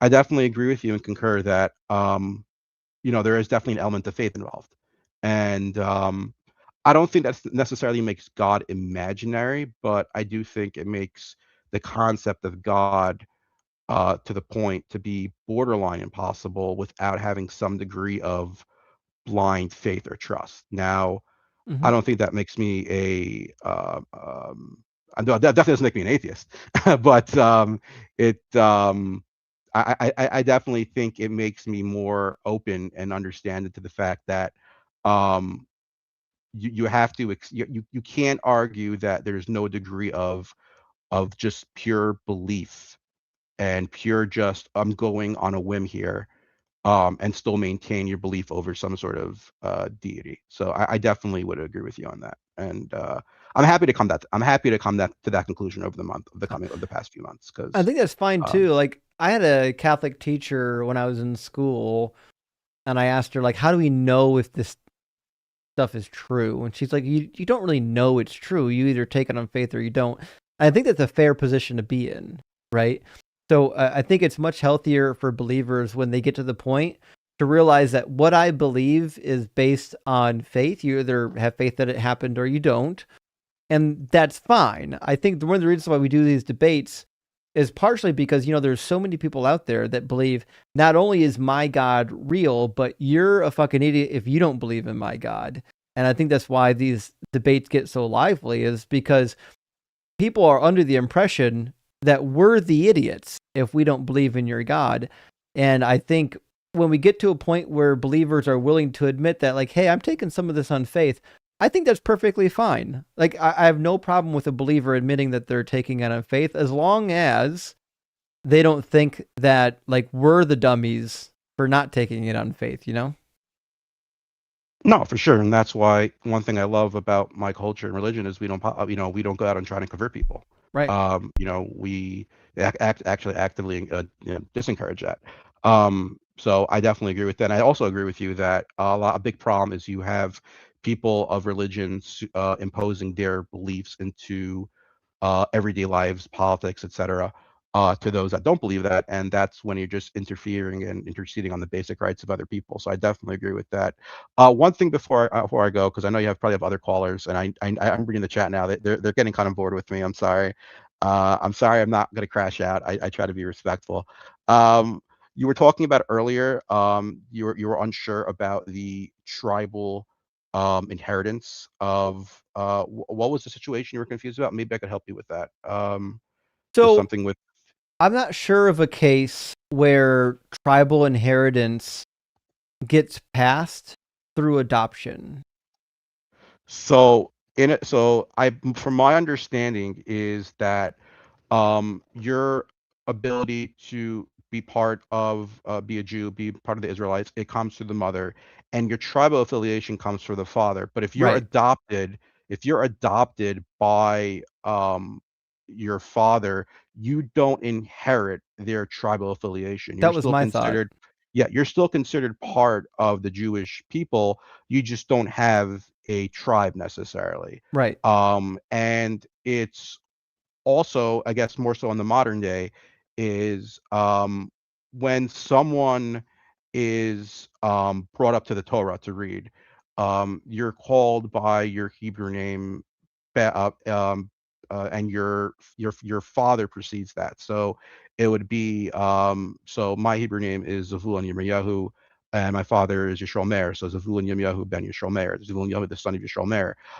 So if someone is a convert and they have no official biological father from the Jewish, your father becomes Abraham. So it would be let's say, just pick a random Jewish name, um, David. So Mhm. David ben Abraham. So I would think that would be a further argument that adoption doesn't equal some sort of tribal. You achieve or obtain the tribal affiliation because if you're adopted and you're just randomly given Abraham as that name, it Mhm. sort of shows that you're part of the culture, but there's nothing to adopt necessarily from a Right. tribal standpoint. So that is the way I understand it, at least from my upbringing, my education, from a Yeah. purely Jewish standpoint. And that was my understanding, and it could be that I just don't know of a situation where somebody was adopted and was able to inherit the tribal name, but I haven't seen it. So when they say that Jesus is from the tribe of Judah because Joseph came from Judah, who was his adopted daddy, I'm like, I don't fucking think so. The tribes are really eliminated by then because the tribal affiliations everyone was either considered the tribe of Judah or Benjamin because those are the Right. only two tribes that survived. Right. Post the northern tribes being destroyed. So when people say he's from the line of David, I mean, here I am now arguing again. I'm on your side this time. First of all, the lines of succession to King David are they're not the same in Luke and in I think Matthew's the other one that goes to the genealogy. And secondly, everyone's from Judah and Benjamin at that time because Yeah, those are the only two tribes that survived. So that's all there is. technically every Jew that's around today is technically it's not for sure, but most of them are considered to come from either Judah or Benjamin. So that doesn't mean anything. Yeah, So yeah, I would that is my understanding of it. yeah, for sure. But I really appreciate having another great conversation. Definitely have a lot to keep reading and to think about, and I'm sure we'll speak again maybe sometime in the future. For sure we And will. Good to hear from you, friend. yeah, yeah, absolutely. All right, all the best. Stay safe. All Give right, the cheers, cats a good buddy. pet. Absolutely. W. Seth. I think we had a good conversation both times. All right, friends, it's past 10 o'clock. I can't stay up late tonight. I've got to wake up early tomorrow. I got those who were here at the beginning of the stream. I got a long, protracted fucking fight in the morning with an insurance company, and then I got to get on a flight. After that, I'm flying over to Seattle, so I'm not going to stay up late tonight. But I am going to read through the rest of our super chats, and then call it a night. So sorry I can't stay up late tonight. What is today? Monday? Tuesday? Wednesday? Wait, what the fuck is today? Today's Monday, right? Anyways, yeah, today's Monday. But I'm sure we'll have some nights this week, maybe on Wednesday or Friday, where we do some late night cooking for sure. So don't worry, we'll get it in this week, just not today. And yeah, in the insurance, I know fucking insurance is gonna be a nightmare. I can already feel it. There, because of the road damage, there's a big chunk of asphalt that was in the road, and I didn't see it, and my car it's not low to the ground, but it was just low enough to the ground that when I went over the asphalt from the plow trucks plowing the roads, that it damaged my front driver's side tire, which wasn't a big deal. I don't even care about that, but also damaged the fucking battery in my car because as an electrical engineer, you guys know I'm going to drive an electrical vehicle, and the battery is going to cost me a fucking fortune to replace. So it is what it is. The city does have a form. Like if your car breaks because their roads are shit, you can turn in a form, but they require you to first go through the insurance company before you submit anything to the city. And I have a suspicion the insurance company is going to say, no, fuck you. Then I'm going to submit my claim to the city, and the city is going to say, no, fuck you. And then I'm going to end up having to eat it, even though it wasn't my fucking fault. What are you going to do? Anyways, thank you so much for being here, friends. Dr. Fudge is listening in the shower, so I'm soapily wet for Sharon. That's a new one, soapily wet from Sharon. Good one, and slippery even. Space Lord says, late motif is the musical theme you meant. I don't know what that word means. Leit. What is that? Several distinct meanings depending on the language and context, most commonly referring to people or folks in the German dialect. I think you mean motif is the word I'm looking for. Yeah, no, there's a specific word for a song in a musical or a play that is introduced at the beginning and then it gets reused throughout the musical. It's not called a motif. There's a very specific, like, musical specific word for it. I just don't remember. Is it overture? Hold on, let me see if that's the word I'm looking for.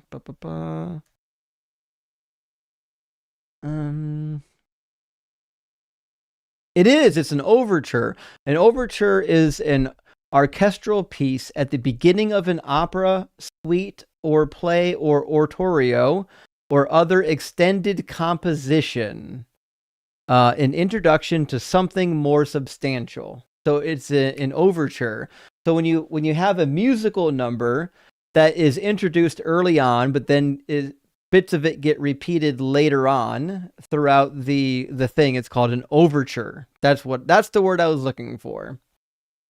And Grocery Cart says, I would be really interested in a commentary about your thoughts while reading Marcus Aurelius' Meditations, even your possible disagreements.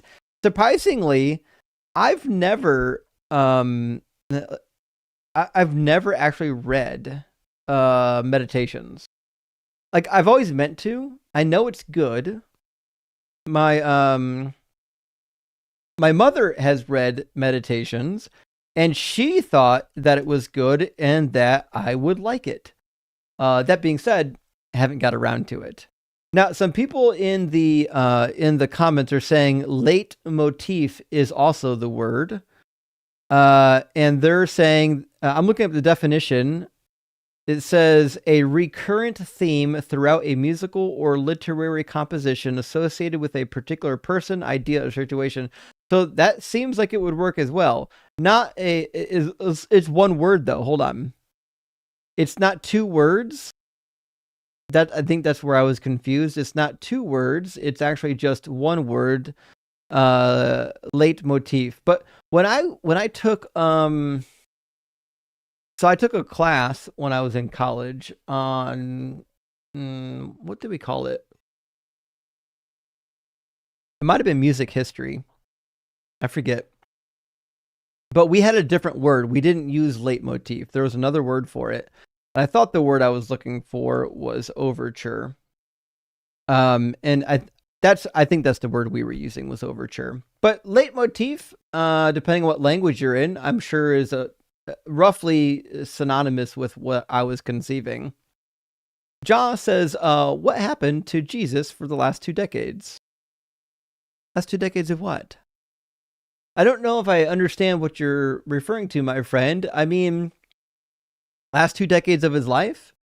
I mean, he only lived to be 30-something. Like, in Matthew, he's maybe 33. In Luke, he's like maybe 42? Depends on how you do the accounting, you know? Kane says, oh Cam's razor, not for 1995. It's not a 5-blade. It's not a 6-blade. It's a 7-blade razor, needlessly multiplying blades. And a spaghetti says, forgot to wipe my ass. God must be real. I mean, if you're spaghetti, then clearly your God is this flying spaghetti monster. And Brian says, why do they demand we grant non-evidential spirits but won't accept high evidence scientific theory? Evolution, gravity, seems that's backwards. That's a fair point. The idea that they won't accept evolution and abiogenesis, despite the evidence for it. But then they will get shocked when we don't believe in spirits and nonsense like that. It's pretty wild. Doosty says, this isn't a script, immediately followed by science can't explain. It was a fucking script. And also remember, every argument that starts with science can't explain, that argument is just a God of the gaps. That's it. That's saying, I don't know, therefore God. That's all it ever is. But even if you don't know, that don't mean God did it. You still need an argument for God doing it. Unashamed says, roses are red, violets are blue. God isn't real. Fuck ice. Listen, sometimes you don't have to rhyme for it to be good, and that's fucking good. Yesterday in the Western World says, I collabed a little bit in my mouth during that last call, and I don't fucking blame you. That guy was a troll. To be fair, though, he was a little bit of a convincing troll. A little bit. 15 blows. Someone just demonstrated the immaterial to me by radio waves. You can't see them, but they could be heard. This is the level we are dealing with. Oh, fuck. That's the funny thing about radio waves, is they are in the, what we would call the material world. Like, electromagnetic waves exist in the material world. Like, that's fucking crazy. What? Now, sound waves, I would imagine you'd have a better argument, but even sound waves exist in the material world because sound only happens because our physical stuff produces pulses in the atmosphere. Like if there's no atmosphere, you have no sound. That's why there's, as they say, no sound in space. There's no medium. Ben says, I just watched Children of the Corn. Oh, fuck. That's a classic. Classic. Children of the Corn and the movie has an Old Testament overtone. There are names like Malachi, Isaac, Jacob. Creepy old movie. Have you seen it? I have. It's a fucking classic. Now, guys, I didn't watch that many movies growing up, except for 2 classifications. I watched a lot of Disney movies, and I watched some comedies. But more than that, fucking horror movies. I've seen a lot of horror movies. I don't know why, but I always liked horror movies growing up. They're cheesy and they're goofy quite often, but I do like them. I've seen quite a few. That's why I laughed so hard when I saw H.P. Lovecraft's name, because obviously, if you watch horror movies, you know about H.P. Lovecraft. Reverend Nate says, peace, love, and chicken grease from Mexico, nerds. Well, shit, Reverend Nate, I didn't realize you were from Mexico. Well, wait, no. You're from Canada. Wait, what's happening? You're not from Mexico, you're from Canada. Are you in Mexico now? I've got fucking questions, Reverend Nate. I've got a lot of questions now. Black Hole Sun says, your job stuff is great. Please do that if it fits.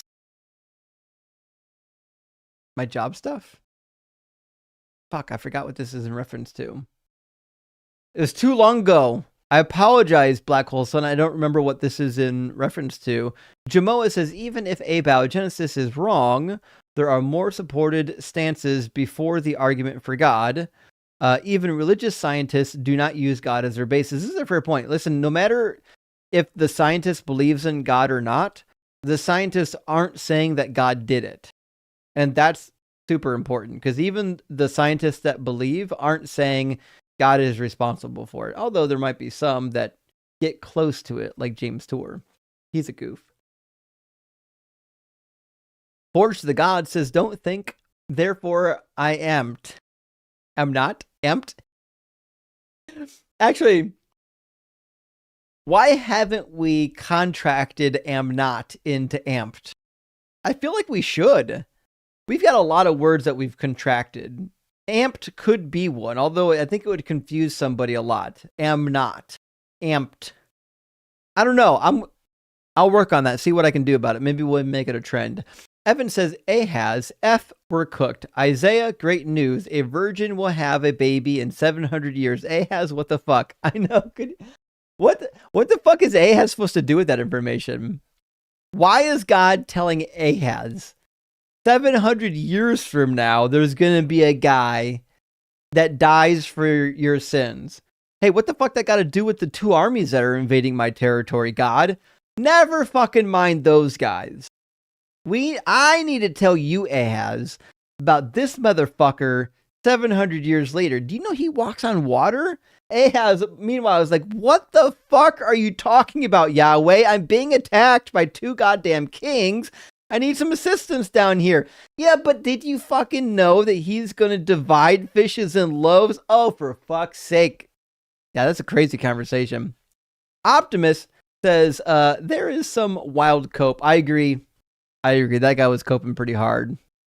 Actually, the second guess, not the first guess. The first guess, I think he kind of came around, actually. G. Theverven says, Justin is bearded. Adjective does not mean he will grow future beard.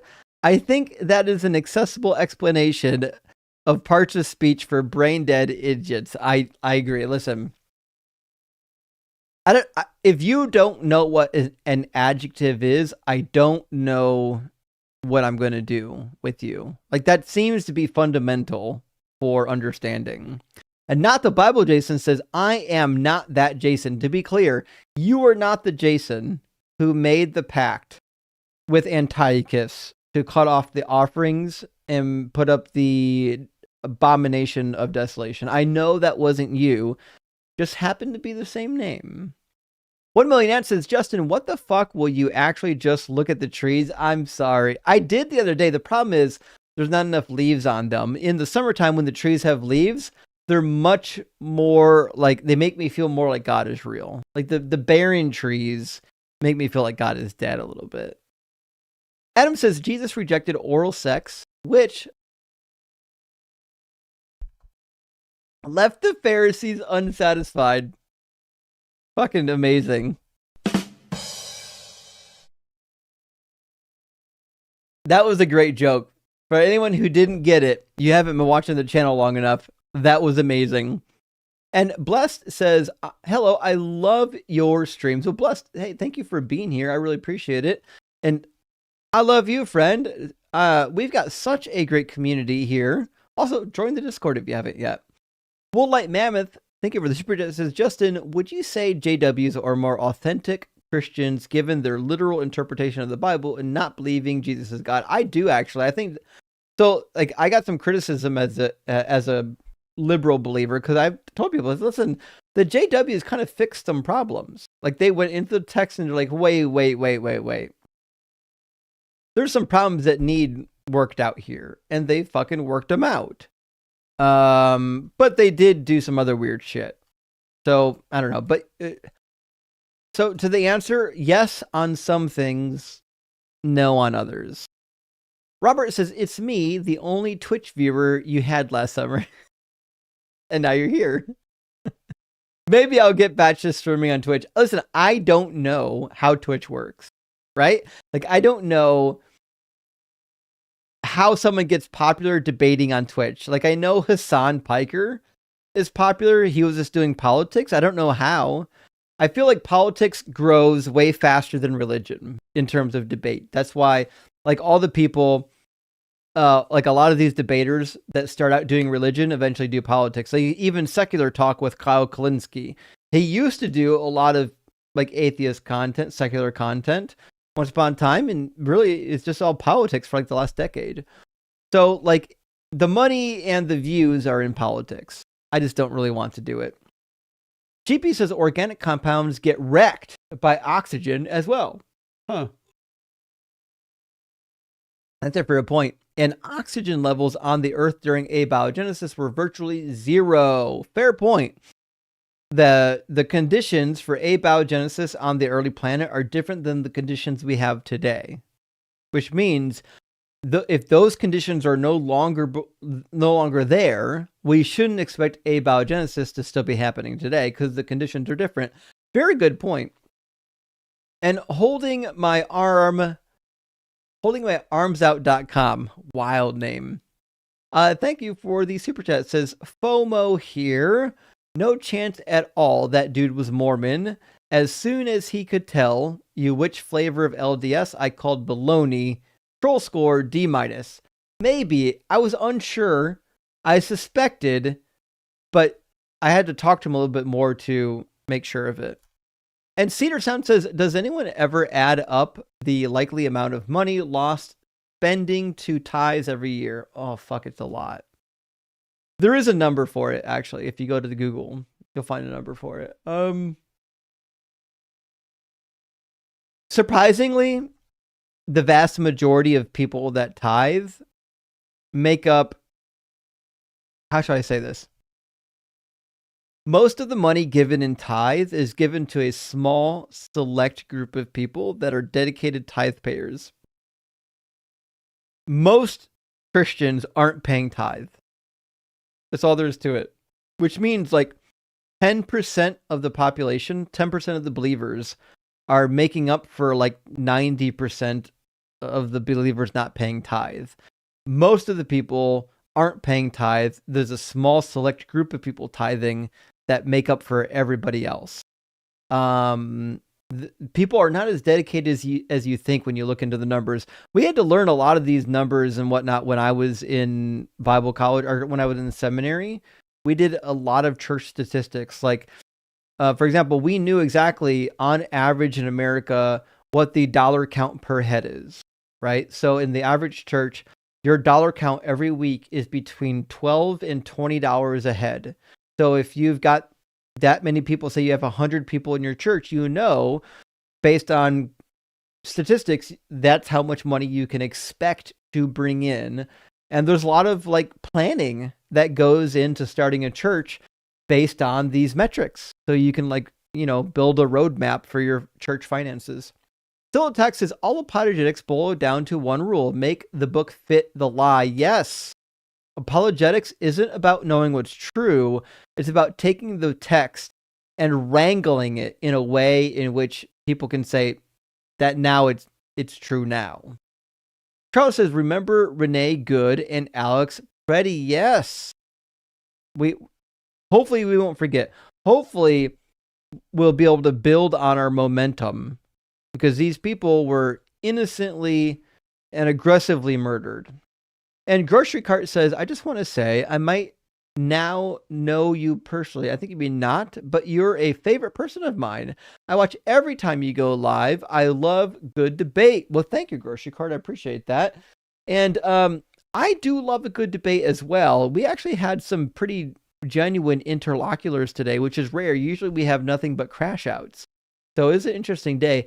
Clap says, I summoned a Fildo, called out their lying, and now the prophecy is complete. Am I the Messiah? You are. You are absolutely the Messiah. And you cooked the opposition. Praise collapse.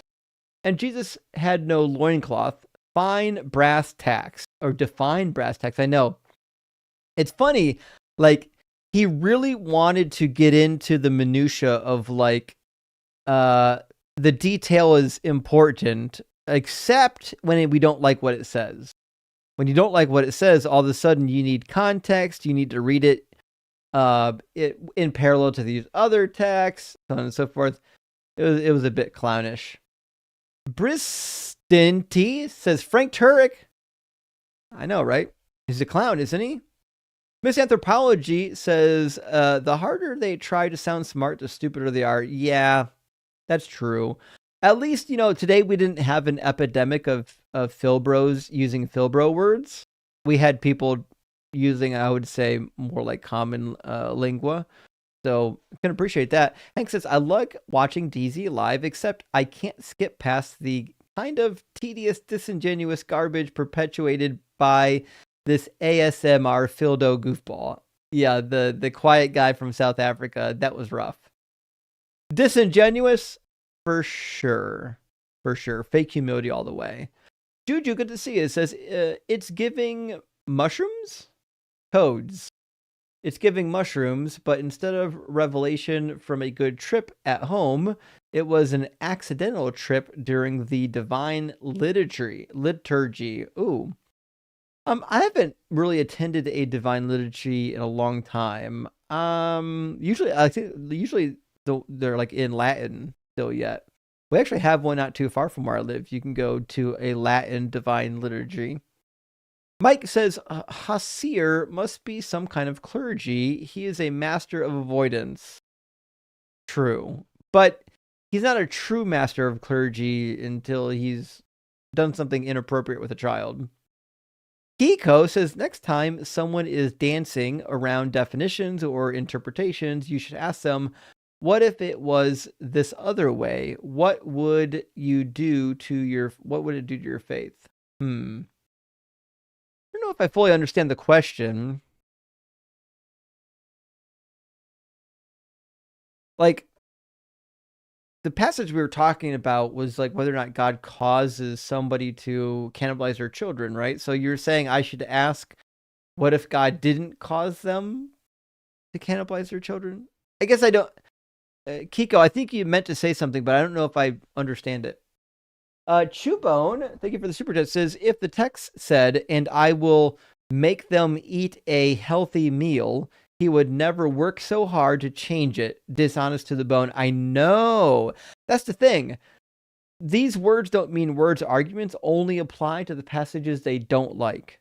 The passages that they do like, this is God's final fucking word, and you can't challenge it because they're not concerned about what's really right. And Mr. Kiki says, isn't it technically possible for people to make objective statements like this guy is an idiot? I don't think so. Nope. You can call it objective, but it's not.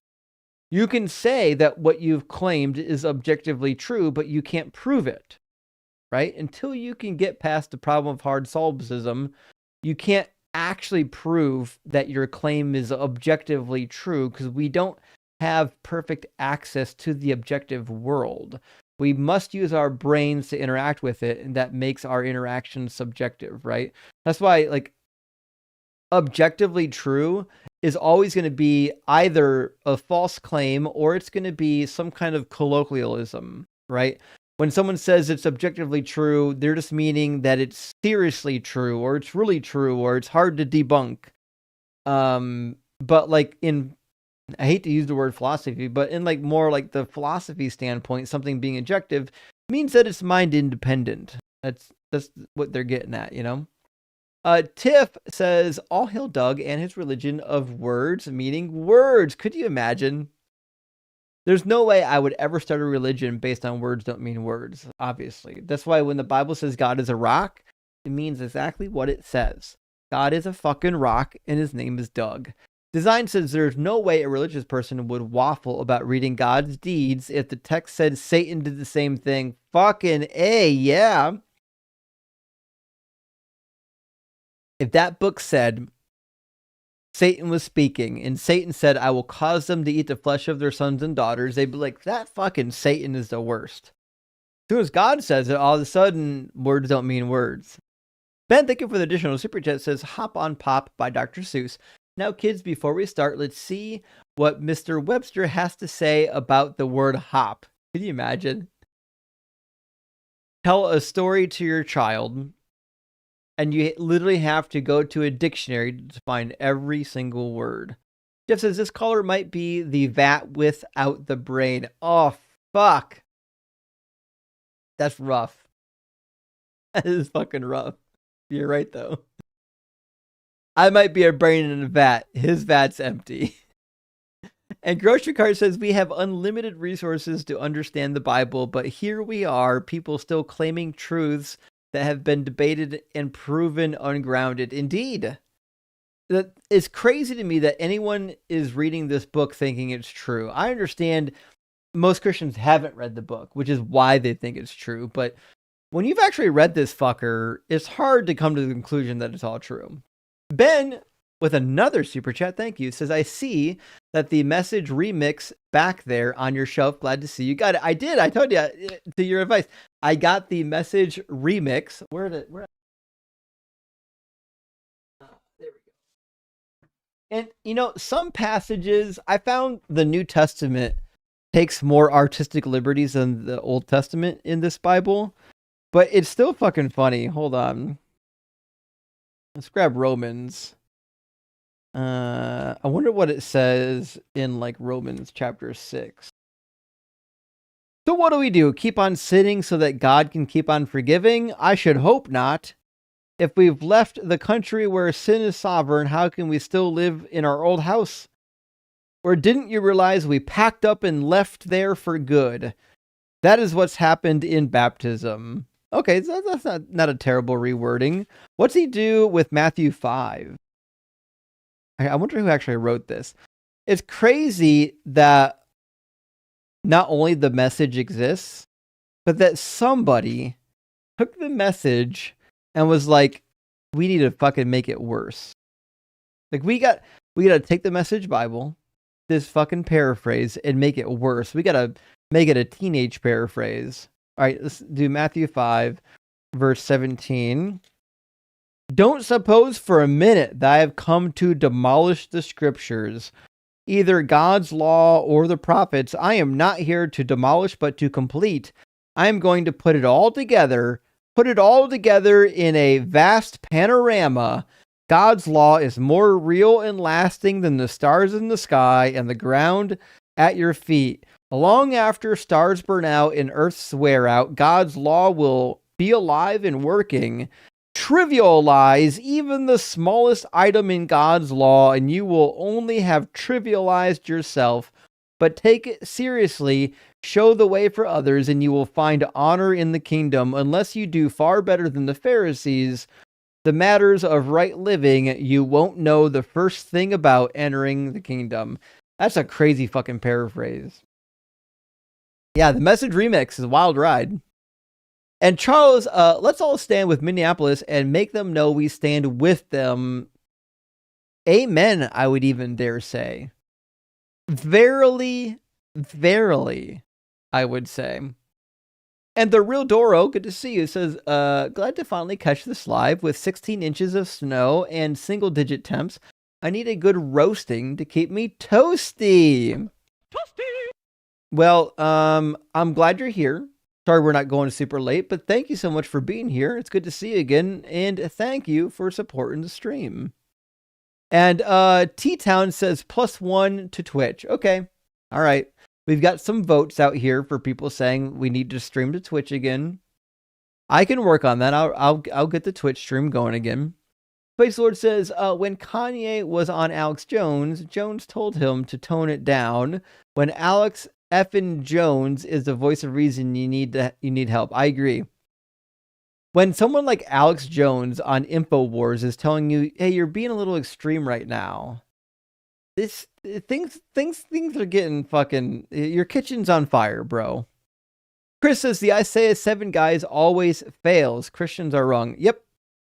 Always. I'll never understand. I will never for my life understand how there is a Christian on this planet that will swear that Isaiah 7 predicts a virgin birth of the Messiah and they've never fucking read it. Mike, my friend, thank you for the 666. Hail Nero says the Philbros seem to have been watching how dishonest the Muslim callers were and then did a collective hold my beer. Yeah, I'd say so much.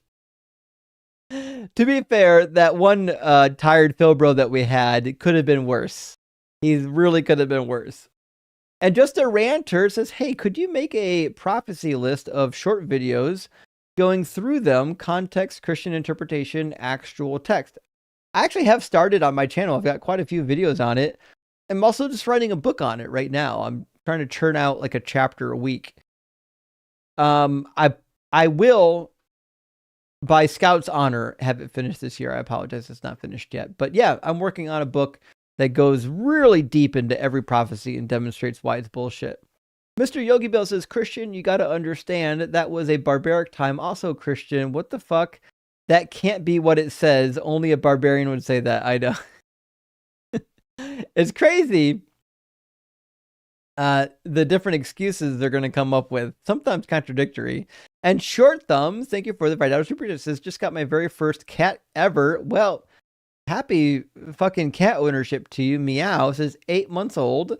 Do you have any advice? Been trying to talk to her about hermeneutics, but she doesn't seem to get it. Well, my cats also don't care for hermeneutics. That being said, my advice, get lots of toys.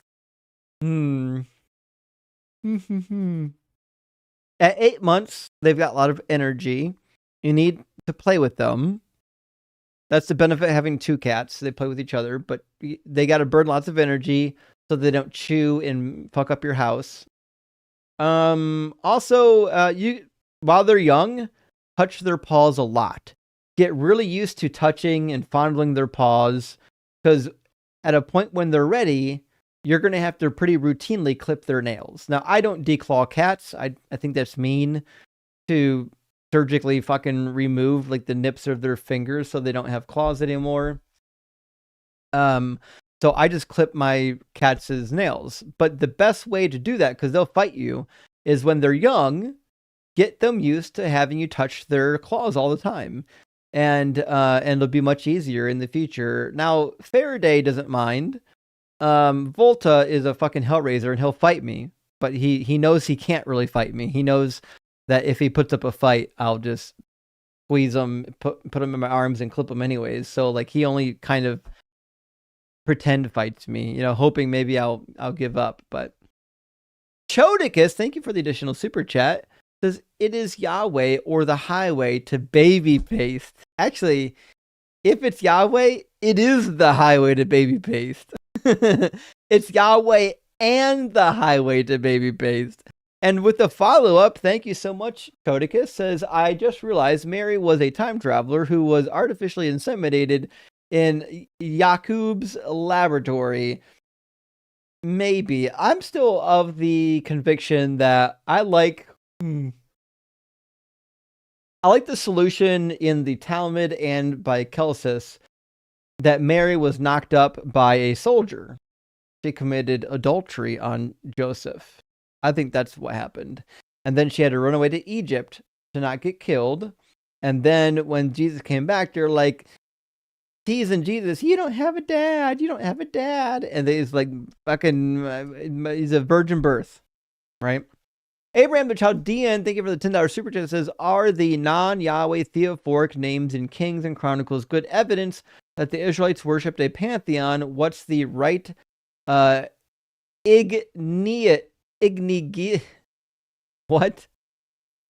Ignigesis. Doug's reading. Okay. Took me a second to figure that one out. I agree. So if you look through, not just in Kings, but Judges. So if you look through the many lists of names, you'll find a lot of people named after the Canaanite gods. Even Saul's son, Ishbaal, is named after Baal.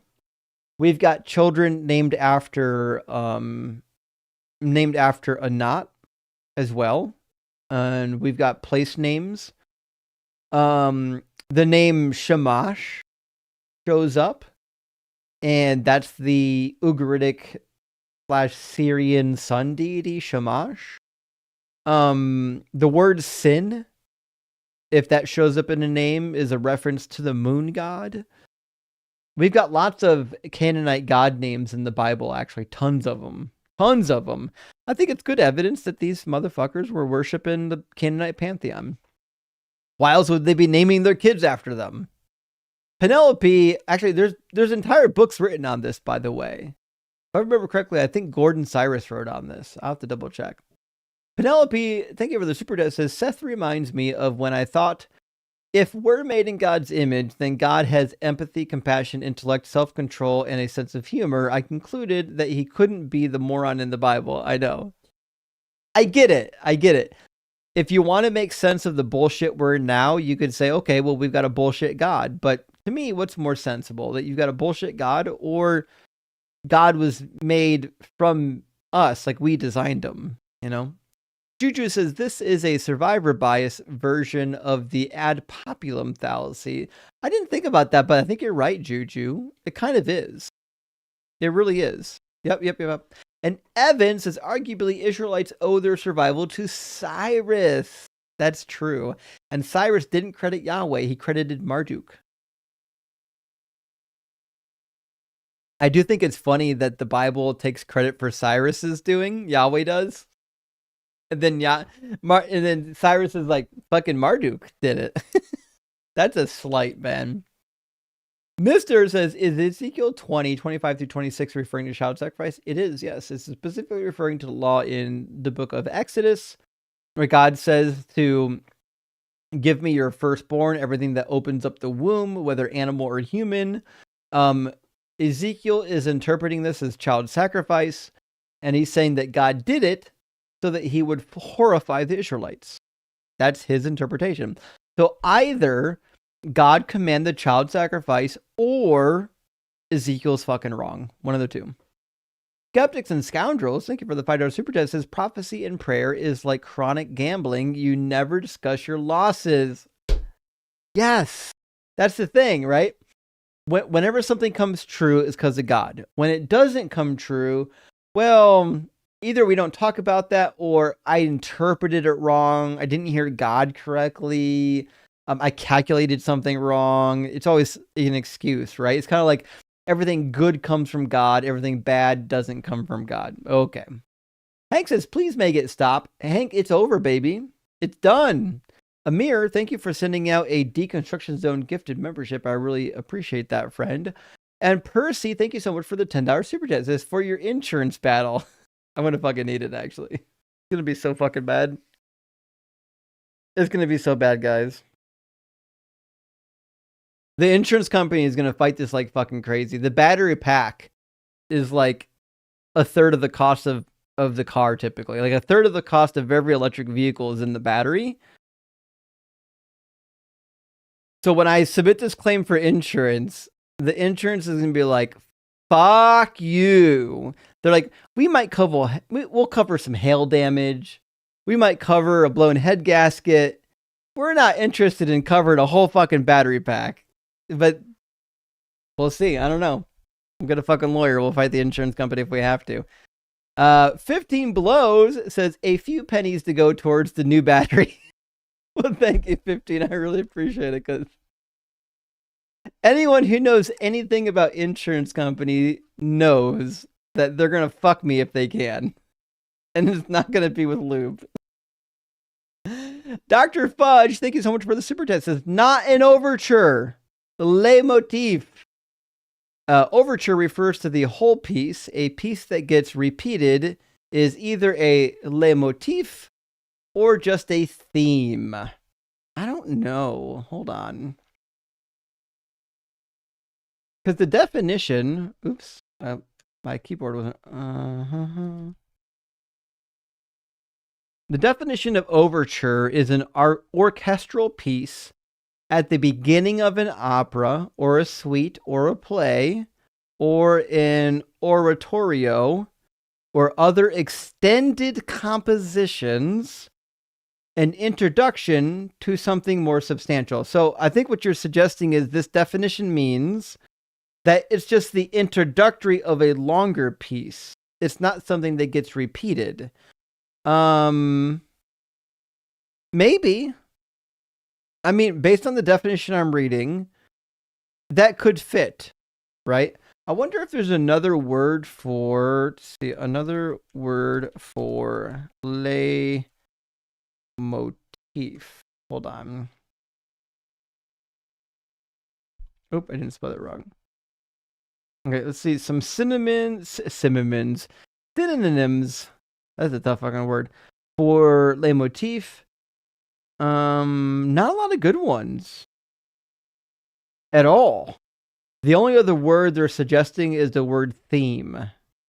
I know there's another word, though. I know there is. I know it. See, now I'm going to have to go back, like, dig out my old fucking college books from, like, 20 years ago and find this fucking word that I'm looking for. It's a very specific word. And it's not coming to me. But for lack of better words, for lack of an answer, for now, we're going to call it the leitmotif. And I'm assuming it's French and the T silent. I don't really know, actually. Emir says, wouldn't it make your day if insurance tried to claim an act of God clause with you? Those motherfuckers, if they put act of God, no fucking way. I like to imagine you having fun with that situation. Actually, it's funny. Some insurance clauses do cover acts of God. Isn't that wild? I had an auto insurance policy that covered acts of God. Like if there was a weather incident that caused a tree to fall on your vehicle, it would cover that. So some insurance covers that bullshit. My insurance should cover it. I like every option when I bought this insurance was like, yep, I want that. I want that. I want that. I want that. Everything I wanted. So we'll see. Famous Amos says, hoping it's covered by insurance or the city, but here's some money for your car and for letting me bother you earlier. Fly safe. Well, no problem, Famous. I really appreciate it. Thank you for the assistance. It's gonna be a fucking wild ride. Listen, I've fought with insurance companies before, so like I fucking know. Like I don't have any illusion that I'm gonna submit this claim and they're gonna be like, oh yeah, fucking sure. Nope. Those motherfuckers are gonna fight it. They're gonna fight it hard. We'll see. Theater and Sound, thank you so much for the super chat. Says, how much of a dead giveaway are callers when they start out saying, I just want to get to know you and your beliefs before I defend my God beliefs? Yeah, it's an interesting one. Here's my take on it. When somebody comes in asking those questions, I almost immediately assume that they're going to presup. They're going to go to some bullshit presuppositionalist argument because rather than defending their worldview, they want to find a problem in your worldview and say, if your worldview has a problem, then mine is true by default. That's not the way that fucking works. And in fact, if I'm talking to a Christian and I demonstrate that the Christian God isn't real, that doesn't validate my position as true. God could still be real and Christianity could still be false, right? So you can't validate your position all the time just by invalidating somebody else's position.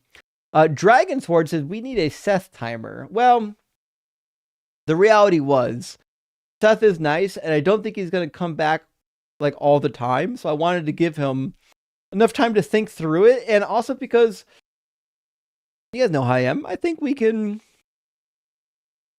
make progress with some people, and Seth might be one of those people that's maybe he is on the edge of, thinking about atheism. Zoidberg, thank you for the $5 super chat, says, I was on an evening stroll in Boston downtown today. Sorry to hear about that. And Doug revealed himself to me in form of a wooden bench on which I slipped. I am his prophet now. Holy fuck.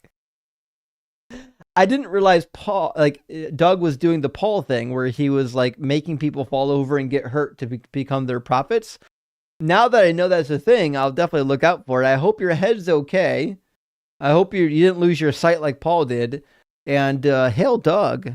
Also, tired of liars, I'm with you. Thank you for the $10 super chat. Says, my stepdad minister ran about 300 people per week and equated to 75 families donating 11%. Yeah, that's about right. Yeah. A small percentage of the people are donating.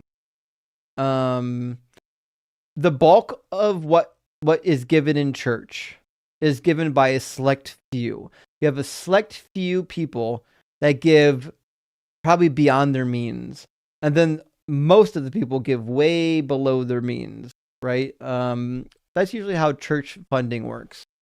That's just how it is. That's why if you see a church where like they've got a family that donates a lot of money to church, that's why they do everything they can to like cater to that family, because most of the money in a church is coming from just a few sources. It's not coming from the fact that all these people out here are tithing. Most people in church are just throwing a couple dollars in here, a couple dollars in there. Very few families are actually tithing. So that's why you see churches go out of their way to accommodate families that are like dedicated tithers, because the church depends on it. That's just the facts. Reverend Nate says, help me out, dude. I caved and got TikTok, but can't find M's. What's the exact username I have to search? M's and MS haven't worked. I would go to my channel. Hold on. Let me go to TikTok real quick. Website. I would go to my friends list and search my friends list. You should be able to do that. You can search other people's friends lists. And then search for M's, but I'm going to search it up and see what his actual name is. So I think he's got more than one channel actually. All right, I think the one that he's using right now is this one. And the name on the channel, sorry, it's too small to see. Let me zoom in. Looks like M198311. M198311, I believe, is the profile that you want to search for. And his symbol is the bat signal M's, which is like a theme for him. Like he comes calling when we need him, right? So that's how you can find my buddy M's. He is amazing. Follow his channel. You'll see him popping up on all kinds of people's live streams. Mike says, I think it's reprise rather than overture. That's it. Reprise. That's it. It's a reprisal. All right, hold on.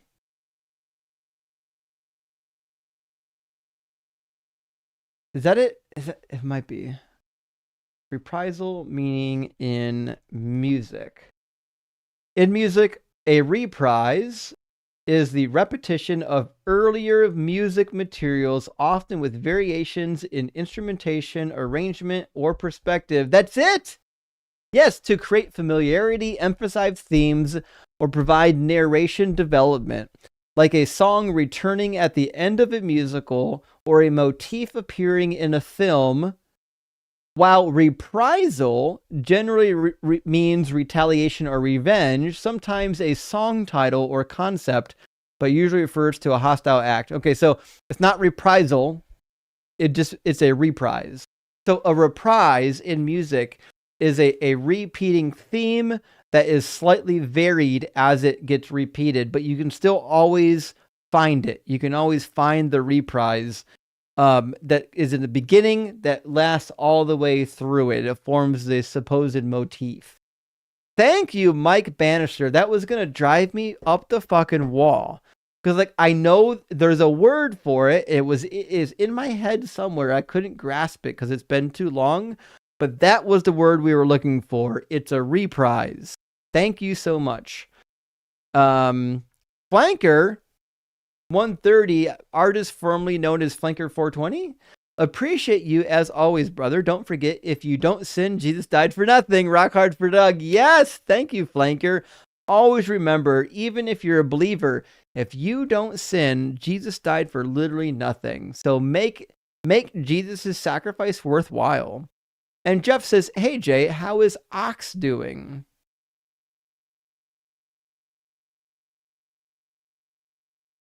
Wait. Who's Ox? Wait, hold on. Am I missing something? Wait. I feel like we had a conversation not that long ago with Ox. I don't remember what the reference was. Shit. Y'all, what's Ox mean? What's that a reference to? Shit, I forgot. Oh well. I don't know, Jeffrey, how Ox is because I forget the reference. But thank you for being here, friend. I appreciate that. Also, retired bomb tech in the house. Good to see you, my friend. Thank you for the $10 super chat. It says, used your cheat sheet for a discussion I had, pointed out the nonsense and contradictions and horrid acts of God. All I got back was excuses, apologetic justifications, and pretzels. I loved it. Thanks. That's what the fuck I'm talking about. That's what the cheat sheet is for. Hey, whatever you do, print that fucker out, use your phone, whatever you need to do, print that thing out and cook some people with it. That's what the fuck we're talking about. You know what I'm talking about? The cheat sheet, I think, is a good tool. Or else I wouldn't have made it. Claudio, thank you for the $5 super chat. It says, in music, a refrain is a short repeated section, phrase, or line that recurs at intervals throughout a song. Now, I do know a refrain. Refrain is typically within the song, right? That's close.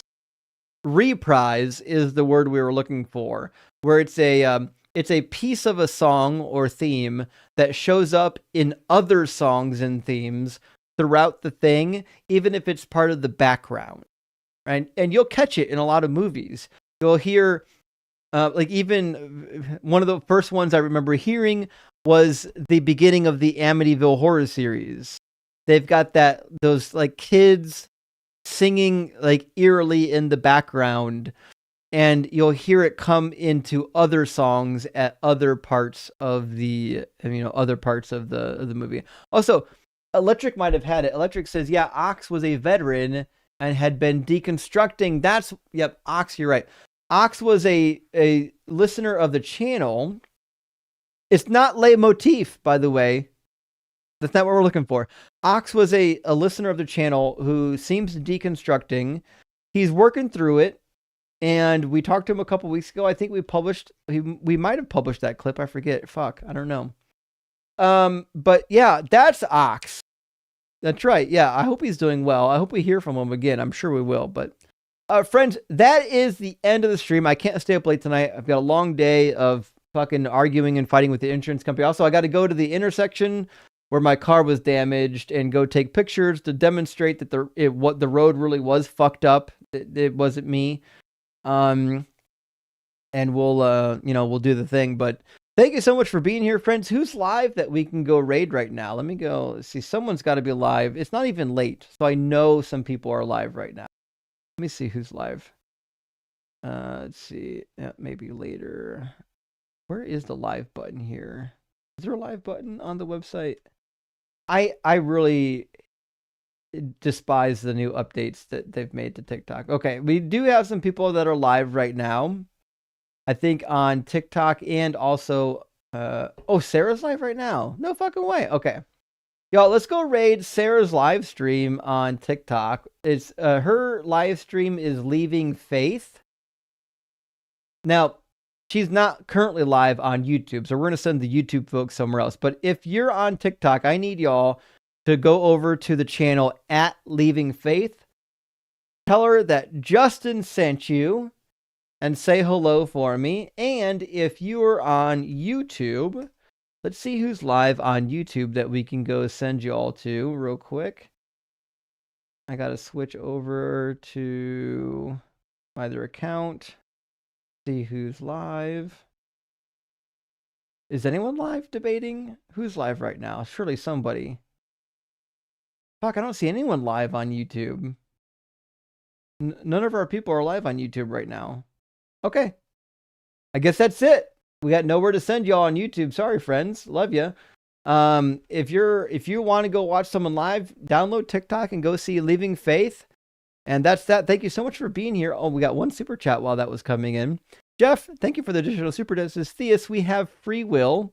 Also, Theus, I want to thank God for insert anything here. Atheist, damn, we friggin' knocked that out of the park. We worked really hard and did a fantastic job. Yeah, that's the funny thing. As an atheist, if you did something good, you accomplished something, you can be proud of your accomplishment. But the believer always finds, like, well, I got to thank God for this touchdown. You ran a hell of a game today. I need to thank God for my performance. God doesn't give a fuck about your performance. Friends, if you accomplish something, just own it. You did it. Congratulations. All right. Love your friends. We'll see you again on Wednesday. Maybe I'll have good news from the insurance company. If not, we're going to have fucking fun anyways. Cheers.